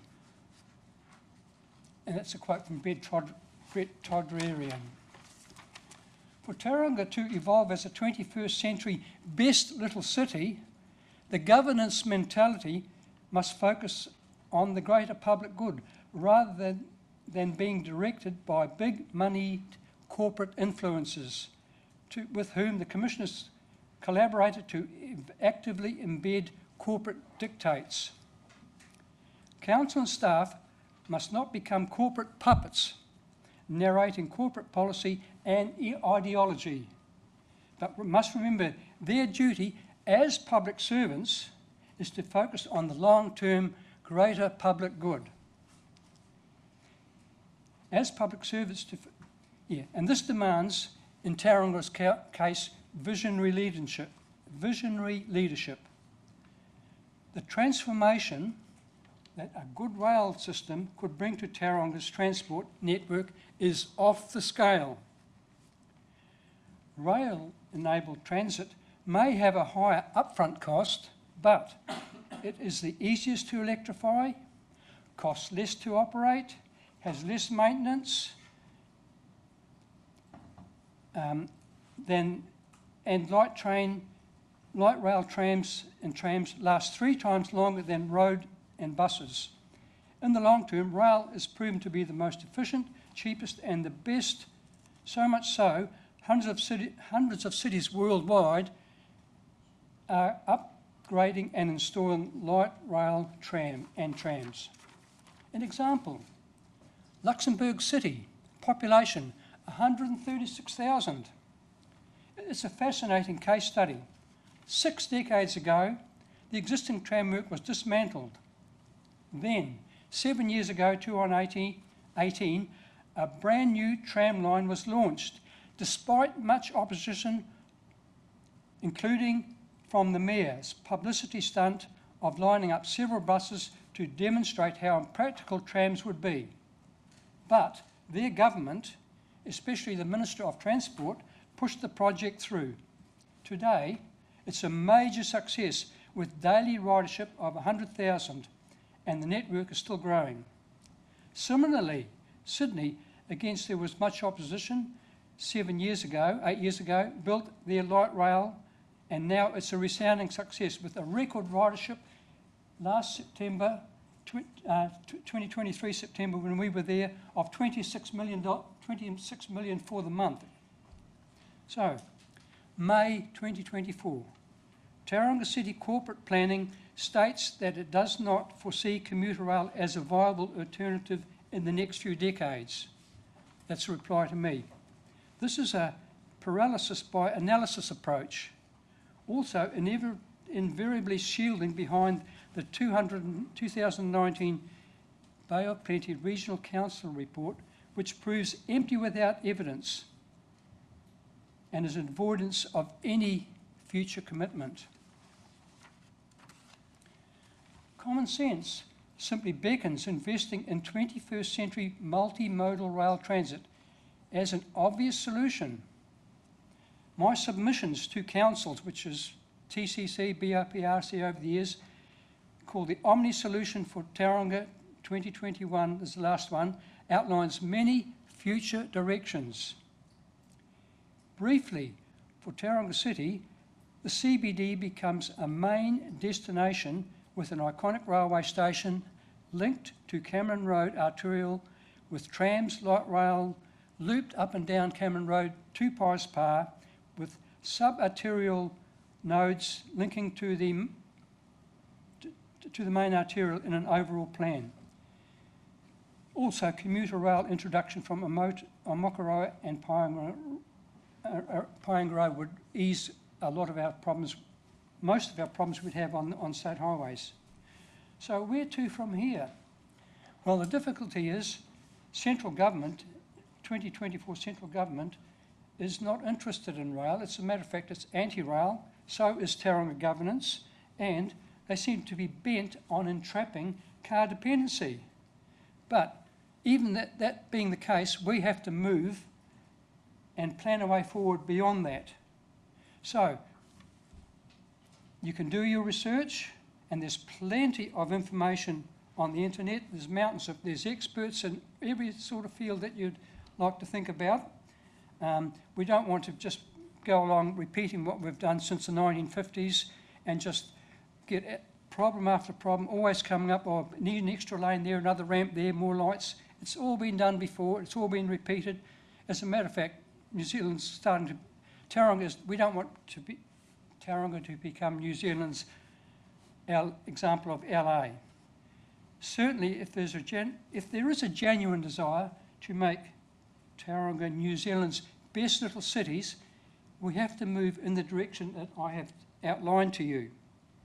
So we need visionary leadership, and I don't know where it comes from. It's got to come from all of you, and you've got to support any leads in that direction. You just can't lay back and say, oh, we'll just do what we've done before, because that's what we know what to do. We have to move forward to, there is a possibility of doing better, and there's no excuses.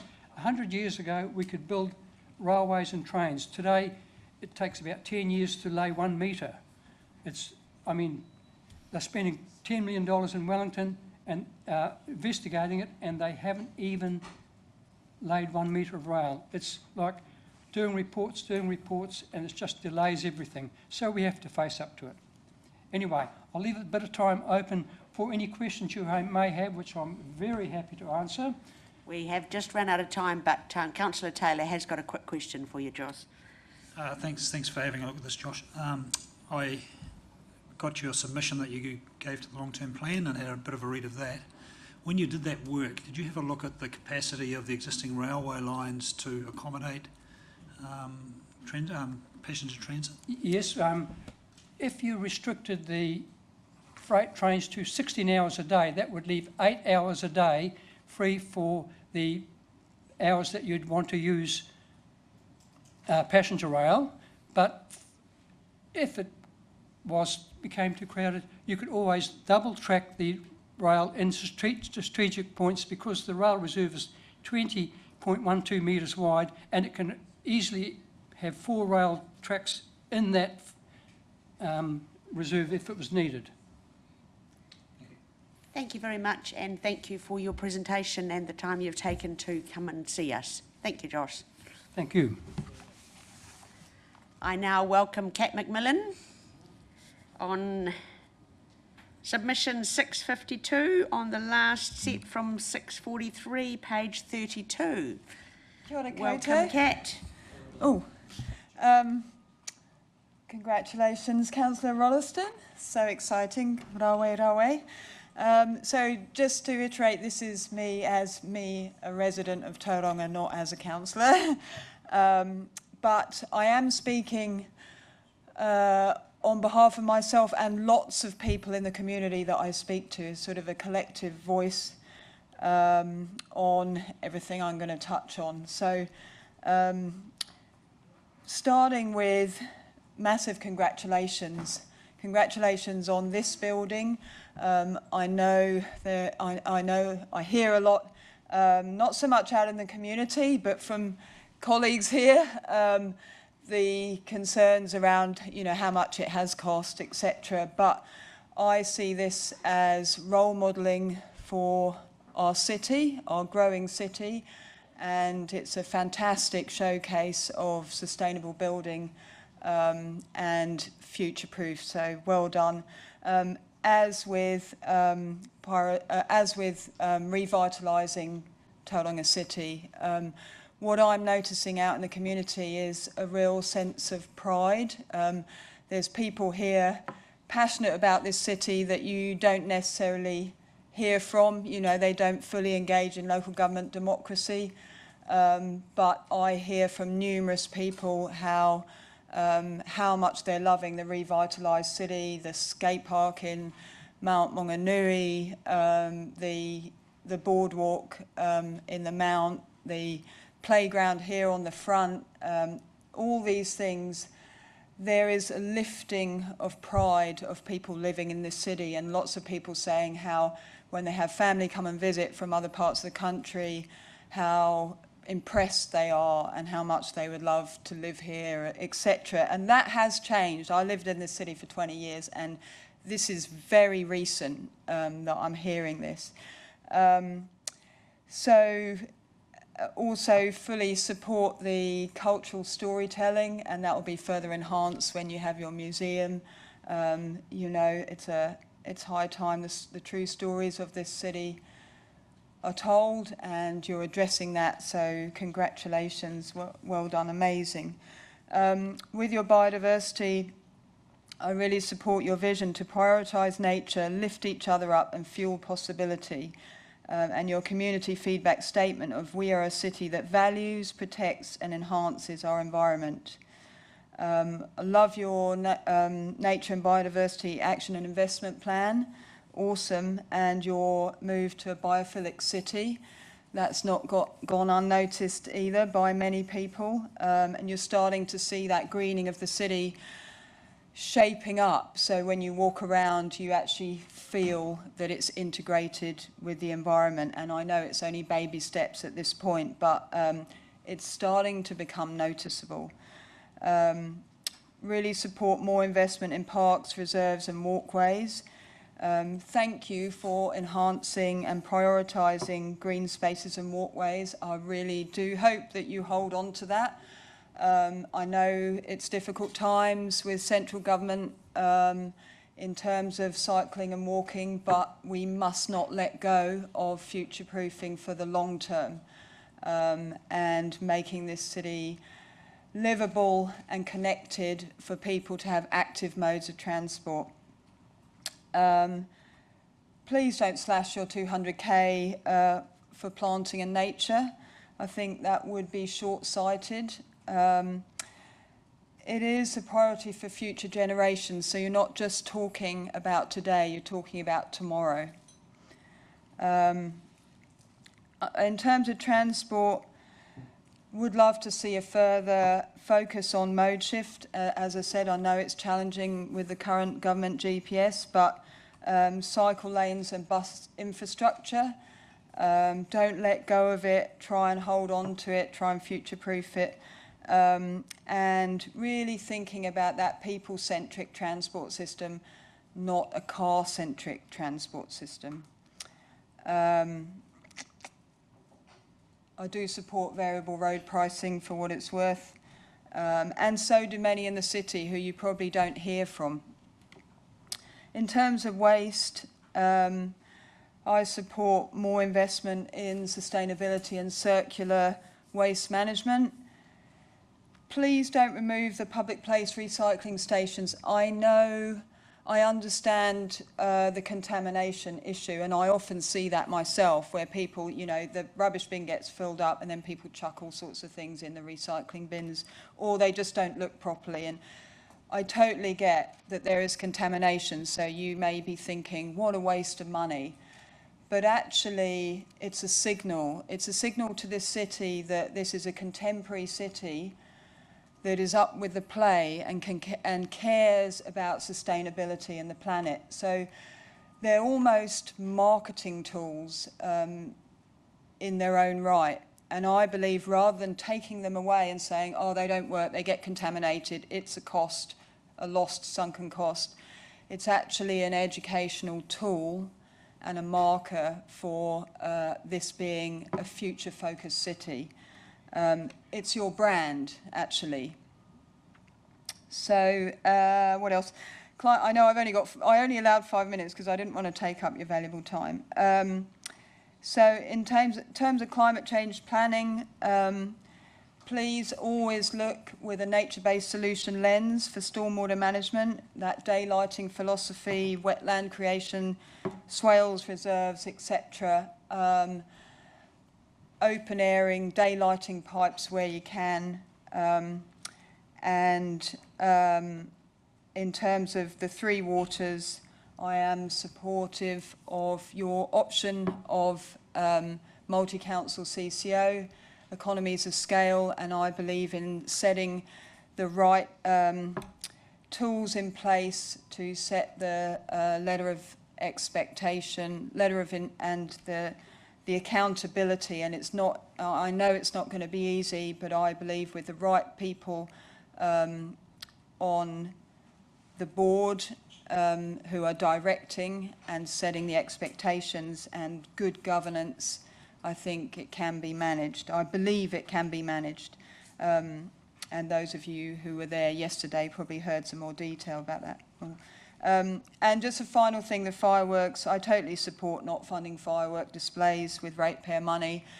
In fact, I'm someone who would love to see a backyard firework ban. There's so many animals that get killed every year and people that get injured. I actually think that with gaming and technology, fireworks are probably a little bit meh for most people these days, because with CGI you can see such bombastic things that they're probably a bit underwhelming considering how much they cost and how much damage they do to pets and people. So I probably haven't got any time for questions, but that's my submission. You have got a little bit, and I did read on BBC last night that apparently 56% of the vehicles in the City of London during rush hour are now bicycles. So, go London! Maybe that's a name for us. Yeah. Have we got any questions for Kat? Councillor Baker. Kia ora, Kat. Yeah, appreciate your submission. So, as you know, we're going through a massive cost savings exercise. I know you came here as a resident. I thought you were going to apologise for stealing Mahe's house, but we'll leave that to Alexis. You won't let that go. But in terms of your professional experience, if we were to not cut the planting funding, where would you then save on 200K? And the second question is, with your support of a CCO, do you also support amalgamation?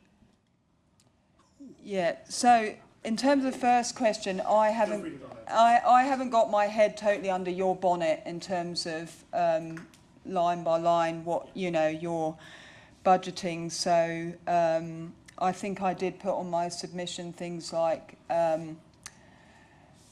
parking. I don't know if I put that in, but I do believe in charging for parking. I mean, you need to provide the other mode options. So it's no good if you haven't got a robust public transport system and you don't have safe cycleways. It's very hard for people if you then make parking unaffordable. So it is a transition, but I do believe in carrots and sticks. So I believe in carrots, so you know, subsidising and supporting and incentivising things that are shaping people to the right thing for sustainability and future, and sticks applied where we're wanting to discourage certain things. So that's kind of my framework philosophy. But in terms of where we can slash a bit of budget, I'm not.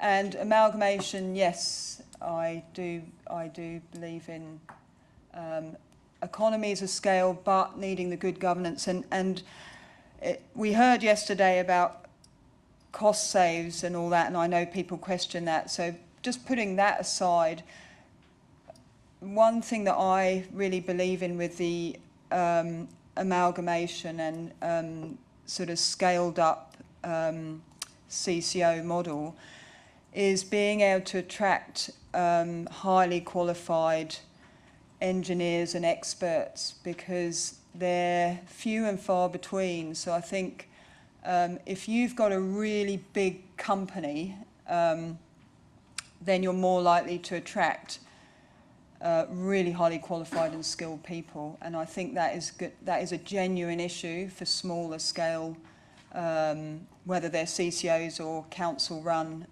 It is a challenge attracting good people. So yeah, I'm sort of looking at it in the framework of what you can feed into a bigger organisation.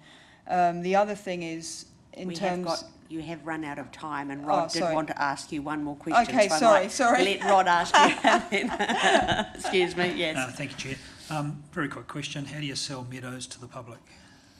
Meadows, with my the NOMO philosophy.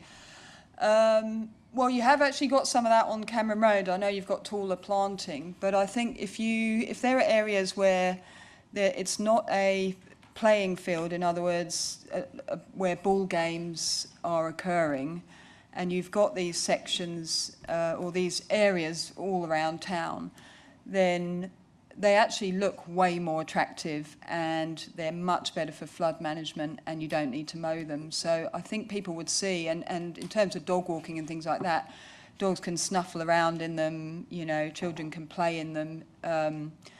So I don't think you'd have to do a hard sell with that. I think when people start to see that no-mow environment, the native planting that kind of looks natural, I think they would start to see, oh yeah, it's not just a load of gorse growing up there or, native invasive pest species. This is actually planned no-mow. So. Thank you very much. Thanks for taking the time to present, Kat. And now I'm going to welcome Ron Melville, submission 172, page 519 of our first pack of submissions, and you've requested 5 minutes, Ron. Welcome. I actually... you need it to be read as go. Read as go? Yes. I actually asked for 10 minutes, so I'll try and be as quick as I can. Thank you. Good afternoon, Mayor Mahi and councillors. Hello, my name is Ron Melville from Papamoa. Thank you for inviting me here today in support of my annual plan submission. What can I additionally say or add? I thought long and hard about this question, and because I'm a fan of Mr. Mark Lawrence and his 10 past tomorrow AI instruction course, I consulted my friend ChatGTP. Chat knows about the annual plan and my submission comments. I explained to Chat that I wanted an overview of what I had submitted, but be put in a light-hearted way and at the same time conveying the sentiment of my submission. I asked Chat to create for me 2 supporting statements, one in the style of a well-known New Zealand orator and the other from Chat itself, on what its comment would be based on my submission. So here is the first. And apologies to the Honourable Shane Jones. Here is my supporting comments in his written style. Tēnā koutou katoa, Mr Mayor, councillors, fellow ratepayers and staff. I sit before you today, not draped in platitudes, but as a proud coastal resident of Mount Maunganui and Papamoa, with a direct message from the people who live where the surf rolls in and the rates roll out. The people have spoken, and their message is this. Council, stop the waste, honour the ratepayer, and stop chasing shiny distractions. Let's talk investment. You asked, how we want to invest in the future. I say this, water first, people second, vanity last.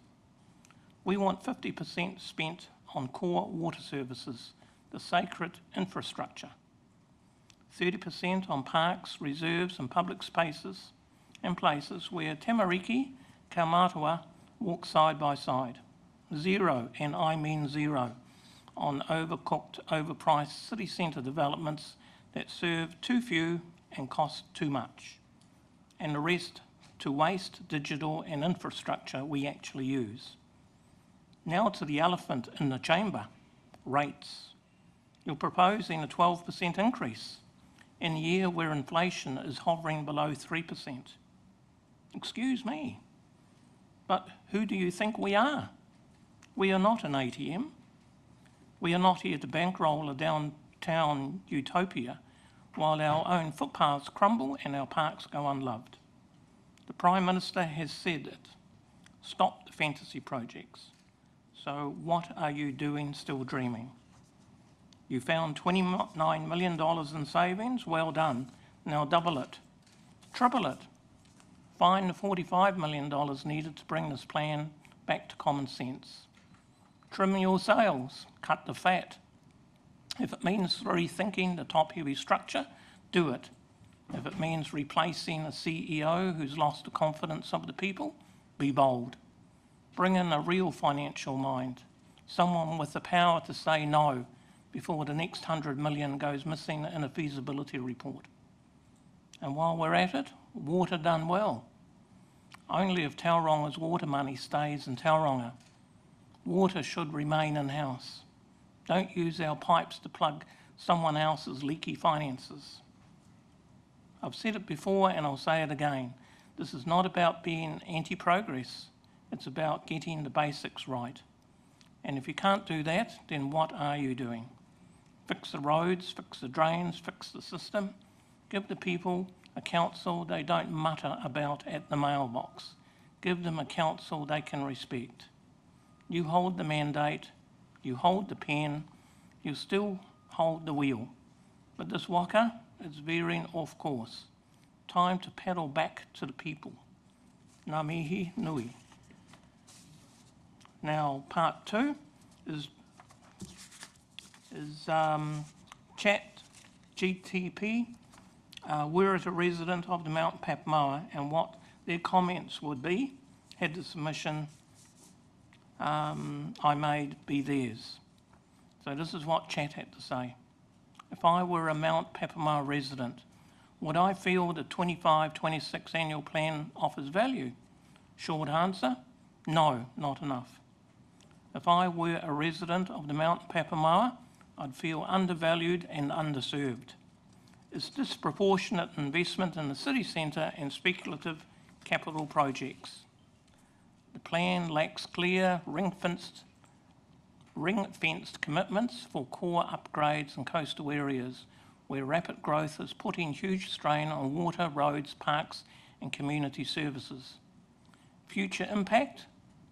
If unchanged, the plan will likely widen the infrastructure gap between the centre and the outer boundaries.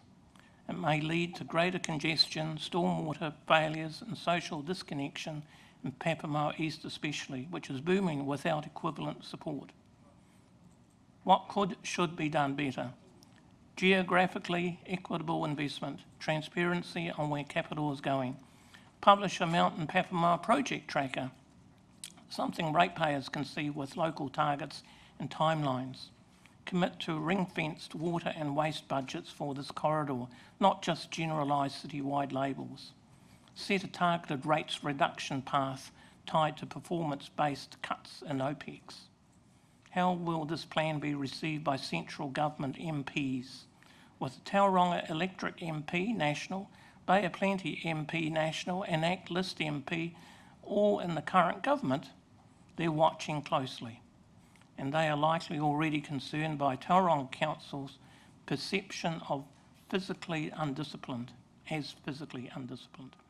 The ACT MP in particular may use this as an example of why council should be subject to tighter spending controls or even a rates cap model. Expect government pressure to rein in unnecessary capital programs and demonstrate better value for ratepayers. If this plan triggers too much public backlash, it could invite ministerial scrutiny, especially from local government or infrastructure portfolios. In summary, coastal strip residents are not asking for more, we're asking for our fair share. I represent many residents who feel similarly. Papamoa still does not have an adequate tsunami escape plan, but TCC does have a plan to spend millions downtown. What is the most important thing in the world? It is people. It is people. It is people. Thank you for allowing me to present today. Thank you very much, Ron. Are there any questions? Councillor Crowther. Yeah, thank you, Ron. Quick question. I was intrigued that you are proposing we spend zero in terms of capital expenditure on transport. Do you think we've spent enough for now and it's have a bit of a break from that, or did you have some other thinking behind that? There seems to be a lot of my rates bill spent on buses, and I wonder whether perhaps there should be more user pays. I still think that there's still ghost buses travelling in neighbourhoods, and there's just not the community commitment to actually get on board. I guess that if you were radical and made bus travel free, and I don't know how that would be subsidised, whether there would be an uptake. But there seems to be a lot of money, millions and millions spent in that area for what purpose really?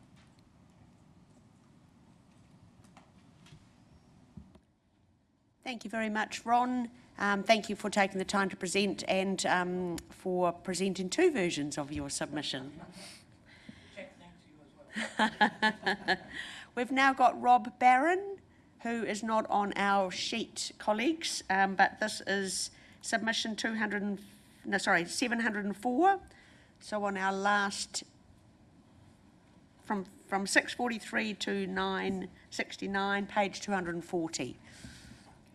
Welcome, Rob, and you've requested 5 minutes, according to my ladies beside me. You've been allocated 5 minutes? Sorry, so it's the last section, page 240, 704.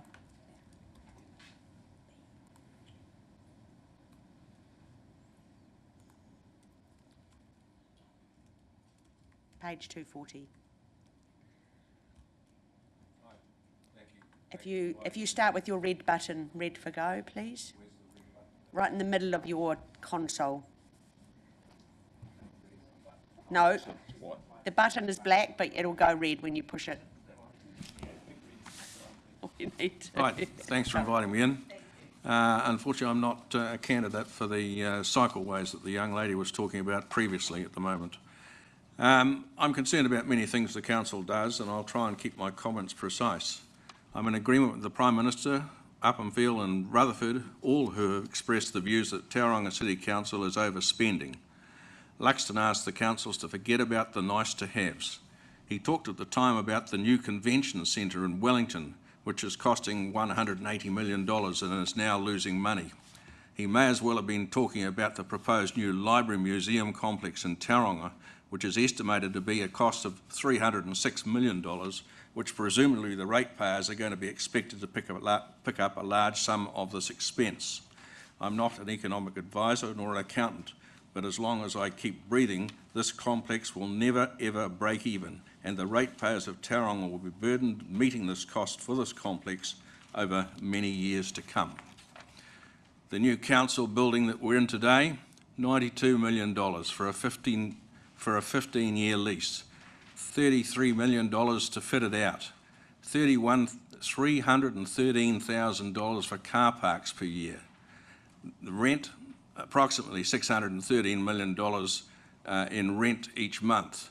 No doubt with rates, insurance and other operating expenses associated with the building, the real cost will be considerably more than this. Once again, who is going to pick up the majority of these costs? It will be the ratepayer left to pick up the costs. Far greater thought, consultation, consideration should have taken place before a decision was made to lease a $92 million ivory tower as the council facility. Rates. 12% increase in rates, residential rates, 17% in industrial rates. The council also agreed to change rates for small businesses based in the some small businesses based in the industrial areas. It opted to include those businesses with a footprint of less than 250 square metres from the industrial rating category.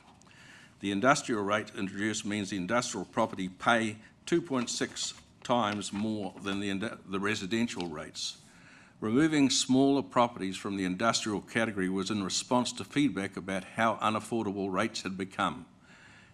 The chief executive, Marty Grenfell, said that the industrial rates was a reasonably blunt tool that may capture some industries and organisation it was not intended to. It certainly did. We have Mayor Drysdale agreeing it was a blunt tool. He said it was never going to be perfect. There's been a huge rate increase to get differentials, but now they are there, the increases would be incremental from now on. We're not going to get as much of a complaint going forward.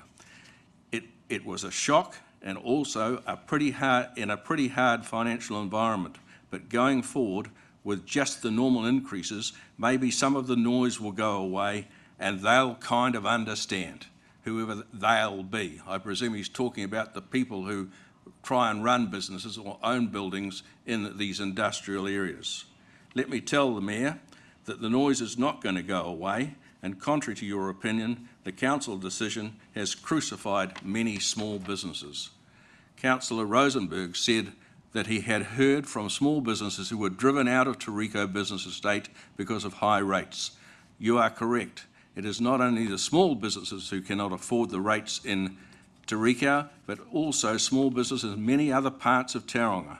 Look at the central city, the places like a morgue, with many vacant premises, and those who believe that building a playground, adding a museum, and adding 700 civil servants to the area is going to resurrect the city are living in dream world. I worked for 50 years saving and not living beyond my means. Upon retiring, I invested my hard-earned funds by purchasing a vacant lot in Tauranga. Then I built 2 units on the site, labour only. The units are 365 square metres each. They will not qualify for the before-mentioned rate subsidy. They are basically as big as this area here, too big to qualify and come under the 250 square metres. They are ideally suited to small manufacturing or distribution businesses, so I wonder who was the person who decided that 250 square metres would be the cut-off point for buildings requiring subsidies. How was this figure reached and agreed to? There are so many empty units in Tauranga, which is meant to be the main industrial area of Tauranga, and it's largely due to the council's dream world ideas that they can get more rates from these operators. This means that each of my units will be lumbered with rates this year of $12,090 in the coming year. Adding these to the basic other overheads for each building, e.g. insurance, building warrant of fitnesses checks, council warrant and fitnesses, audits from the council, and you come out with overheads of $17,500 a year or $1,450 a month before the tenant starts to pay any rent. Rob, we are running out of time. If you can finish up soon, please. Well, hang on, I haven't got much to go. Thank you. The exorbitant rates are killing Tauranga and killing small investors, killing small businesses by making it impossible for many small business owners to operate and absorb those expenses. This building that I own is in Matariki Drive, which I consider to be the best street in Tauranga. And yet one of my units has been vacant for 5 months because we can't find someone who is able to meet the commitments of overheads and expenses, including rates as per from the council. When we lost Ann Tolley, I was hopeful that we'd get a democratically elected council who would use their skills and common sense to meet the needs of the growing city by acting on behalf of all those in the city. There have been some councillors who I've noted appear to be taking up the reins and using common sense to make decisions. There are others who seem to have a personal agenda, only wishing to work with the large corporations, the large developers and the large businesses that may assist them in their own endeavours. These people are not the backbone of the city. The city is full of many others who are trying to make a living and who work hard to have what they have and call Tauranga home.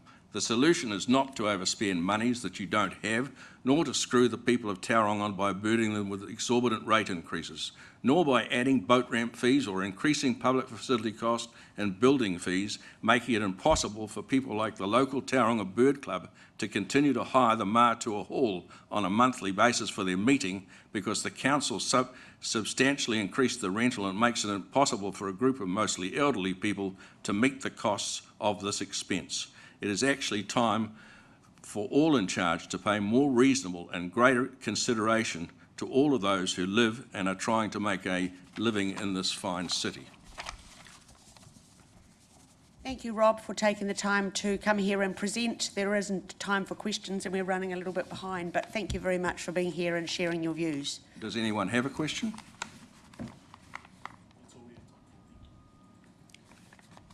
Thank you. There is a time for a question if somebody would like one. Thank you. And now I would like to welcome Nathan York. Sorry, we're running a little bit late. You've been allocated 10 minutes.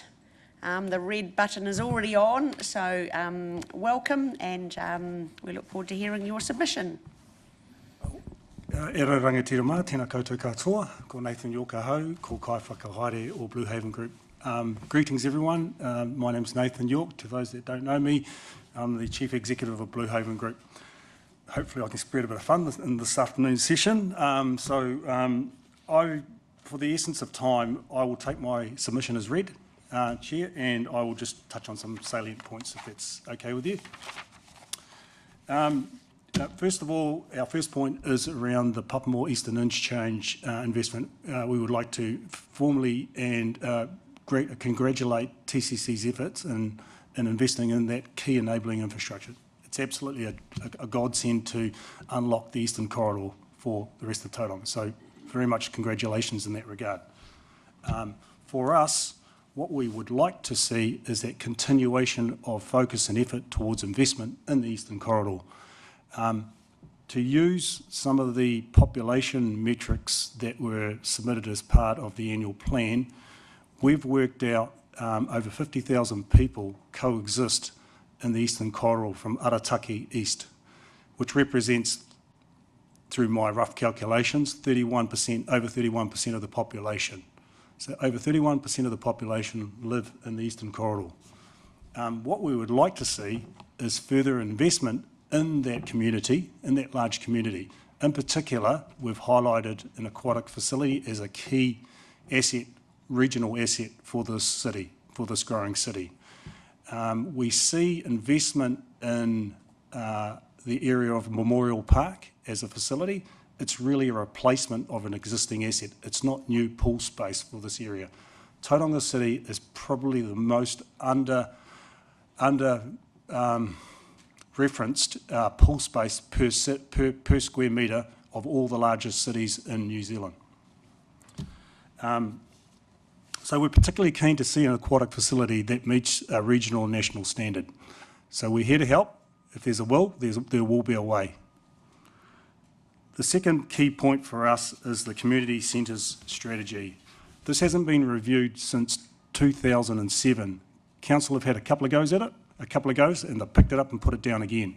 We really would like to see the centre strategy confirmed and locked in. And we understand it's going to occur as part of Plan Change 38, but that's been deferred another year or so. Why is it important? Because the large-scale investment and long-term planning associated with these large centres take time, and we just need to formulate a proper strategy that unlocks all these centres in Tauranga City. There's been the UFD report, there's been a couple of cracks at it, it just haven't materialised. What we'd also like to touch on is local water's done well. I think you may have heard from me in the past that we think it's a fantastic idea to create a CCO that helps manage largely two waters. Our wish is that proposed CCO doesn't lose sight of what it's there for. And our observation, particularly in Auckland, you've seen a couple of other large CCOs that will remain nameless, but they've often gone off on a different tangent or been too independent of council in their thinking. So we just wish that council would be mindful of that, particularly around waters and, of course, transport.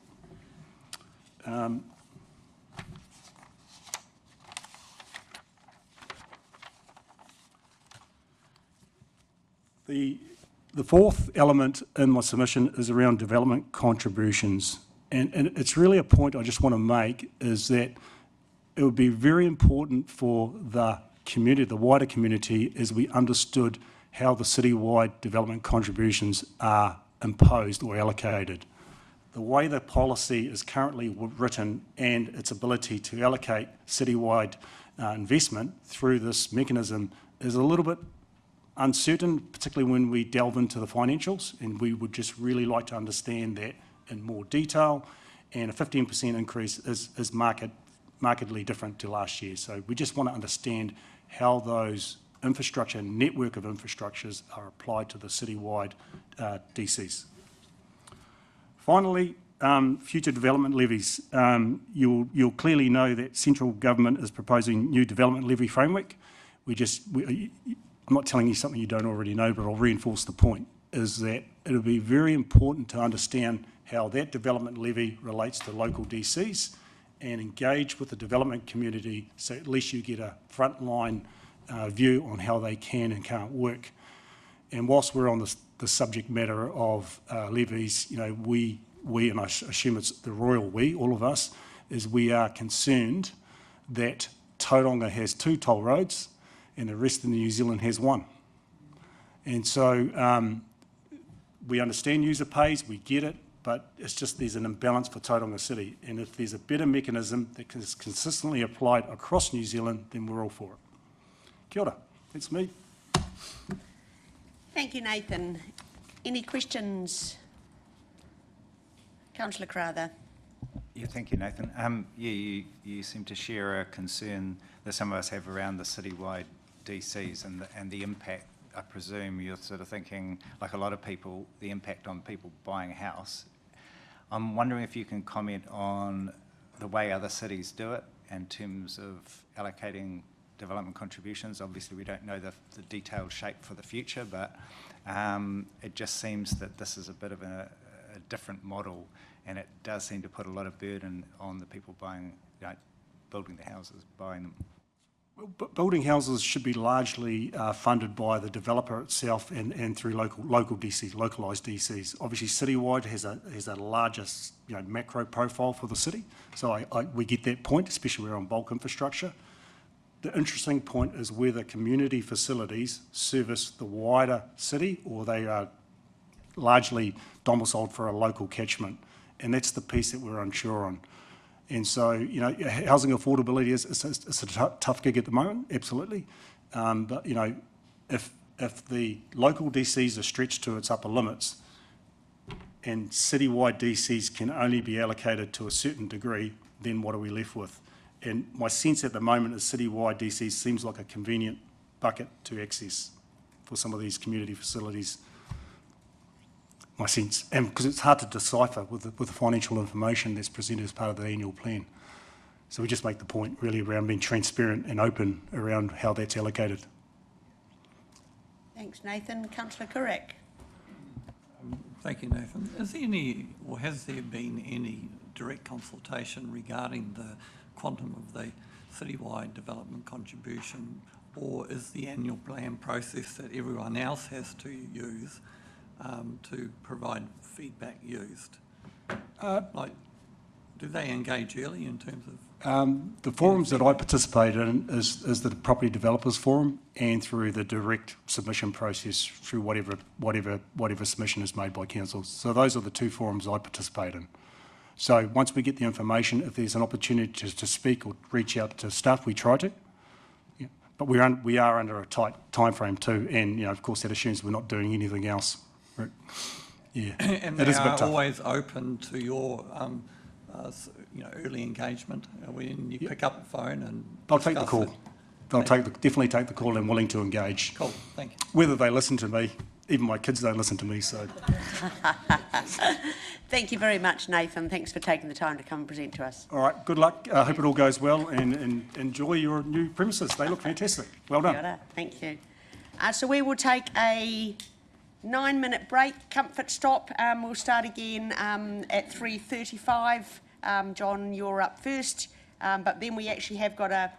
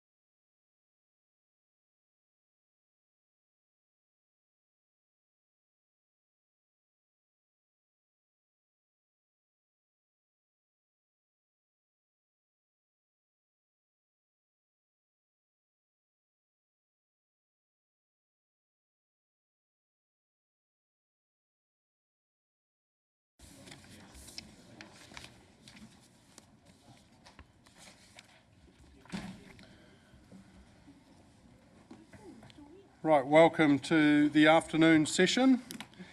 First up, we have John Robson. He is submission 850. It's in the final tranche of submissions, page 895. Good afternoon, John. I believe you've already spoken, so... Oh, sorry. Oh, sorry, I thought I'd seen your name twice. It's on the inside of your eyelids.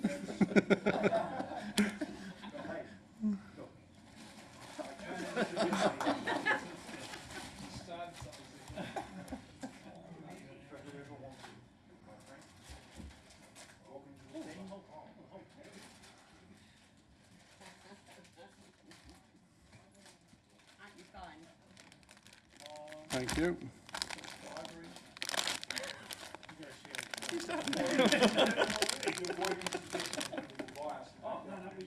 All right.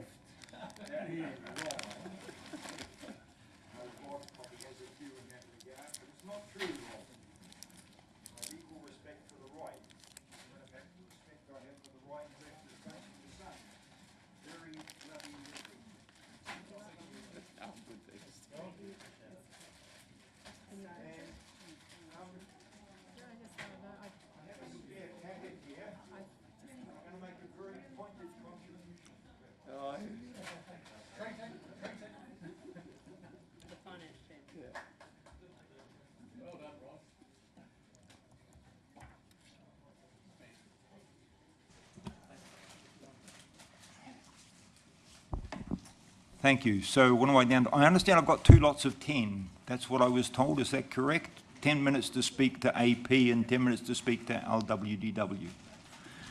Okay. So I apologise. This is going to be slightly unstructured. I have to leave after this meeting, get to an airport. I have a family health issue down in Wellington. An older relative was flown down to Wellington at 1 o'clock this afternoon and is currently undergoing an operation. So, let's start. Thanks for the time today. 2 times 10 minutes is good. I really appreciate it, genuinely. So, called John Robson aho, for those who like introduced that way. My mihi is very quick. I have no gods, no heroes, no mountain, no river.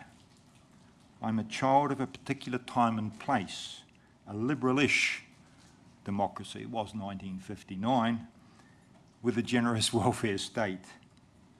I'm extraordinarily lucky. I'm a child of the Enlightenment and I stand on the shoulders of giants. I'd like to start today by congratulating you, Hemi, on your recent win in the by-election. I've been there, done that. It's enjoyable, and you need less votes than most of your colleagues when you get on. It's great, isn't it? You're in the deep end, clearly. You've started with this oral hearings. It's a tough way to start. I think I was elected in a May at a similar time. Actually, when I was elected in association with my election, there was actually a referendum where the community voted pretty clearly against the museum. What happened to the Enlightenment democracy? Or something passed us by there somewhere. Okay, so in at the deep end, I look at the document that you've been given with regard to going through the submissions that people have made, and it's shocking.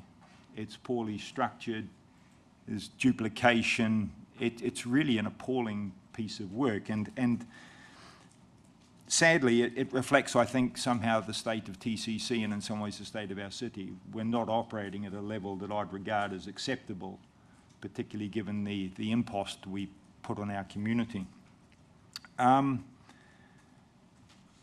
In the spirit of 2017, I wasn't a councillor, but I came in and made a submission to an annual plan. And I did something which is unusual.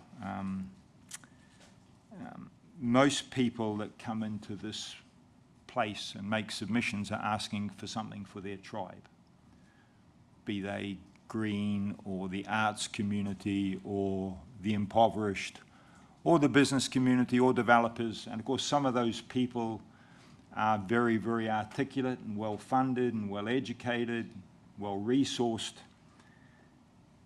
And there's an irony, because the people that seem to have the most, what would one call it, privilege or advantage that make submissions to these places are often the ones with the least intellectual integrity. In other words, they want, but they don't have the decency to indicate who they think should pay for it, which is normally someone else. It's interesting to hear people talking about the impost of the differential that were recently introduced, and 2018, the commercial and industrial differentials that were introduced in 2018, and rammed, the increases were rammed through by the Commission, which is ironic given the people that, if you like, argued to have a commission. They were well and truly hoisted by their own petard, so to speak. But it's ironic that the same people that were complaining about the, if you like, lack of assets that the city had, the lack of social infrastructure, the lack of necessary infrastructure, were the same people who for years had never paid their share. Never paid their share. Unlike every other major metro in New Zealand, the developers and the commercial property owners in this city basically didn't pay their share for years. They shortchanged the city, probably to the tune of $1 billion if you start with 2002. We're probably now $1 billion down because of decisions made by councils. Because those people asked for something, but the councillors were the ones that gave it. The power was always in the councillors' hands. The power's in your hands. It's interesting, we have a situation at the moment that the curve for the LTP shows rates doubling, more than doubling, over the 24-34 LTP. Mahi, you'd accept that's what the LTP says. Now, Mahi made a very public comment that that wasn't going to happen under his watch. You are 1 year down on June 30, and you are now setting the numbers for the second year of that 10-year period. At the moment, your level of inflection in terms of the burden is insufficient to achieve anything close to what you promised the people in Papamoa.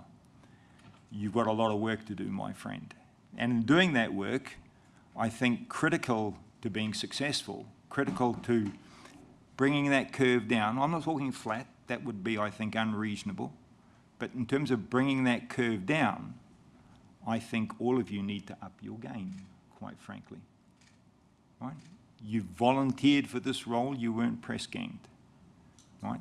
But you need to up your game. And the first thing I'd suggest you do, and the one suggestion I made in terms of spending more money, was you need to beef up your finance team. Because at the moment, I don't think your finance team has the resources to give you the information you need to make quality decisions. As I said, with apologies to Mr. Bryant's family, you are currently like Kobe's copter pilot. You are flying blind. You have no idea, as far as I can see, what the impact of the decisions you have made for the draft 25-26 annual plan will be on the following year's finances. You are flying blind. When I was on council, I advocated for rolling 11-year budgets so that every time you did an AP, you could understand what the impact was for the remainder of the LTP. So you're always in a situation of having that sort of foresight. It's difficult if you don't know those numbers, and it's very difficult to do them in your head. You know, I'm clear, having spent all the time it needed to watch all last year's council meetings, that there are weaknesses in your team. And I think the best way of strengthening those is to strengthen the finance team that you have working for you. And that doesn't just mean improving the people, it means giving them the time to do their job properly, right? Because at the moment, my concern is that, as I say, you're not going to deliver Mahi's promise. And if it's sufficient motivation for you, wouldn't it be wonderful to be able to, 10 years from now, point out that John Robson was so wrong in 2024. If you need any motivation, most sports people, they need some motivation. And if you can make it personal, where's Mr. Schuler? There he is, he understands this. If you can make it personal, if you can make that motivation that strong, maybe they will make the effort to deliver and keep their promises. It's really important, this. I'm concerned that the rates increases that you put in the draft annual plan are too high. I'm concerned that they're too close to the rates increases that were forecast in the LTP. I'm concerned that the city is becoming increasingly unaffordable for the people at the bottom. So I'm going to ask the same thing that I asked for in 2017, and that is, can you make the rates burden less, and whatever that burden is, can you make it more progressive? And at the risk of upsetting some people in the Mount, when I hear someone, when I read a submission that says, we know someone who's paying $30,000 in rates, this is absolutely outrageous, my response is quite simply, that person doesn't have a problem with rates, that person has a problem with financial management. If you're paying $30,000 in rates, you are rich beyond the dreams of avarice. You just need to buy a financial advisor. Don't take Mahi, I don't know whether he's qualified, and he's got another job to do anyway. But you need a decent financial advisor. The people I'm concerned about are the people at the bottom. And if that means putting my rates up, please do. That's it on the AP. I'm happy to give up a couple of minutes of my local water's done well to ask whether there's any questions in regard to my written submission or the key points I've just made.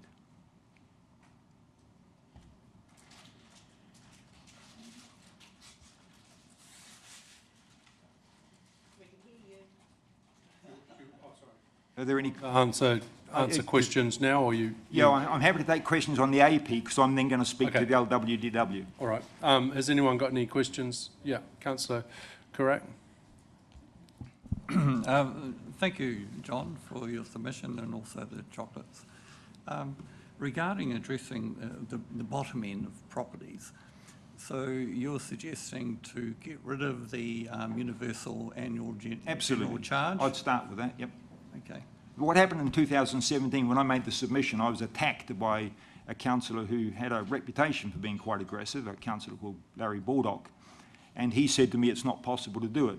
I had the pleasure of not long after I made my submission being re-elected, as I said, in the by-election of 2018, thanks in no small part to Councillor Steve Morris and Councillor Rick Kurak, who publicly backed me getting back on council, having failed to give me any support during the bloody 2016 election, I might add. Right? Right? But when I got back on, I had the pleasure then of being part of a council that did exactly that. It reduced the fixed charges and effectively lowered the rates at the bottom and increased the ones at the top. And I live in that other space, and I'm happy to pay more. Happy to pay more if you can make those rates more progressive. Kia ora. Kia ora. So what roles do you think we could benefit from within our finance team in particular? Can you be a bit more specific with that? There's two obvious examples. I think because the way the Local Government Act works, the relationship between the person who's the head of finance and the chief executive is wrong. It's just completely wrong. If you look at a typical board, and I'm thinking General Motors, Toyota Motor Corporation, Barclays Bank, these were all clients of mine back last century when I had a proper job, or someone would give me a job. There needs to be a tension between the finance director and the chief executive.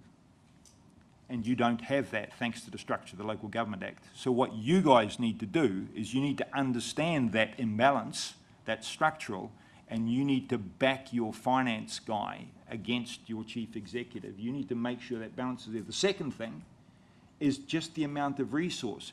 You have run your finance team ragged. It's obvious.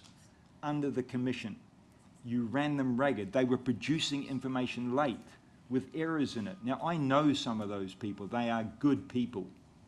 And if you treat that team right, you resource them right, you give them the information, you ask the right questions, you will be well served. But if you don't get your finances right, If you think you can run a council without doing the numbers properly, you will fail abysmally, and you will hurt everyone, including, to quote you, Mr. Baker, including your people, because your people suffer as much, if not more, than other people when these burdens are imposed upon them, right? If you want to look after your people, you need to start thinking about the numbers in this place, my friend, big time. Is there any other questions? Right, local water's done well.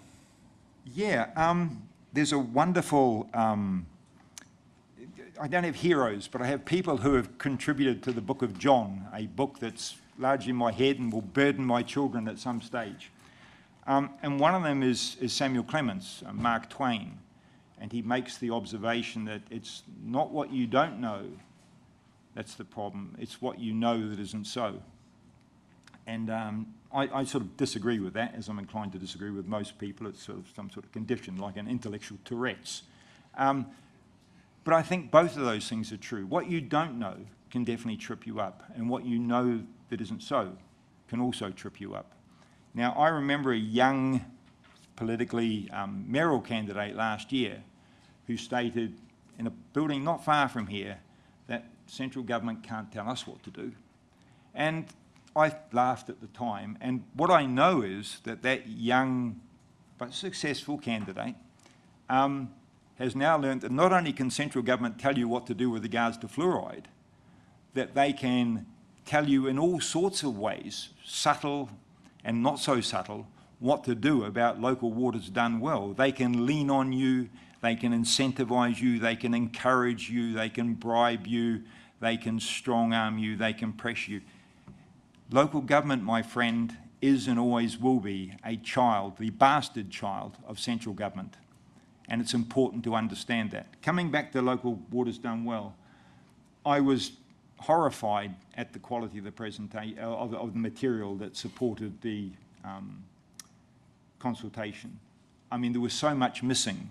And I wasn't the only one that thought that. Some of the team of 10 clearly thought that.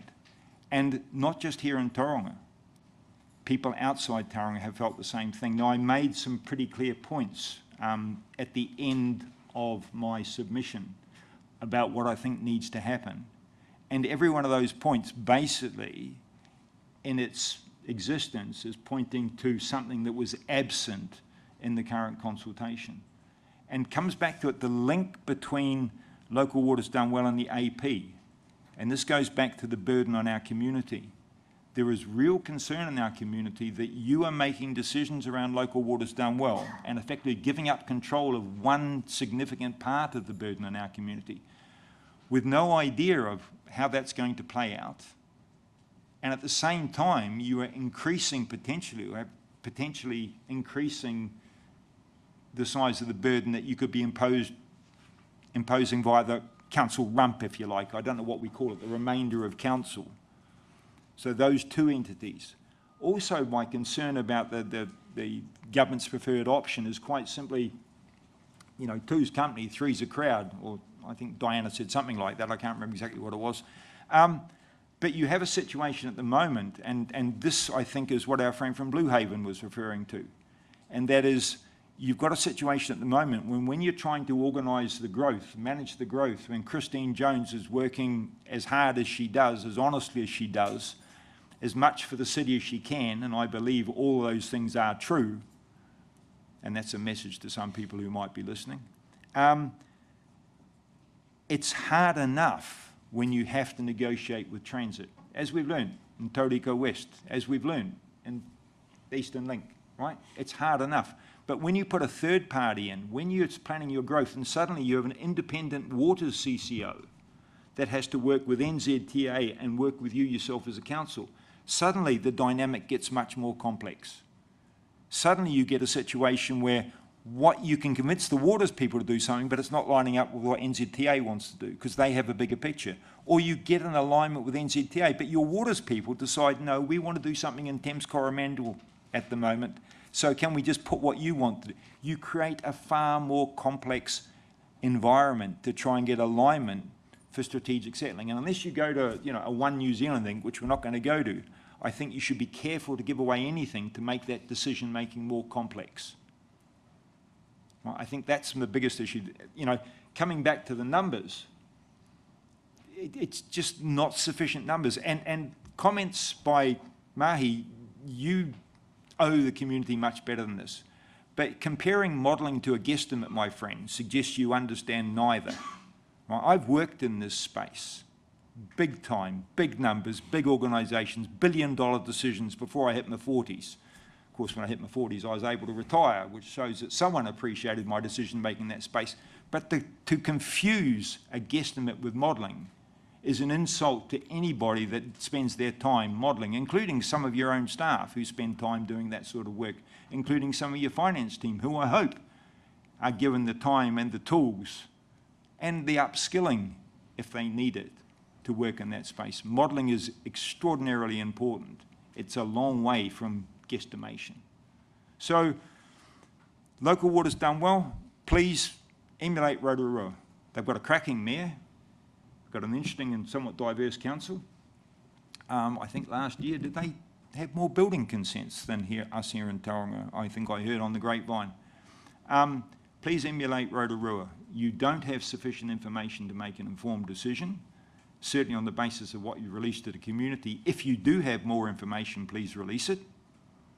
But I've got a funny feeling you can't. The idea that you commissioned work out of a consultancy, you commissioned work from what I used to be a consultant, as some of you may or may not know, a black box consultancy, a consultancy that did magic but weren't prepared to share what magic happened inside their black box. My advice to my clients back last century was never, ever work with a black box consultancy. And the critical reason was you need to be able to get a second opinion. And hey, sure, I had a vested interest. I could be the person providing that second opinion and charge them the sort of rates that the Commission used to charge the city. And by the Commission, I don't mean Antolli, I mean the entire Commission. All right? So I had a vested interest in saying that, but I also had integrity. It was a valid issue. Hiring black box consultants is done by people who don't understand consultancy. And, it's like sending someone out to buy a dog. If they don't understand dogs, don't send them out. Don't go and buy consultancy if you don't understand consultancy. The phrase, hire a thief to catch a thief comes to mind, but I'd like to think I wasn't quite in that space. Hey, look, there's a minute to go. I do really appreciate the time. I haven't repeated what I submitted, because I'm sure you've read it. I have made the effort to submit you a copy that's retained its formatting, because the moment the formatting went, it became, it only needed green crayon to have me sectioned. So the formatting's to sort of reduce the chance that at any minute, Section 29 of the Mental Health Act will be invoked and I'll be carted away. You have 45 seconds. Any questions at all on local waters done well? Councillor Crowther. Some of us were in Rotorua yesterday. We heard from a DIA official that the reason the numbers don't tally up for the potential savings for CCOs is that Martin Jenkins, who he's close to, did not necessarily get those numbers right. And he said personally, and I think he mentioned it publicly, or semi-publicly in that meeting with a lot of councils, was that it should be more like 15% OPEX savings, not 1.25% or 1.5%, 15%. He said we're thinking far too small in terms of the savings, and he's actually led the process in water care and other places. So what would you say to that DIA official who says we will get massive savings from a combined CCO? I mean, it's the same thing. I used to do this stuff. What's the evidence? What's the evidence? Sorry, unevidenced assertions don't work for me, never have. One of the things I prided myself on as a consultant was the promise that I would understand my client's business better than they did, and that we would learn more together, right? If that's true, they should be able to evidence that. And if they can't evidence it, don't believe it. As I said when I started my little mihi, I don't have gods. I don't have priests in my life. People that come along and make promises for which I have to have faith or belief don't cut it for me, and your consultants shouldn't be in that space, neither should the DIA. All right, thank you, John. Appreciate your time and your conversation. I hope all goes well with your family member. And thank you. One last thing, and as I said, it's a bit convoluted. Apparently there's a rally at 1 o'clock in Memorial Park, starting Memorial Park on Sunday, and I recommend that everyone goes there, including all those people listening and online, and of course the people around this table, staff and elected members. Could be fun. Thank you. Thank you. Thank you. Next, we have the incubator. We've got Simone Anderson, James Wilson, Kelly Greer, and Anne Pankhurst. This is submission 848, and it's the last tranche of submissions, page 878. Yep. Welcome, and you'll have 10 minutes, including questions, if you want to leave time for those. So thanks for your time today. Koutou, Simone, and I'd like to introduce James Wilson, who is the chair of the incubator, and also my lovely colleague Anne Pankhurst. I'm sure most of you know who she is. And also we have some of our trustees and team sitting with us supporting today. We're reassured that meaningful action will emerge from the key recommendations in our submission, and we're grateful for the productive conversations that we've had to date. Seeing is believing, and your tour through the incubator space has proved that you understand that this isn't just space, it's important city infrastructure. I'll start with a fun fact about the origin of our name. What is an incubator, you might ask? An incubator provides a stable environment for growing culture, ensuring that it thrives under optimal conditions. We want to reassure you, as conscientious partners, that we fully understand the financial challenges facing our city. We're not here to ask TCC for more money or funding during this constrained period. Instead, we come as committed partners focused on maximising existing resources and seeking those optimal conditions to ensure a stable environment, one that allows a vibrant culture that we've incubated to continue to grow and thrive.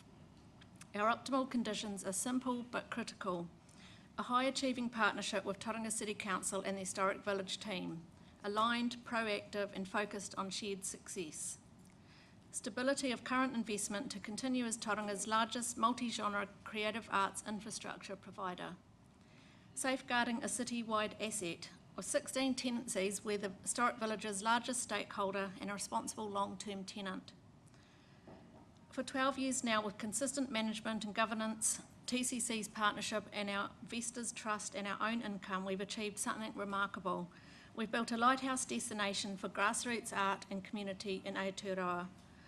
This thriving arts and culture ecosystem radiates through our entire city, with its reputation spreading nationally and internationally.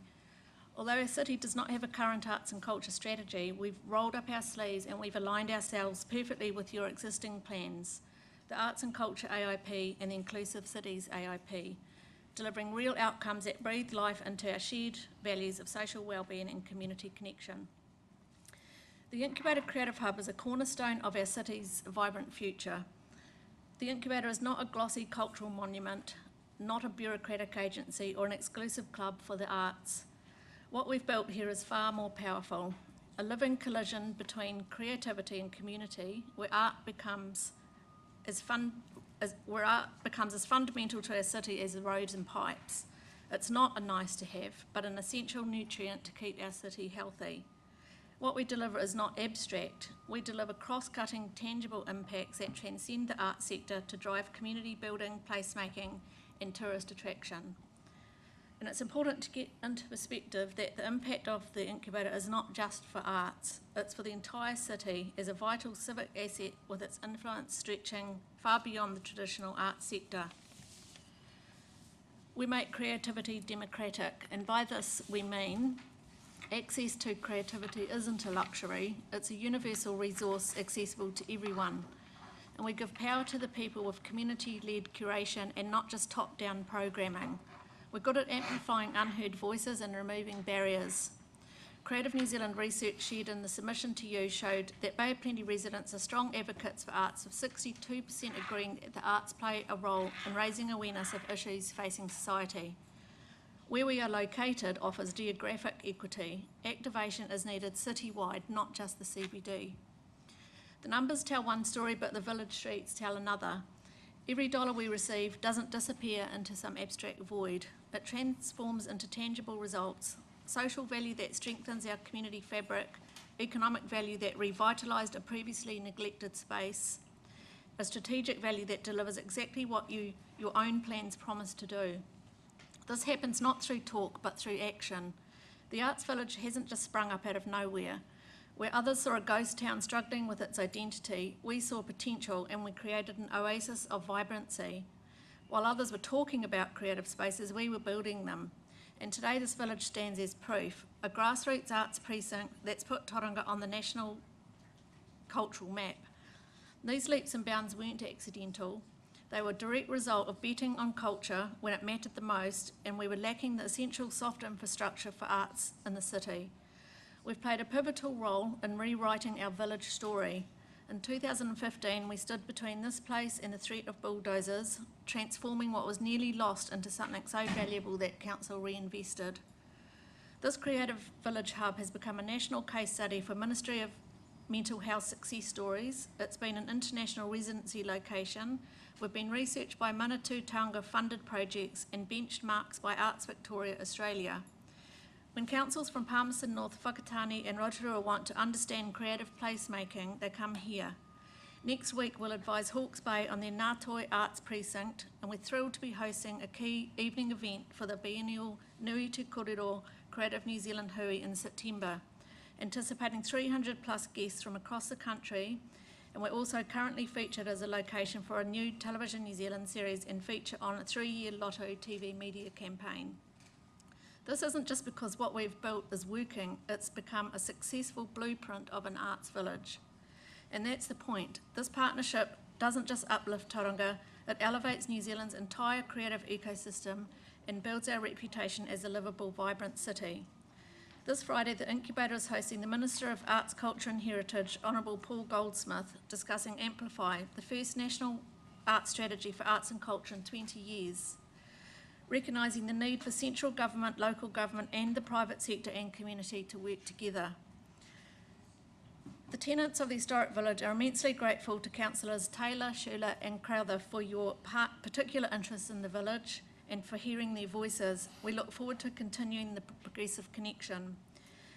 We've undertaken a survey of the village tenants about the parking issue and have a fresh survey result from our community on how the Incubator is valued as a community and arts organisation, which we've shared with you. Mayor Drysdale, I'd like to thank you for your interest in how we intend to operate, and hopefully our written submission has helped. But if we can be crystal clear about 3 things up front. 1, we're not asking for more money. We get the constraints. 2, we've never been passive fundraisers. We hustle hard. 3, our artists and community pay their own way, literally. Last year alone, our team generated over 50% of our income through events, artist contributions, commissions and facility costs. We pay 45% of our grant back to the council in leases.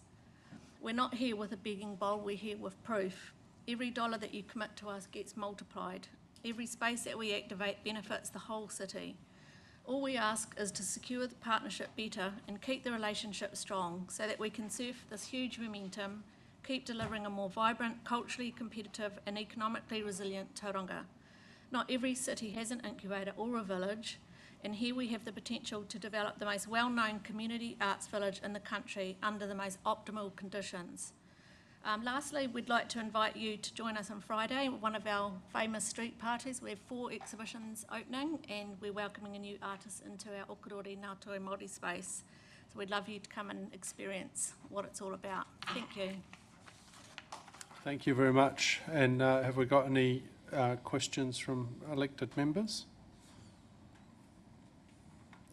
Yeah, Councillor Rolleston and then Councillor Baker. Kia ora. Thank you for your presentation and the great mahi you're doing. Earlier this morning, we had Creative Bay of Plenty speak, and I see they're listed on your table on page 848, Tauranga Gallery created by Opinion Incubator. We know, I guess their one was they're running on the smell of an oily rag, and they've had some funds, but they also presented to us the work they're doing with Ngātoi Māori. I guess I'm just looked down that table and I couldn't see that through there, whether it was an oversight across the three. I couldn't really see, and I'm sure it's there, but I just couldn't see it on that table, anything particularly Māori across that. Any comments on that? Was that?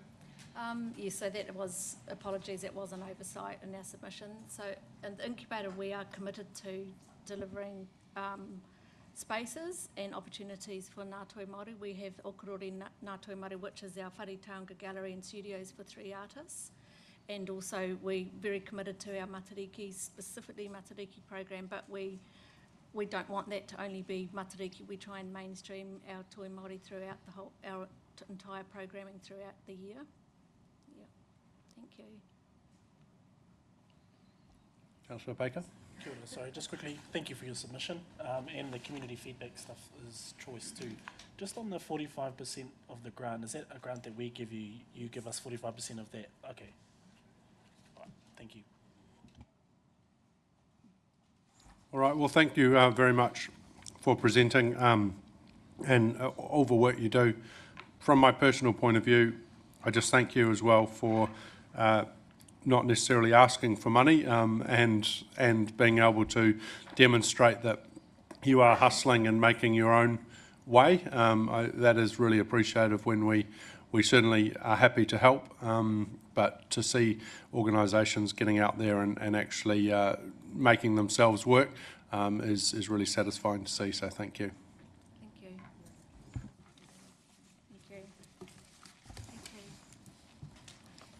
Thank you. Next, we have Otamotai Football Club. We've got Andy Martin. Is Philip Mulligan here? Yep. Fantastic. So this is submission 820 on the final tranche of submissions, page 705. Okay, so my name's Andy Martin. Kia ora koutou, Mayor Drysdale, councillors, Councillor Crowther. I guess first thing, a bit of housekeeping is, one, I'm a lawyer by trade, and so I'm familiar with the rhetoric and the oratory and persuasive. I can guarantee you won't have any of that from me today. We can lift it a little bit from the heaviness of some submissions you must have heard today. Secondly, you must be really sick of 5-minute submissions by now, but we'll do this very quickly and hope to bring some value to the table. And thirdly, you've probably had a lot of rocks thrown at you today, and I do hope that by the end of the day, you can look past the bruises and think that there is a good way through, that you get some good feedback and some positive projects going forward. So, yeah, I guess the first thing is we're from, Phil and myself, from Otamotai Football Club. We're the largest club in the city. We're based down at the iconic Ferguson Park, and we have 1,200 members, which does make us a very solid presence in our local community. The first thing we'd like to say is that we do support the annual plan, and we particularly support, from a sports and community perspective, the investment that is continuing to be made in there. We're also very respectful of the financial pressure the council is under and the austerity measures that we need to be making, and that every decision you make on expenditure has to have some bang for buck. So we're very conscious of all that. Now, our submission was quite simple, and arguably we didn't even need to speak with it, and arguably we didn't even need to put it in. But it's very routine, it's not lofty, and it deals with some immediate needs. But one of the reasons that we wanted to speak to it was because we think that the small project that we're about to talk to, that speak to our immediate needs, is the type of project that council can look at as councils that can be invested in as we go forward with these austerity measures. Because while the tap is not gushing like it was with the commissioners, it needs to be steadied to something that's manageable, and we can't waste water and let it drip away. So Phil and I and the rest of the exec just want to talk a little bit about immediate needs in a project that does fit those kinds of criteria. So we have a simple need. We have Ferguson Park. Everyone is very well aware of the beautiful, iconic nature of Ferguson Park. As a football club, we can't actually use the whole of Ferguson Park at night because of lighting. Now, lighting is a simple thing for a football club, a rugby club, a tennis club, any sports club. It accesses grounds for evening training. It provides a lot more capacity for the use of the ground. Our simple point on lighting is that we actually have some discussions going on right now with the Spaces and Places team, and we're hoping to get a favourable decision for some funding to upgrade our lighting to the tune of maybe $150,000 or $200,000 to convert it to LED and also expand the coverage within the park. Now, what that's going to do for us is allow us to take a park that we're currently largely at capacity at due to the current facility and use it a whole lot more. So the one thing that we are really wanting to make sure is that Ferguson Park is a wonderful asset. It exists. It's not that hard to increase its capacity and use the capacity that's there. So what we're really looking for is our immediate needs of this year and next year is we just need to get more lighting at Ferguson Park. And then suddenly it opens us up for evening trainings, more community use, games under lights. And similarly, because we're at capacity, we quite often use wharapai domain occasionally. Similarly, that's very much a daytime thing for games and a daytime thing, but it's also a great venue in the CBD for, if that did have some lighting, that would open up a massive field for a lot more use. The other thing that's happening at our field is the drainage. Now, we obviously know it's low-lying. There are inundation issues. I've tried my best to understand those issues with the reports that are on, but I can't pretend to understand them. Currently, we were the beneficiaries of some drainage work last year. It doesn't seem to be working. You would have heard from Mark and Nelson this morning from Papamoa, part of the same football community, but a different club. I did listen to his submission this morning and I had to agree that when work is done at clubs and grounds and facilities, that there are checks and balances to make sure it's done properly, because I would say that the work that was done last year has not yielded a benefit to us. It's actually, our drainage seems to be worse than it was last year. It's not because of climate change yet.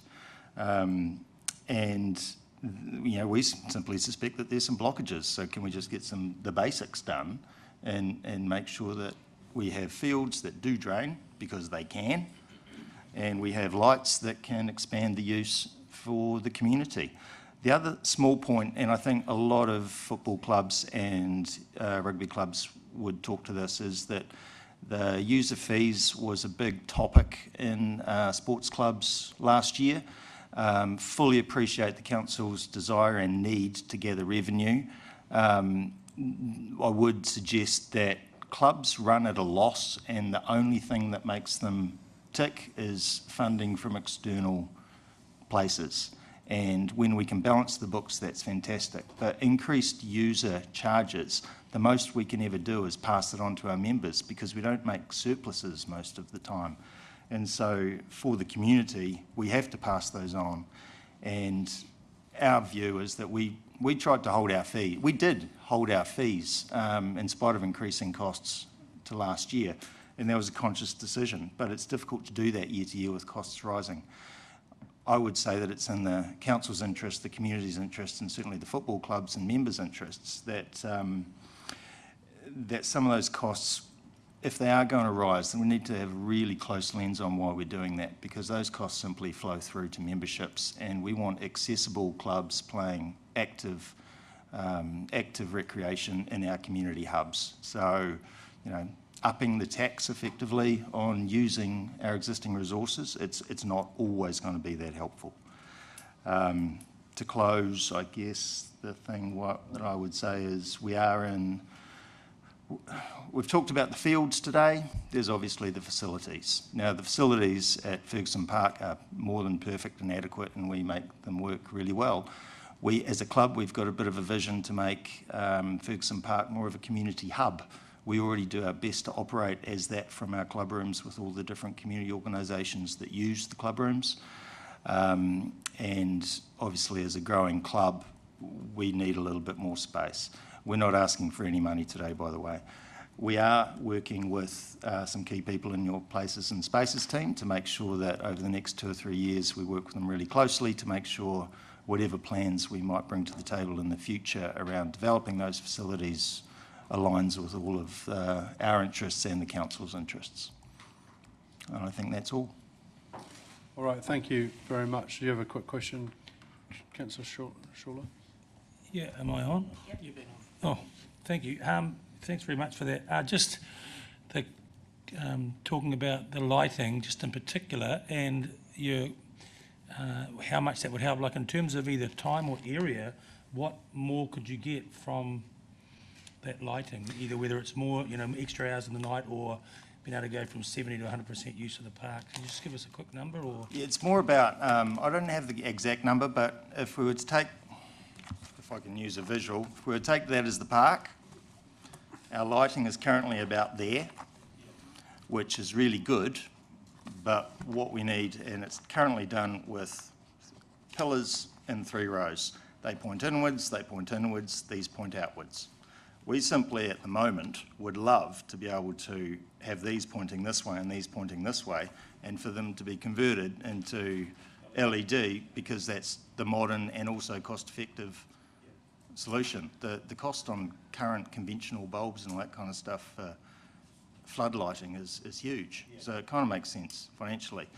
In the future, we'd love to be able to actually shift that a little bit into a different part of the park, because what happens at the moment is the playing grounds that are on there absolutely get smashed because it's the only place to do it. There is a small area over here near the boat ramp that also has 4 floodlights that makes that useful. Our view in the future is that those lights need to be brought further down here and meet the car park so that that entire place, which is unused by anyone, can be used all the time. So it's more about spreading the use of it. Makes it very simple and easy to maximise the space. Okay, thank you very much. Thank you very much for your time. Thank you. Next submission is 721 Greg Brownless. That is on our final tranche on page 297. Thank you. Yes, I can endorse the busyness of Ferguson Park, living there myself, and I can also endorse what I heard said by the people from the incubator. It's an absolutely fantastic place and worthy of support in one way or the other. I did manage to find my way up here. It's a beautiful building. I nearly got caught in the sheep dip gates down below, but turned the right way just at the last minute and ascended the stairs. So I did want to, before I start, to reflect that the land on which this building stands was in effect owned by the community, but it was sold off by your predecessors, the Tauranga City Commission, to corporate ownership. And I think it's a bit of a pity. It's such a wonderful building. I wish we owned the building itself and the land. I haven't come to speak or argue the point about the annual plan, really. It seems to me that to a large extent that has been chartered by decisions made by the Commission and not yourselves. And to that end, the previous government that appointed the Commission and the current government that refused to rein it in and therefore allow the elected council a fair go are at the top of the responsibility tree, which leaves you now clinging to somewhat splintering branches. Pruning could have been applied to some of those items to which you were signed up for, but I think largely that's now a moot point.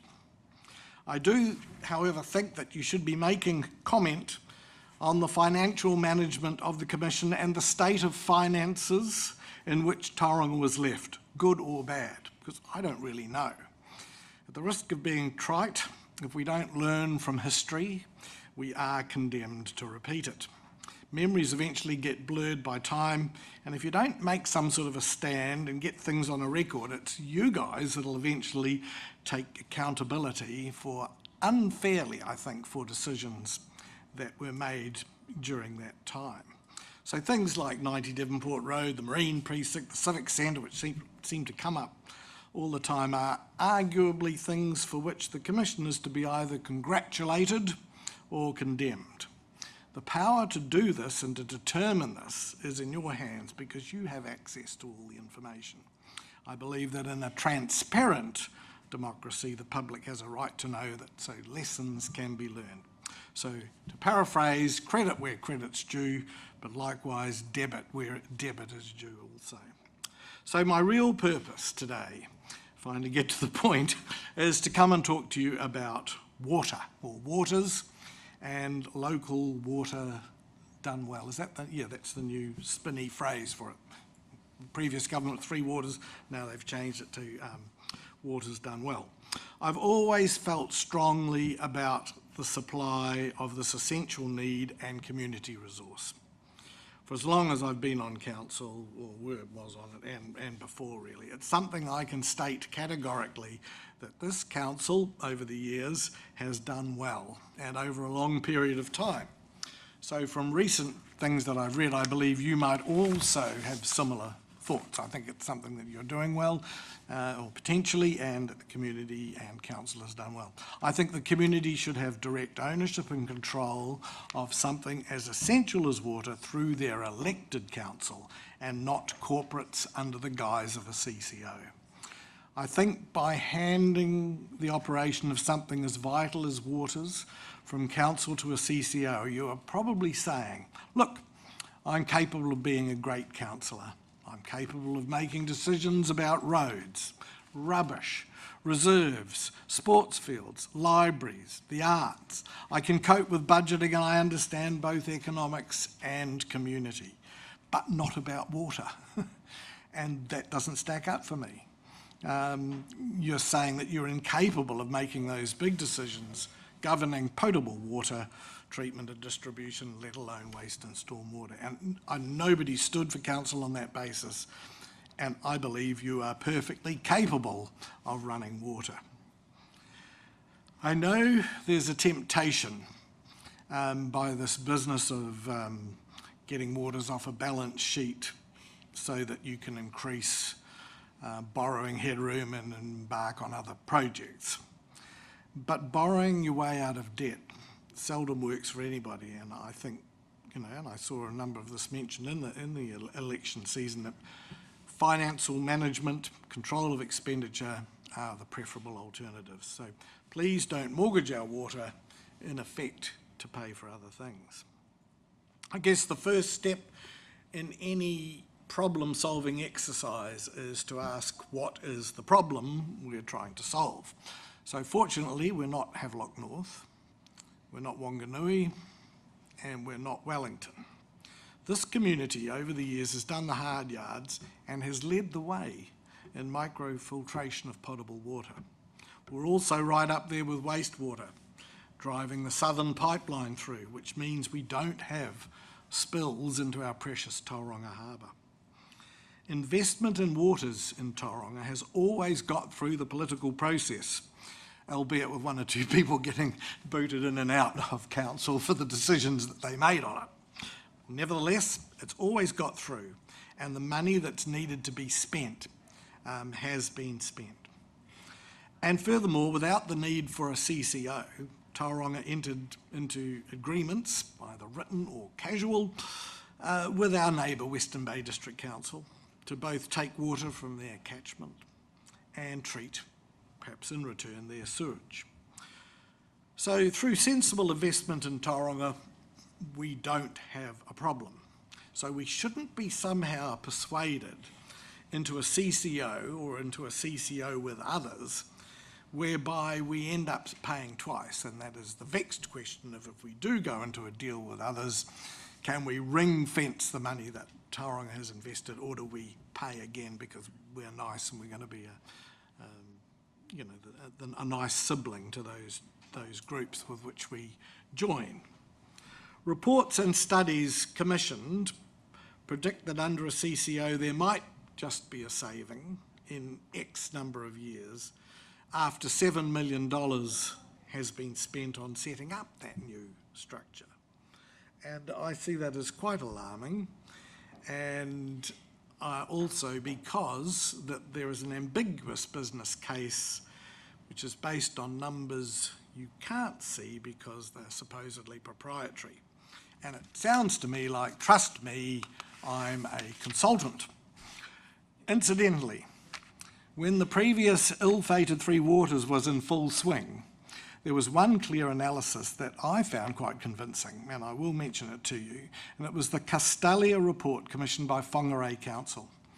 It's looked into the numbers then produced by the then government to persuade people that Three Waters is the way to go, and it stated that the claimed savings to costs under that reform scenario were based on faulty assumptions and flawed analysis. You can find it to this day on Whangarei Council's website. It's well worth a look. Now, unfortunately, with the reports that we've got, we don't, and even elected people do not have access to the analysis that has predicted the slight savings. So if water isn't the problem that we're trying to solve, what is? Well, perhaps we're trying to gain favour with government. Maybe we think that government wants water CCOs, and that if we go ahead with that, we'll get some sort of pot of the gold at the end of some rainbow regional deal. And I have yet to hear that a regional deal, whatever that encompasses, because even that in itself is rather loose, is depending on establishing water corporate. I think there are far more serious impediments to a regional deal, and to look at those, you'd need to look at some statements being made recently by the Minister of Local Government and local MPs. I won't quote from them, but I'm sure you're aware of them, and I think there needs to be a relationship repaired there before we've got any chance of regional deals, whatever we do with CCOs. So to me, it's quite clear what's required before a regional deal is approved, and it's not a water CCO. Can we look to water care in Auckland as an example of what to expect if we go down the CCO path? Well, I hope not. The cost of upgrading the Huia water treatment plant has just had a budget boost from 420 to $1.12 billion, which makes the $80 or so million budget boost on Cameron Road before your time look less significant. Further, without the scrutiny of direct council control, they've recently been defrauded. And note that my use of the word budget boost is spin for budget blowout. It is used interchangeably by the media depending on whether they're on your side at night, or not rather. You either have a budget blowout, or if they're feeling kindly, you have a budget boost. So I'm coming to the end of what I wanted to say, but I did want to mention a former councillor, the late Bill Faulkner, who was deeply committed to Tauranga's water services over many years of being voted in and out of council. So he was voted in and out. And Bill did regale us with a story, and I believe it's true, about him attending a water summit in Auckland quite a few decades ago. And the Business Roundtable chief executive, whose name was Roger Kerr, appeared to favour corporatisation and was trying to persuade councils that that was the route even then, that they should be going down. And Bill really revelled in the story of Roger saying that, for example, Tauranga's water could be run efficiently by only 25 people if it was done in a corporate. Really, said Bill, we'd have to double our staff to do that.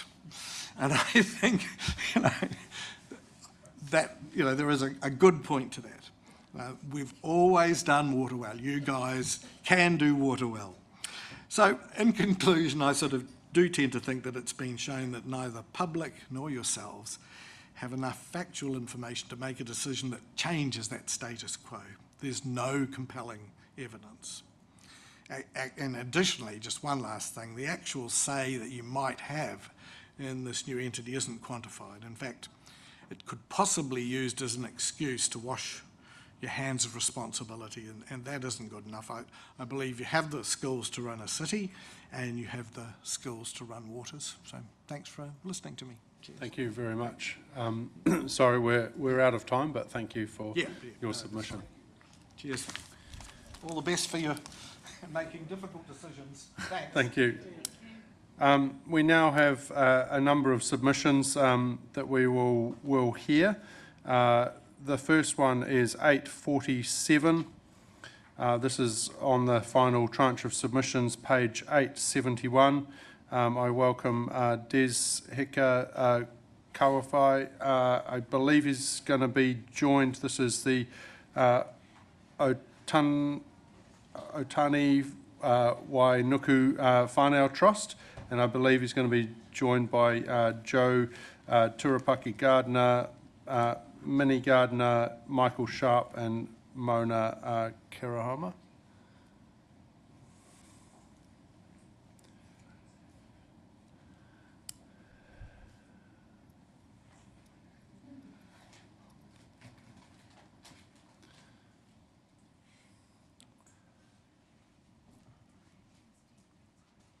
So we've got three different submissions here that we'll hear, and we may have slightly different people for each, I think. Is that correct? Yeah. So yeah, thank you for joining us, and you'll have 10 minutes, including questions for this submission. Thank you.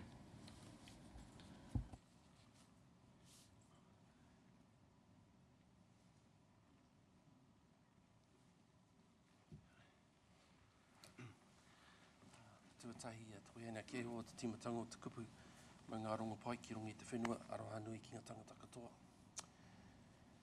Ki ngā mahara,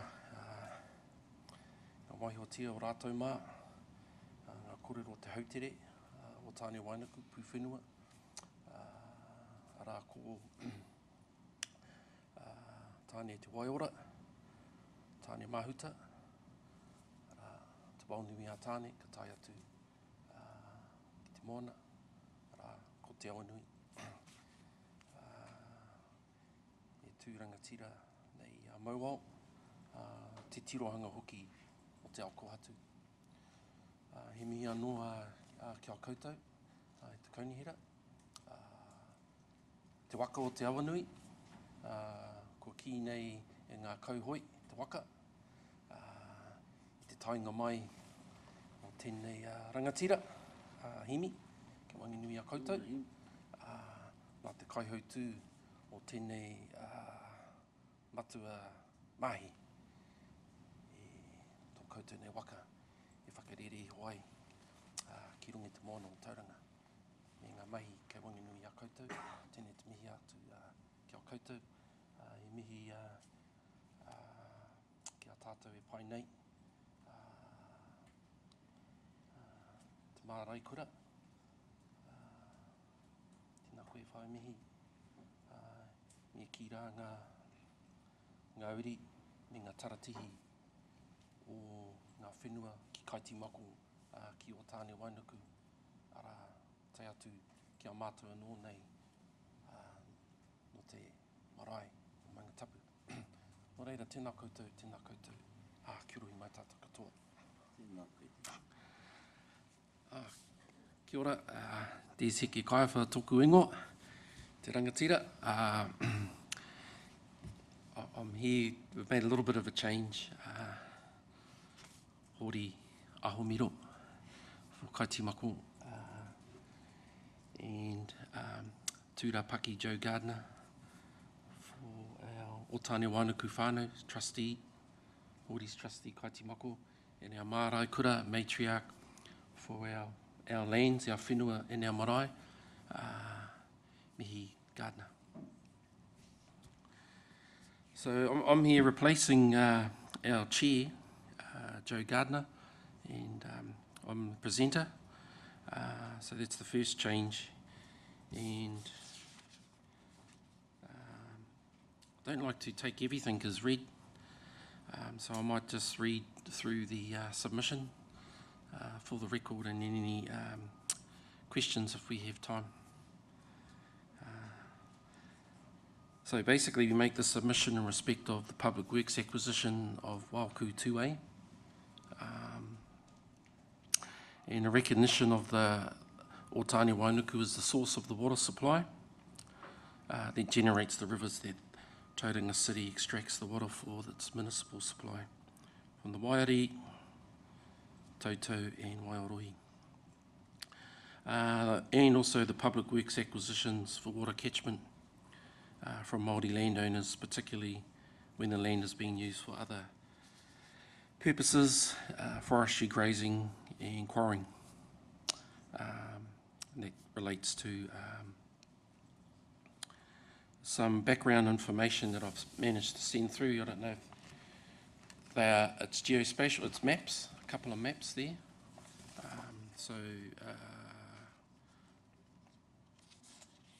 They might be put on, there's one there. Yes, that's one, thank you. And the other is the, so that one is the extent of those public works acquisitions in pink. The water catchment areas within the planning are hashed in blue. The dark blue is pretty much the water mains and the respective reservoirs, the big blue circles, and the rest. That other blue there is the rivers. And, those and they all seem to come from the Otani Wainuku.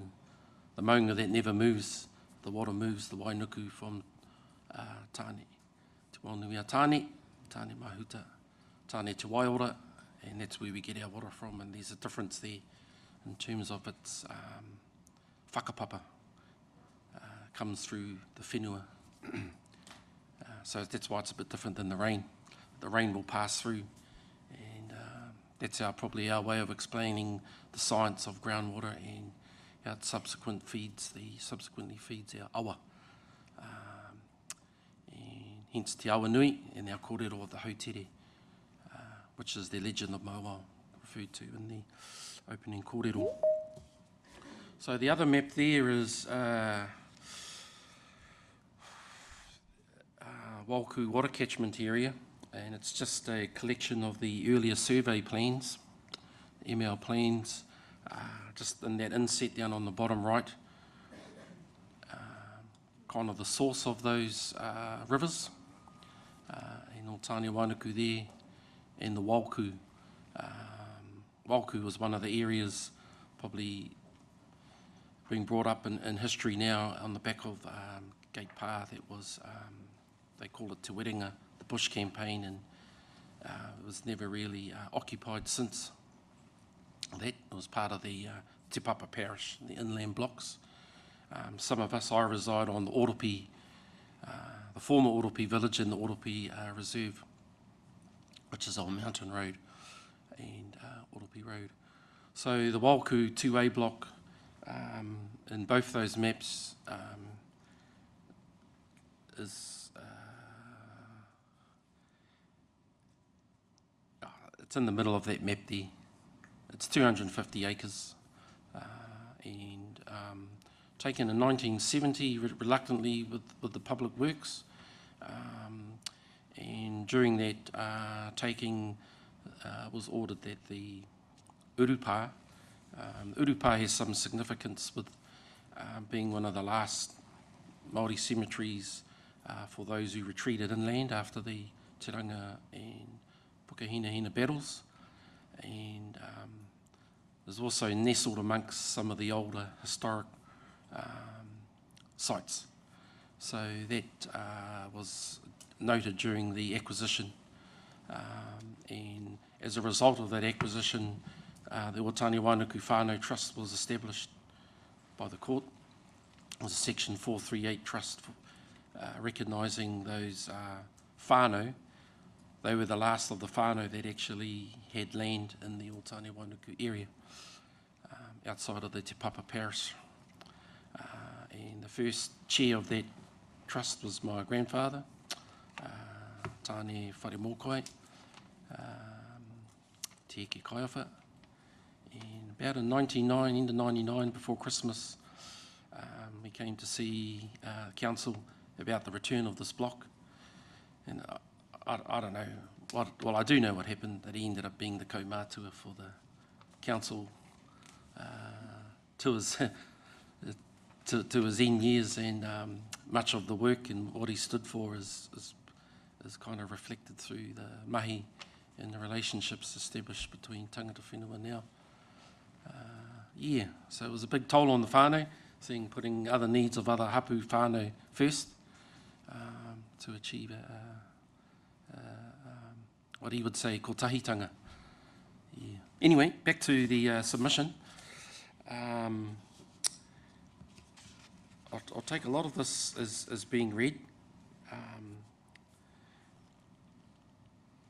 because I've just summarised that first 1.1, and it has come between the council's attention for a while. And so back in 2013, it was declared surplus to requirements, and in an annual plan process, council had resolved to gift the land back to the former owners, and we had trustees at the time. There were some who have passed attend, and it was good to hear that progress of that resolution by council. The progress has kind of stopped there. Being in that area, we know that there have been offers in terms of purchasing surplus land, but nothing's been forthcoming to the Otani Wainuku Whānau Trust. Joe is our trustee representative, Tūrapaki, and Morgan's unfortunately not too well to attend. And during that time, he's also our legal aid for Ngāti He, Michael Sharp. So he's here with us today as well. And so basically, to get to the point of the process is to, the promulgated process being surplus, is to get into a position to see where council can progress and determine the process of the offer back, and just let the course run its course. If that involves identifying, we're very wary of identifying too much of our wāhi tapu, because a lot of our sites have been desecrated, or names have been changed to work around things. I'm quite aware of that. I work in that space quite often. And if we have to, we have to. If we need to look at other options for the land, I think the area is kind of sacrosanct, and it's deep within the forest. It's remnant forest. It has been logged in the past. It's not like all Tāne Wainuku State Forest. It could lend itself to be part of a working in with the rest of our ancestral lands, our ngahere. On another note, I've mentioned Otawa, is that we've done a lot of work in Otawa, working with the likes of Ngā Whenua Rāhui since the early 2000s and early 90s, and covenants and management agreements over those lands. So that would probably be able to work in with other agencies, other government agencies, DOC, and our fellow iwi and hapu and whānau, and the community groups. There's been a rise in the community interest around environmental, and that's been a bit of a concern. We're now kind of our rangatiratanga is being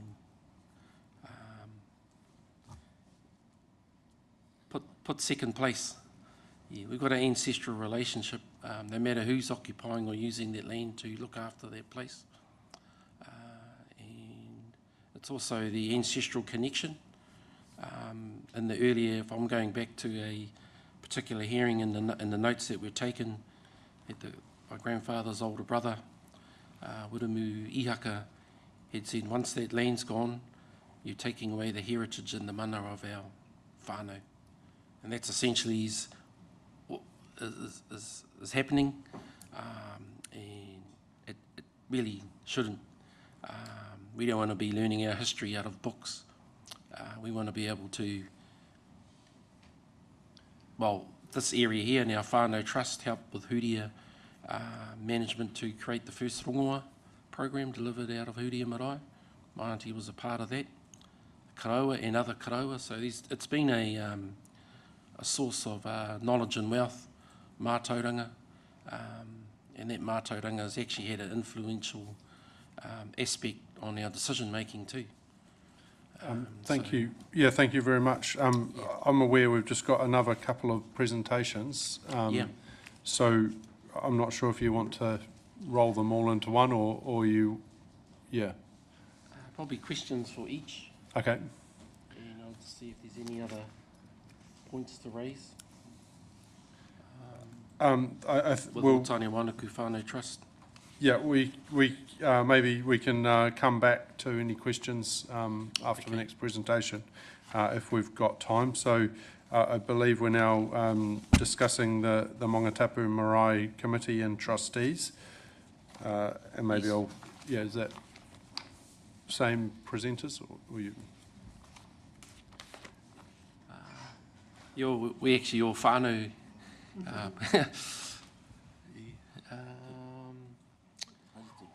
Haere tonu.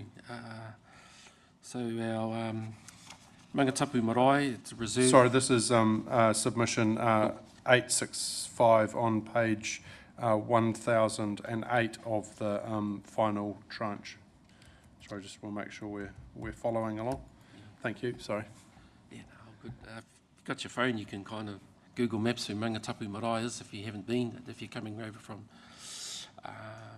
Te Manga, you go across the Mangatapu Bridge, you see the marae down there on the right. Used to be up the top because a lot of the history was one of the strongholds for Tauranga, and the tragedies, the marae is shifted and it's now is where we are located. It's in a kind of a high risk area because it's low lying, it's off the terrace. We have puna, which are springs, which do come up from time to time, and we're very close to the coast. Okay, so we've also got, in terms of infrastructure, council, they've got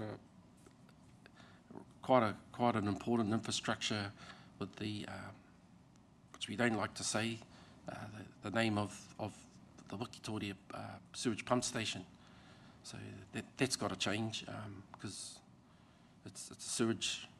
Anyway, so that's at risk too, to these flooding events, sea level rise, and basically the submission is around the resilience of our marae and our people, Ngāti He, Mangatapu Marae. So the land includes both the top, which is Marae Reserve, and that's set aside for the Sports and Cultural Club, Rangataua, Ngā Pāpaka o Rangataua. And this is down below where we have most of our facilities, is the Kohanga Reo, our whakamoimiti whare karakia, o Rātana, our ablutions and preparation and storage room, like the mattresses and the likes, and our two whare tupuna, which are ancestral houses. They're both Marae Kura Wairakiwa. She is our whare tupuna, our ancestral house, our main meeting house, the whare nui, and Te Ao Takawhaki is our other whare tupuna, the whare manaki, where we invite to host our guests and have our functions there. D. So what you have there, just up there, well, because it's been put up, is a map with the drainage that was surveyed just under a year ago by the council contractors Downers, and that map has led us to address an immediate issue as a result of the what they call these stormwater events that keep occurring, these cyclones. So we had one there in particular where the stormwater system failed, and the road reserve manhole actually popped and came down through the back of our, I suppose, the engine room of our marae, through to the marae car park and into the wharekai. So there was a bit of fix-up work afterwards, but we felt that it wasn't enough because it didn't address the stormwater issues. So basically the support offered from the last government to reach out to marae and Papakainga through the old government with Te Manawa Te Wai and the entity Bs and the subsequent facilitators for each area. We're an entity B, so we accessed Te Arawa Lakes to see if they had any resources, and they produced the marae needs assessment and site visit assessment for us, and noted that became a basis to note our concerns around the stormwater. And in particular, one of those was to get this inventory done, and then planning for our car park. So we've been doing this car park and doing the drainage, and there's some specific concerns around council not having the in its clear line of sight for now to tell us when they're going to upgrade the stormwater in the road reserve. So the staff are trying their best. They can only do so much, and we feel it needs to come to make a higher decision around prioritising the needs around the both maintenance and the upgrading of that system. We have met with council's stormwater staff and water staff, and they can only do so much that's within an annual plan. I think some of the residual resources from the last government towards Marae and Papakainga, if any, can be allocated to areas of priority and of concern, like here at Mangatapu. So it also has an impact on, you've got that pump station there, so that's at risk too, to the same risks. Yeah. So that's why the particular request there is upgrading, which is, I put it all under local water's done well with water supply, and because some of in that water supply documents, it's not really acknowledged like where the source is from, so it needs more engagement for those who know the tangata whenua about the narrative that's been put out there, especially when it involves our whakapapa, and the coming back to our stormwater with the integration of the needs of our marae. I don't know if there are any other marae. I know that there are a lot of three water issues out there for marae. That's why I kind of put that map out there. So hopefully this could be an example to establish process, but it needs to be prioritised. We can't hear from the top of the staff saying, oh, we can't, it's not on the annual plan to do it. That's not good enough. We've done all that we can, and it's come at a cost. I mean, we would have liked to, we've got other projects to do to upgrade and maintain all those other facilities, but we've had to put a bit of a contribution to this. Our committee, which runs our day-to-day operations, and that of the Marae Committee outside of the trustees, put together, I don't have that document to present here. If one of our other committee members were here, I could have, but basically it was really photos of the impact and then costs, how much it's cost the marae so far to do this car park and the drainage. So we don't want to waste our efforts on that. And that's our kōrero for Mangatapu Marae. All right, thank you. Then we've got a few minutes for questions. Ask if there's any questions on either of this presentation or the last one. Yep, Councillor Schooler. Kia ora, and thank you for that. So can you just catch me up? So you've had some conversations with the council in terms of those upgrades, but they haven't been able to be specific. Is that about the timing of any upgrades, or the conversation is starting now? Oh, they've been there. They're aware of all the needs, and it's just not in this annual plan to be done. So there's no foreseeable time, and that we clarified that yesterday, and our comms got hold of the staff, and they basically said, we're going to do it, but we can't tell you when. Well, it started off with, unfortunately, we can't do it 1 July. So we would like to have it done 1 July. But if that was to get inundated again, it closes a lot of marae functions, because we host a lot of things come out of the back of our whare tupuna, whare manaki, our whare, the whare kai. Kia ora. Councillor Baker. Kia ora. Conscious of time. Okay. If we have time at the end, I'll ask a question about Otani Wainuku, but this one pertaining to the marae. You kind of touched on it there, but how much of a larger community benefit does the marae and the wider Māori Reserve, including the club, actually provide to the wider city?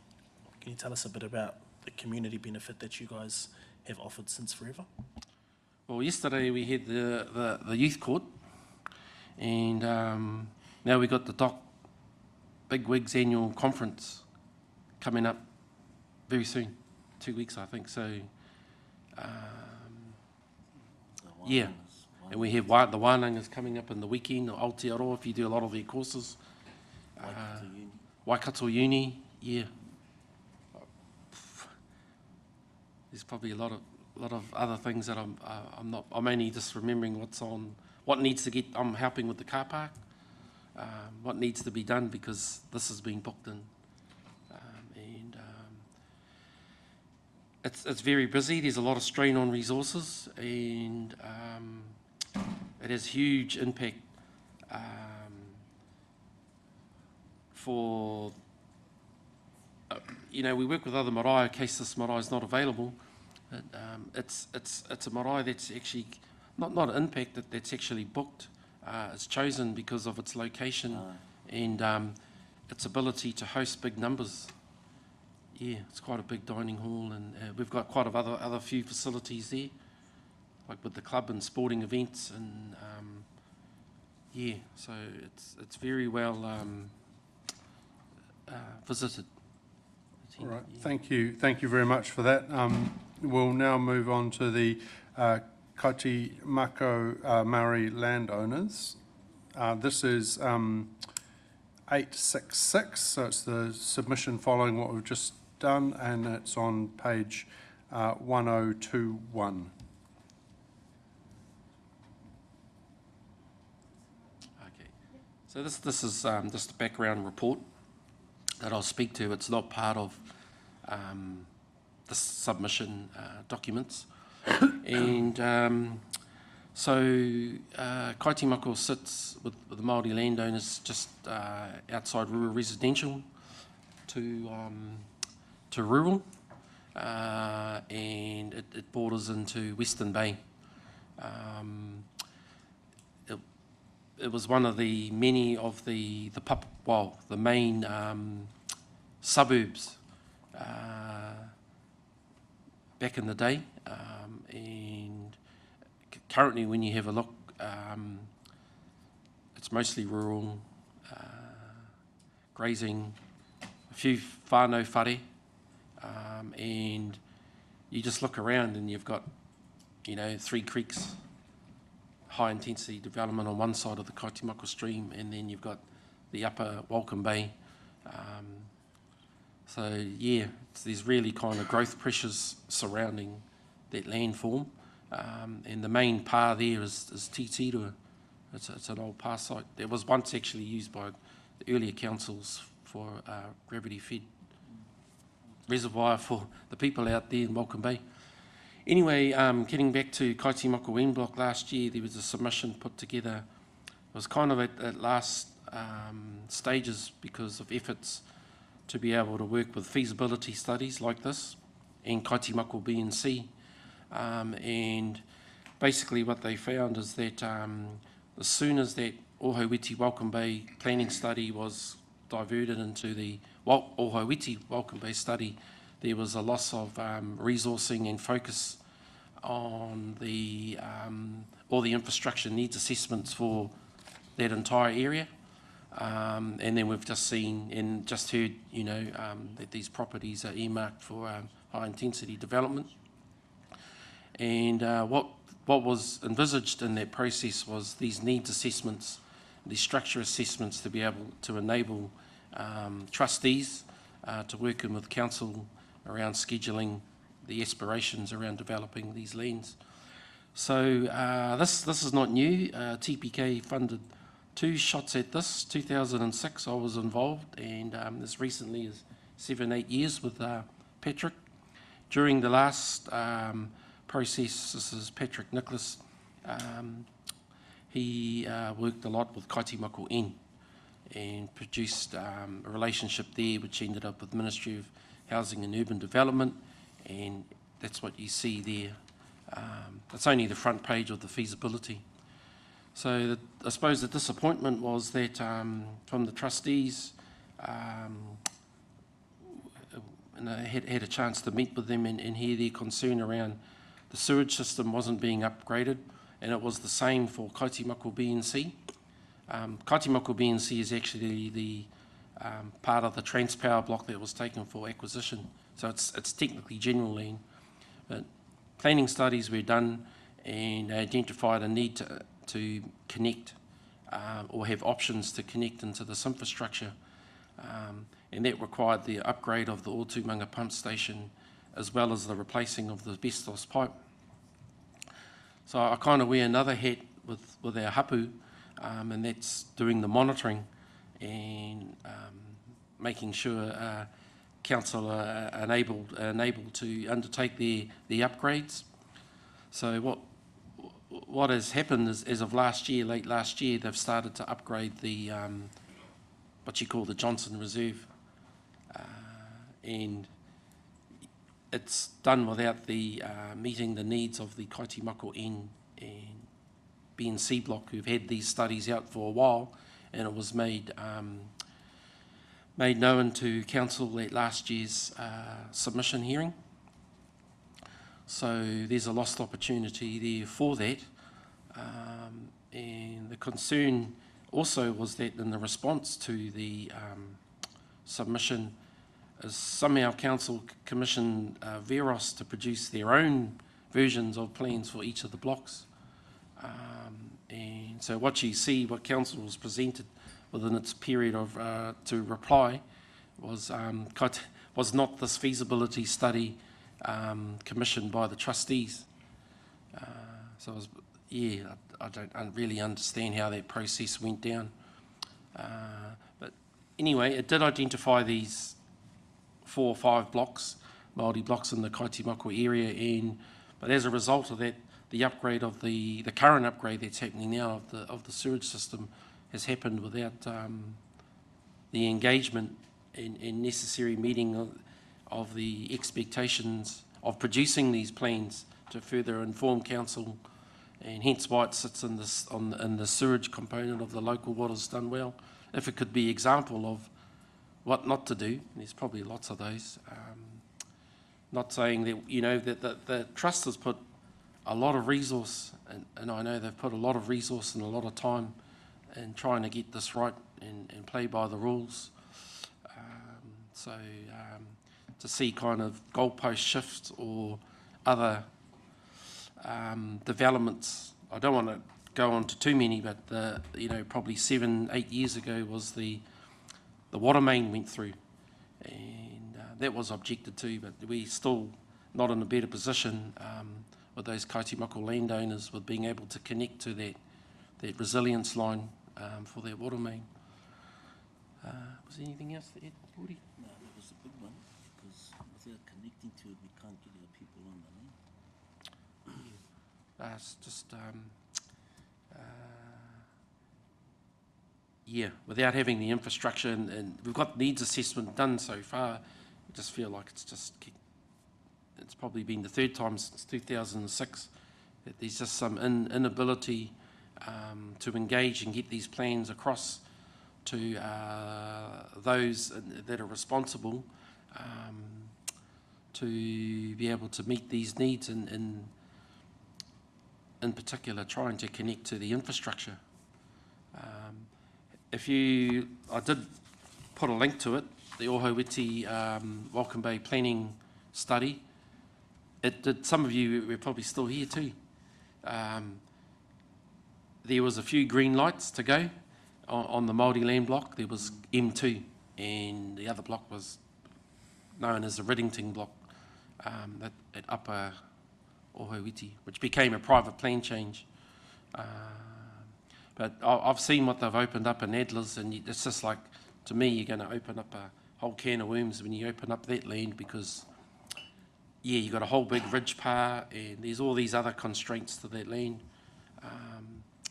And while we're living, or while our whānau are living in that area, they're just slowly seeing the growth of the city, and why are they allowed to build on that par site? Why is that?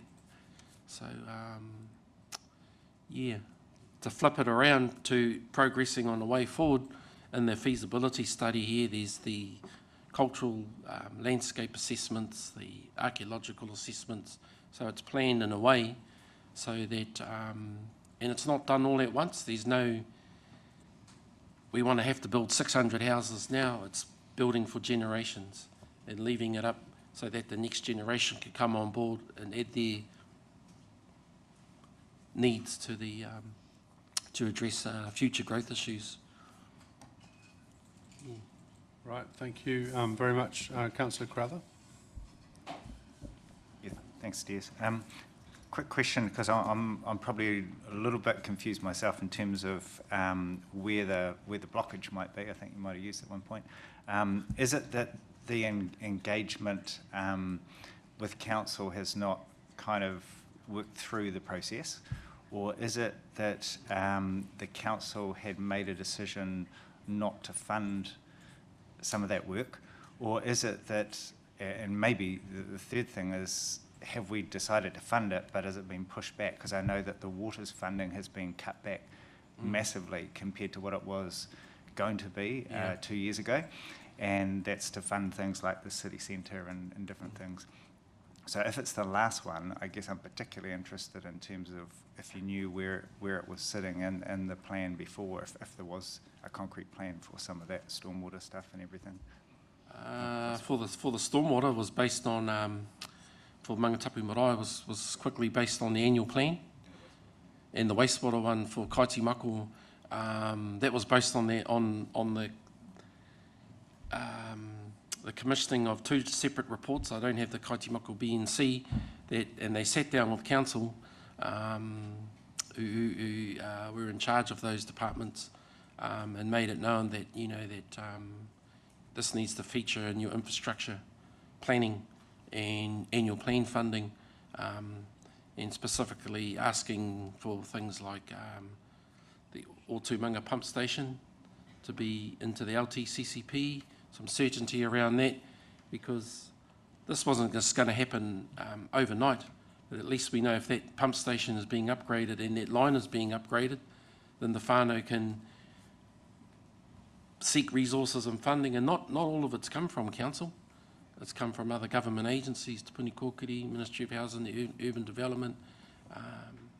Yeah, so it just there's just this disconnect,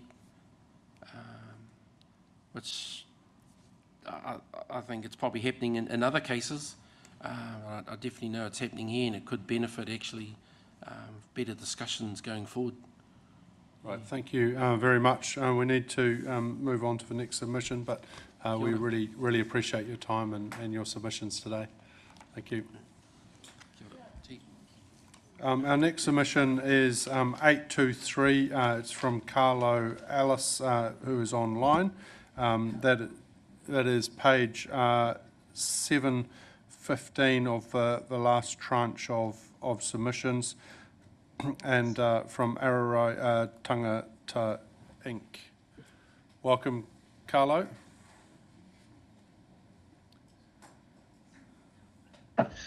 Kia ora, can you hear me? Yes. I understand Kura and Arthur are going to be there in person and open up, and then we have a video to play for the sake of time efficiency. Yeah.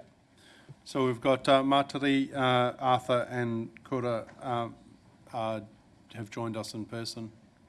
Hopefully you may be able to see them, or maybe not. I can't, but I know them, it's all good. Kia ora tata, kei konei. Hopefully, Maranga, we're awake now because I know it's been a long, long day, but I'd really like your undivided attention to this kaupapa, please.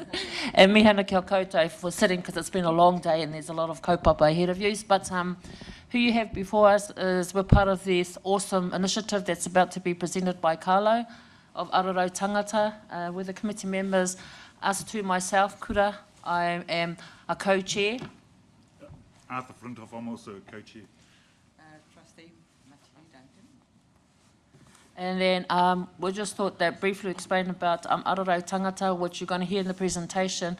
But I think just to align to our whānau beforehand to do with the Kaitimatoa block that they talked about and all the take and the issues that's happening, I think we're the solution to this. But hoi anō, I'll let Carlo take it away.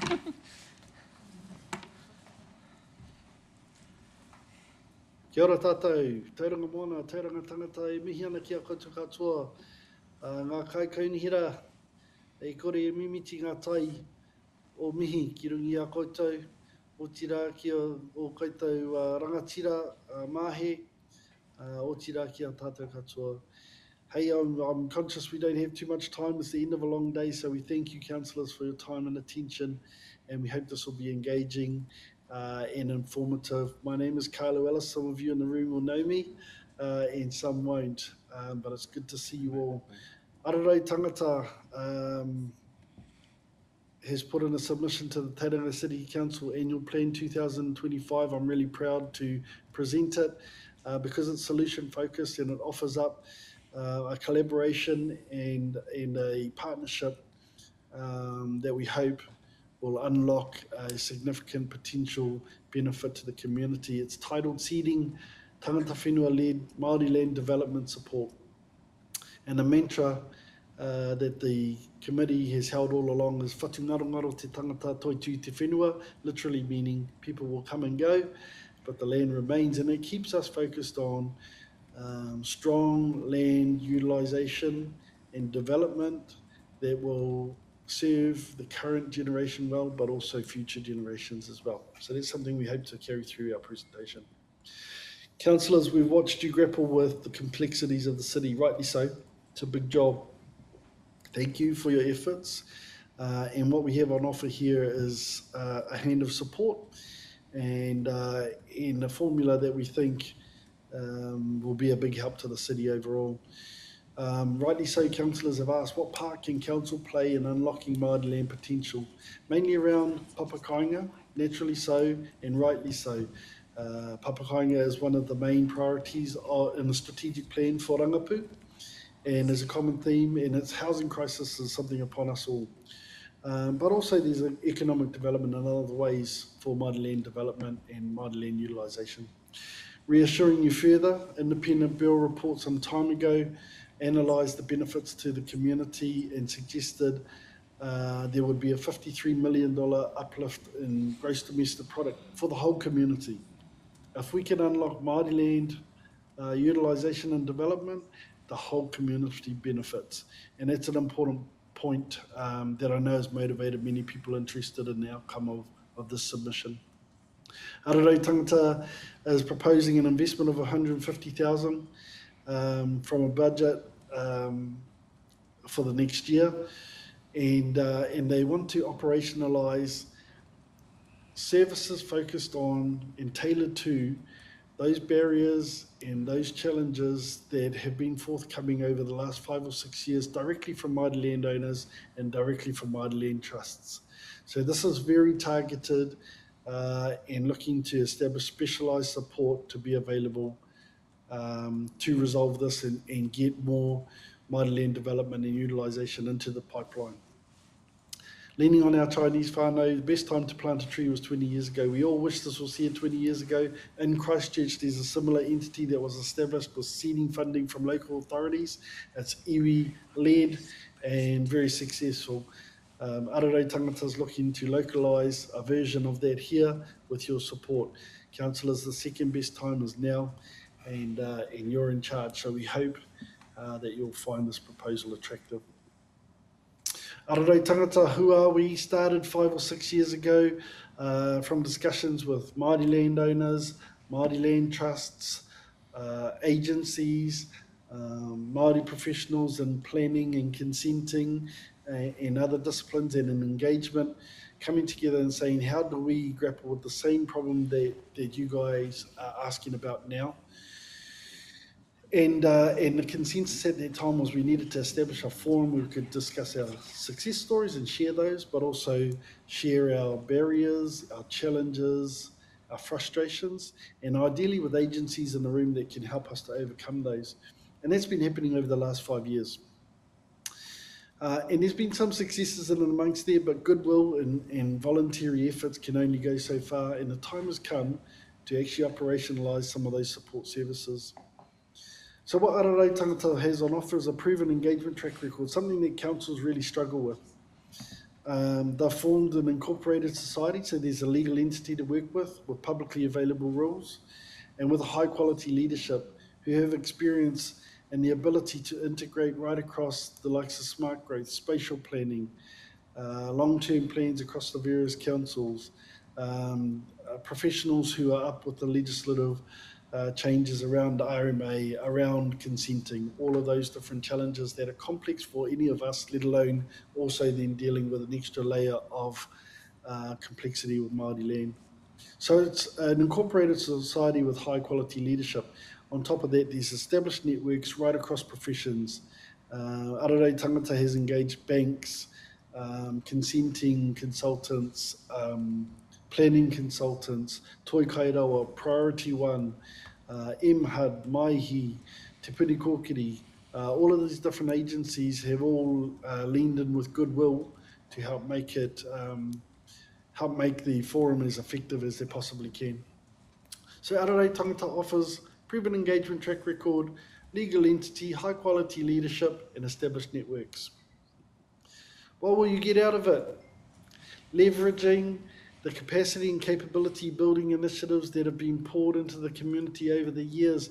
By and large, we have tried to train individuals associated with trusts in hope that they can fight through their day jobs, time requirements, frustrations, let alone a lot of them being engaged as trustees later on in life, to try and deliver through a pipeline of outcomes.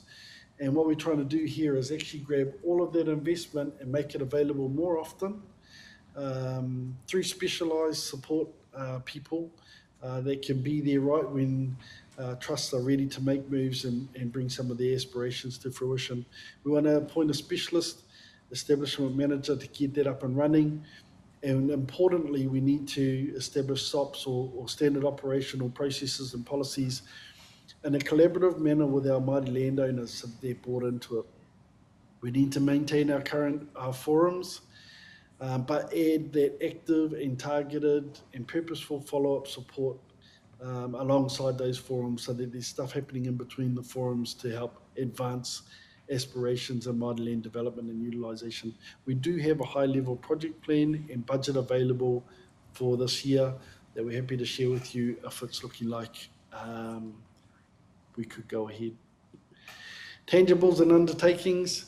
The proposal is seeding funding. So, you know, at the end of the day, the tangible outcome is to establish the service. However, We would hope that in the course of doing that, we would increase utilisation of your Papamoa grants.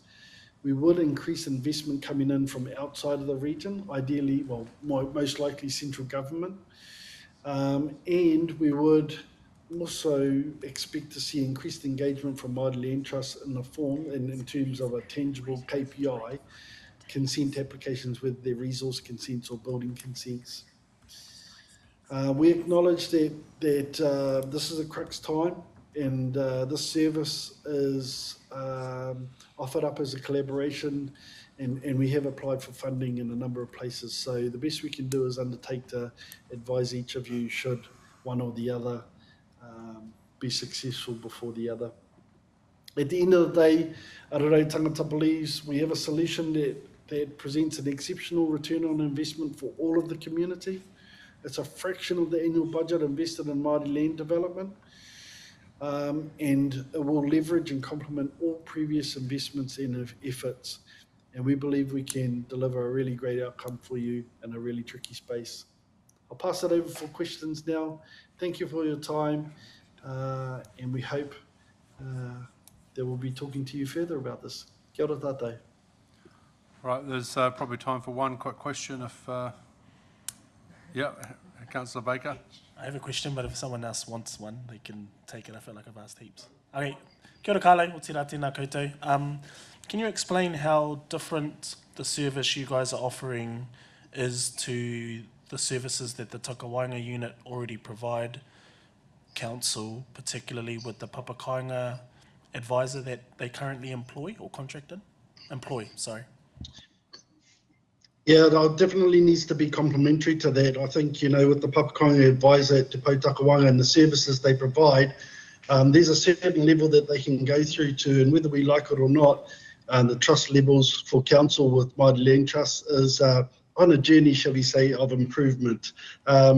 So having an independent body that can have more of the in-depth discussions around aspirations with landowners and try and help them to navigate through the various humps along the way to get ahead is really what we've experienced and heard about. Ararau Tangata's Forum allows those honest conversations to happen, and council and Takawainga are a key part of the support network alongside a whole bunch of other places as well.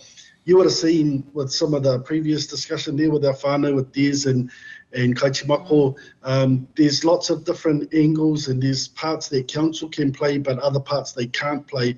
So really the service that Ararau Tangata is talking about is to be able to connect those different agencies and to be able to form a bespoke set of support networks for each particular case. Every land trust has different things they need to overcome. As Des was saying, there's waihi tapu around that need to be managed around. So, sometimes you need to have Heritage New Zealand involved and other entities as well. So Te Pou Takawainga does a fantastic job with what they can control within the council parameters, but we're trying to push, overcome other barriers to try and push more into the pipeline and get more chances of outcomes. Can I just add to that? Council deals a lot with land blocks that are already build ready. We were going to work with land blocks that haven't even got trusts on them to help them get to that point. So you've got more land blocks building a governance body and also getting to the point of being able to get build ready. Right, thank you very much, and thank you for your submission. The next submission tonight is submission 805. We've got Aaron Collier and Matt Lagerberg from Tauranga Property Group Limited. This is in the final tranche of submissions on page 625, if you want to follow along, and I welcome Andrew. Are they here? Okay.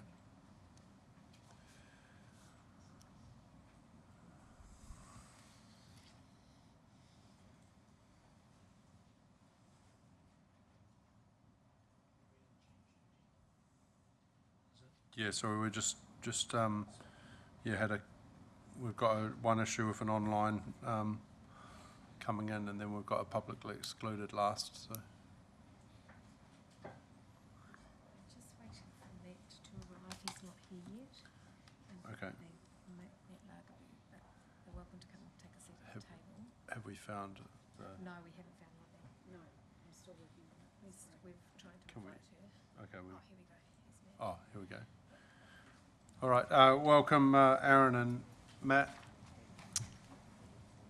You'll have 10 minutes to talk, and then if you want any questions, just please allow some time in that time. Thank you. Yes, good afternoon, Your Worship, councillors. So my name is Aaron Collier, I'm a consultant planner. I've been involved in the Tauranga plan change and subsequent consent processes. To my left is Matthew Lagerberg. Mr. Lagerberg is the CEO of Tauranga Property Group and also the Classic Group of companies. And to my right is Kevin Hill, who is a development manager assisting Tauranga Property Group with their development at Tauranga. So the Tauranga Property Group submission was in relation to development contributions and the Council's development contribution policy, specifically for Tauranga and the Tauranga urban growth area. There are sort of 4 components to the submission, which Mr. Lagerberg and Mr. Hill will talk about further, but the most significant one was in relation to the development contributions policy in relation to the spine road, the main spine road that services the Tauranga land, the local development contributions for that and also associated infrastructure. The second matter was really around the basis for the number of dwellings, which should be, in our view, 2,400. Other uses in terms of how matters such as schools are going to be dealt with through the policy, and also the removal from the policy of what we've referred to as community facilities from local DCs, so that they're funded by citywide contributions. So I'd now like to hand over to Mr. Lagerberg, who wants to really just address you on the main spine road issue and what's going on currently with the landowners. Yeah, thanks, Aaron. Firstly, congratulations on getting the Tauranga area plan change through. It's been about 9 years since I first stood on that land, and I used to have hair, so it's been a long journey. Look, I suppose, the plan change is one part of it. Now we've got to go through the process of getting consents and trying to develop this thing, so the challenges are just starting. So, to put it into context, and I've spoken to about it before, is, we've probably got about between 45 and 50 million worth of earthworks to take care of in Tauranga. And then you've got the spine road itself, which is about $70 million to produce. So there's a fair bit of infrastructure that still needs to be put into the ground, and we've still got agreements to sort of work through. Based on 2,400 houses of which the plan change's been approved on, that's basically 36 million that we have to spend with our neighbouring properties that are 18 each between Bryce and with Kaingaroa. So there's a whole lot of infrastructure costs that we're uncertain of where that's actually going to come from. Basically because Kaingaroa, who knows what's actually happening with him. We're trying to engage in conversation and trying to work through what that might look like, but there's no certainty. They're talking about selling the land. We've got no guarantee of when they're going to develop, how they're going to develop, what they're doing. So we're left in a situation where we've got to build a $70 million spine road without any contribution from any neighbouring property. You've got a few other neighbours that could tap into the infrastructure, and you're probably well aware of that in the Redwood Lane. Eventually, if they wanted to, they could get into it, and they don't have any contributions. So I suppose what we are trying to demonstrate is there's still a hell of a lot of risk in this project. And, like I've said before, we look at the lakes now, and it's a great outcome. It's great development, but the first developers that started that went broke because they had so much infrastructure cost to pay up front. And we don't want to be in a situation where we're having to do that. So I'm here saying, look, there needs to be a mechanism to enable us to get contribution back from neighbouring properties, and or if I can't reach an agreement with Kaingaroa, then that definitely has to happen. Not only that, you've got IFF next door, Bryce's land. We've got no agreement there at this stage because we don't even know what we can develop. We've still got to go through the earthworks process. We've still got to understand what yield we can get off there. So there's still a whole lot of uncertainty that we've sort of got to work through over the next sort of 12, 18 months. And then just touching on the yieldable area, like to work out what our infrastructure pipe sizing is and the likes. There's a lot of talk about 4,000 dwellings being developed down there. Like, we just don't see 4,000 dwellings being developed down there. You've got so much uncertainty in terms of the land area that can be earthworked. So, you know, based on 136 hueys at 23.5 lots per hectare, which is basically where, you know, it might land as sort of about 3,100. Then you've got to take off the schools, you've got to take off the active reserves, and that sort of thing. And so at most you're going to be about 2,400 dwellings that are going to be built down there. So all your costs have got to be shared from there. So in terms of trying to establish,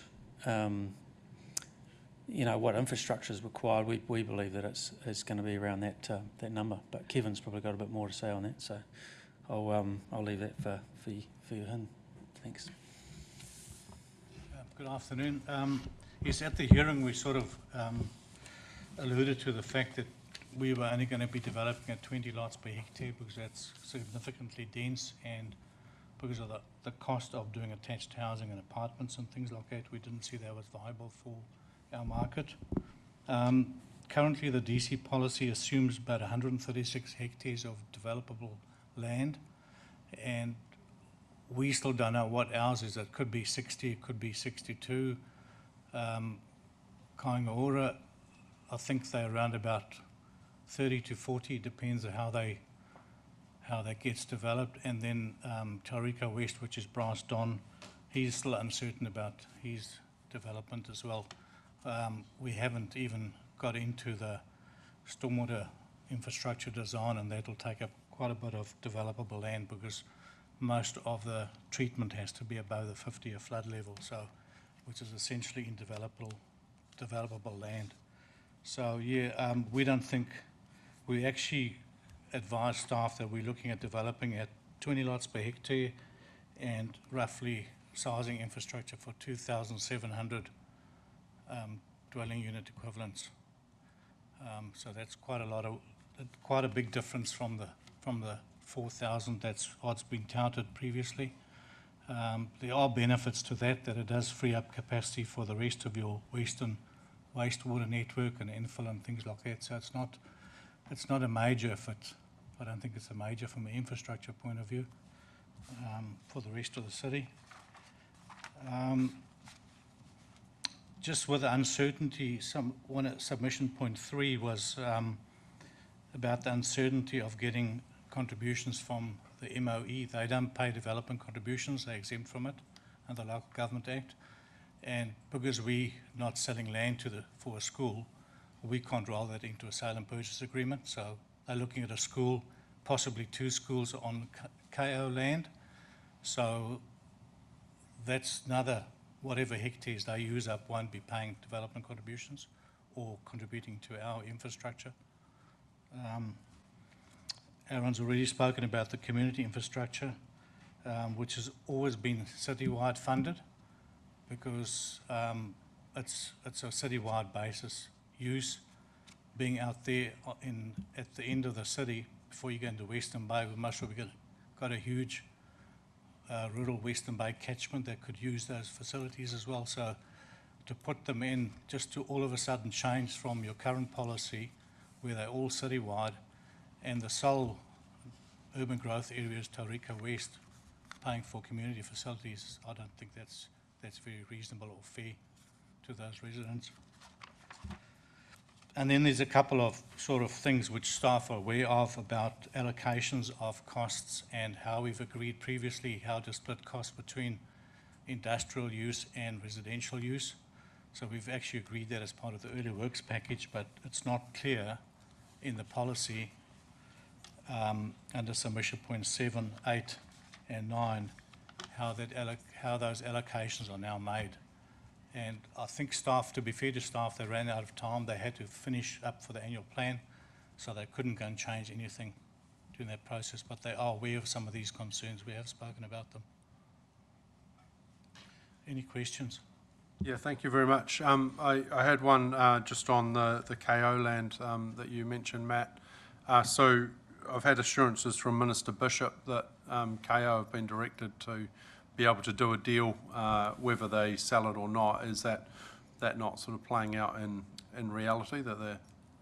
We've had verbal, like I'm in constant communication. It's just going to be what the terms are and how it all works, I suppose. So that's where we're at now. They're in a situation where they only have a board meeting every so often, so it takes a while to get information to them, and then they've got to prepare it and then get it to the board, and if they miss a board, it's got to go to the next board. So it's not a fast process. Look, I'm hoping we do get to an outcome, but I suppose if we don't, we need to have a backup plan. Thank you. Councillor Crowther. Yeah, thanks. I think you raised some really key points. I guess I'm sort of looking at it, you know, having been a stakeholder during that time that you've lost who you hear now. Now that we're in the decision-making side, we're possibly at risk of going bald ourselves with the worry. But we're talking 2/3 of the houses, of the dwellings. I mean, it seems like that's a fundamental issue, and it's something that I know all sorts of people raised. Looking at Heidi down the back there, I'm thinking of all the stakeholders that I was involved with. You know, how can we have got to this point is kind of what's in my mind. It's not a question I expect you to answer right now, but I think, is it primarily that the council was aspirational and thought on that land with all its limitations we could get 4,000 dwellings and we could have those people pay for the community infrastructure, because that's kind of what was said throughout a period of that time. Was that just totally unrealistic, or is it that something has happened that magically makes this land now not conducive to 4,000? Because I don't see any change in the land, I don't see any change in the overall plan, I just see that there's always been the view that this was what would happen in the end, and now it seems to be happening, which is a bit of a problem for everyone. So your question, if I'm trying to understand it, is going from a plan change of trying to get 4,000 houses down to sort of 2.5 to 7 houses. Because to be clear, like a bunch of people were saying there's no way in the world you're going to get 4,000 there, and now we're sort of hearing from the people who are actually supposed to be rolling out those 4,000, you're not going to get 4,000, which is making me think, well, we kind of knew that all along, so how on earth did we collectively plan for 4,000? I suppose it's ideation, right? You want to, the expectation is that people are going to live in apartments in the fringe of the CBD, and unfortunately, people are not buying apartments nationwide, in the fringe CBD. Even in the local, even in here, it's in the local town, it's quite hard to produce an apartment. Look at that apartment complex there. So it's empty. It's too expensive to develop, and that's the reasoning. It's fundamentally the issue is that doing density is a lot more expensive in this country than it is in other countries, and we have this opinion that people are going to pay for that and to live in that when they don't want to. We're just going to move on. Sorry. Sorry. Yeah. Thank you very much for your time. Really appreciate it. And obviously you can take that up offline if we've got any further questions. But thank you for coming to present to us. And yep. Now we're going to an online. We've got Libby Gosling from Accessible Properties New Zealand. This is submission 851, and it's page 905 of the final tranche of submissions. So we're on the home straight, people. Welcome, Libby. You'll have 10 minutes to give us your submission, and if you want to leave any time for questions, please do that within the 10 minutes. Thank you. I see we've got Kelly Bunyan, who's the CEO as well, so welcome, Kelly, as well. Thank you. Hi, thank you so much for your time. I'm very conscious it's late, so we will go very quickly and we'll take the submission as read. Just a very quick overview. Accessible Properties is the second largest community housing provider in New Zealand. We have around 3,000 homes nationwide, 1,200 of which are in Tauranga.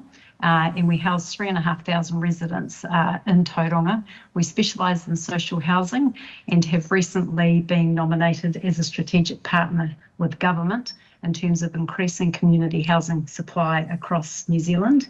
Our focus area is Tauranga, and we have a long history working with Tauranga City Council, Smart Growth, Kainga Order, government and other local stakeholders in relation to our portfolio, particularly along the Te Papa Peninsula. Our submission today seeks to amend a current resolution that supports Tauranga City Council contributing some funding towards early feasibility studies for social and affordable housing along the Te Papa Peninsula. And what we've done too in our submission is tethered the housing intensification potential with the Cameron Road City upgrades. So we're going to talk to you about that today, and happy to take any questions at the end.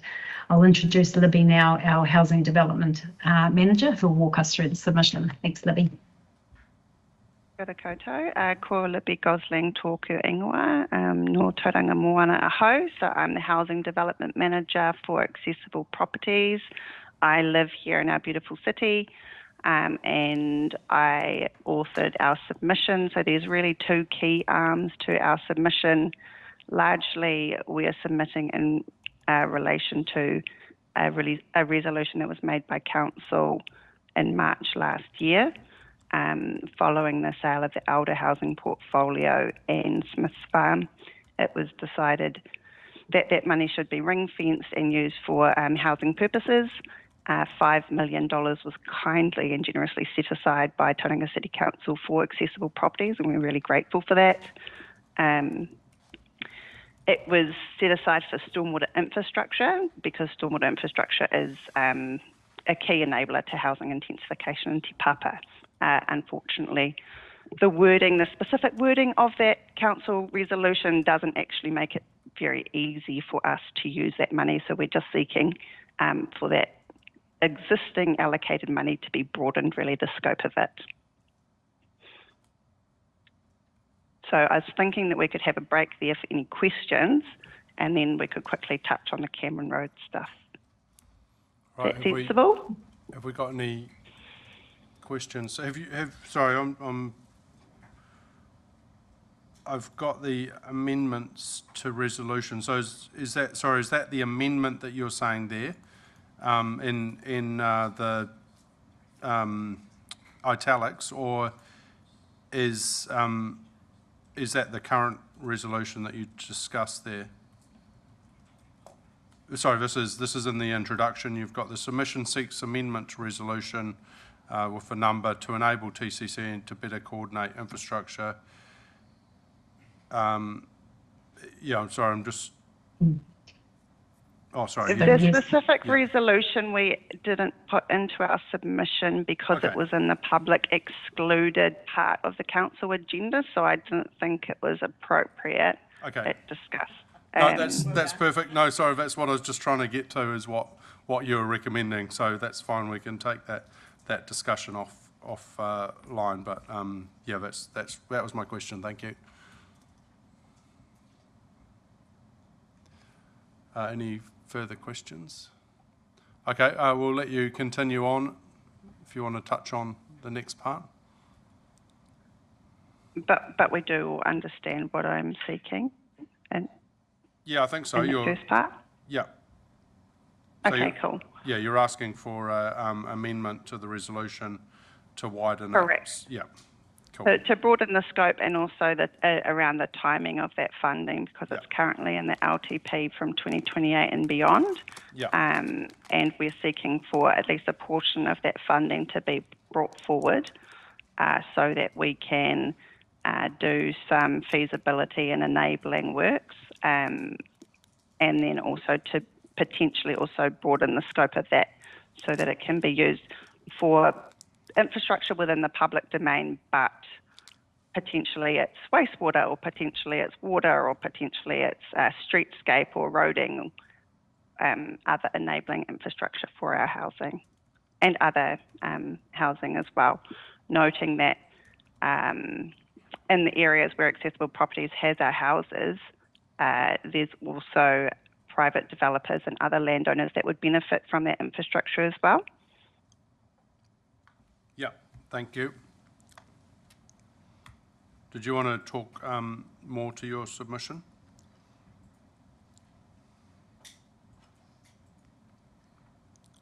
Yeah, well, we've got 4 minutes left, so I could go on to our thoughts around staging the Cameron Road Stage 2 upgrades. Yep. Or Kelly, did you want to talk anything more to? No, I think you've covered it well. Just extending that resolution and the timeframe for the allocation of the funding to enable us to progress preliminary feasibility studies with Tauranga City Council. So I think that piece is captured, and unless there's any questions, we can move on to the substaging. Libby. So our second submission point was around the Cameron Road 2 upgrade, and my understanding is that there is potentially a portion of funding available, but not enough to do the whole Cameron Road Stage 2 upgrade. And so Accessible Properties would like to submit that the council consider substaging Stage 2 of the Cameron Road upgrade to focus on the area between 17th Avenue, which is where Stage 1 currently terminates, and potentially the Gate Park Shopping Centre. The whole of the Stage 2 Cameron Road upgrade is approximately 4 kilometres, with the idea of linking up a lot of the land uses along the Te Papa Peninsula. But when I look at the Te Papa Peninsula, most of those land uses you get your most bang for buck, I suppose I'm saying, within that first 1 kilometre, because you've got Tauranga Hospital, Gate Park School, Tauranga Girls College, the Gate Park Shopping Centre, all within that first kilometre. So potentially with the reduced amount of money available, they could focus in that area. That would also unlock our 2 precincts that we're looking to focus on for our first tranche of development, which is in around the Botanical Road Scout Reserve, and also Anzac Road in Gate Park. Right, thank you very much for that. Just so you're aware, we are looking at some of those options of Cameron Road Stage 2 at the moment, so that is a topical area, and obviously very encouraging to find ways to continue to deliver houses in the city. So yeah, we really appreciate your submission. Is there any other questions that people might want to know? Councillor Taylor. Sorry, it's probably not a question, but just confirming, your submission essentially is trying to push housing into the city faster. Is that essentially what you're trying to do? We're a significant landowner in Te Papa, but specifically in Gate Park, yes, and we are wanting to unlock that redevelopment potential. Sounds great. Just to expand on that too, whilst we're a social housing provider, we see mixed typologies within those areas, so private developments, etc., and a mix of affordable social housing and home ownership. So being able to progress the infrastructure upgrades along Cameron Road and stage those alongside potential development planning with our portfolio would holistically bring it together, and we're advocating to work with council on those opportunities. Great, thank you. Thank you, Libby. Thank you, Kelly, for your time. I really appreciate your submission, and obviously we're very aware of the housing issues and very keen to look at options of solving that. So I appreciate those comments. Thank you. We appreciate your time too. Thank you. May I ask one question, just in relation to the amended resolution? What would be the process from here? We'll go away and look at that from from our processes. So we can take that up from obviously looking at all submissions. We pick out the bits that we think we should progress with and go from there. So thank you. Wonderful. Thank you. Really appreciate your time. Good night. Thanks a lot. Thank you. Cheers. Thank Bye. you. We have one final submission. It is submission 27. However, it is being asked to be heard in public excluded. So therefore, we will need to move into publicly excluded to hear the final submission today. I asked for a mover and seconder to go into public excluded to hear submitter number 27. Councillor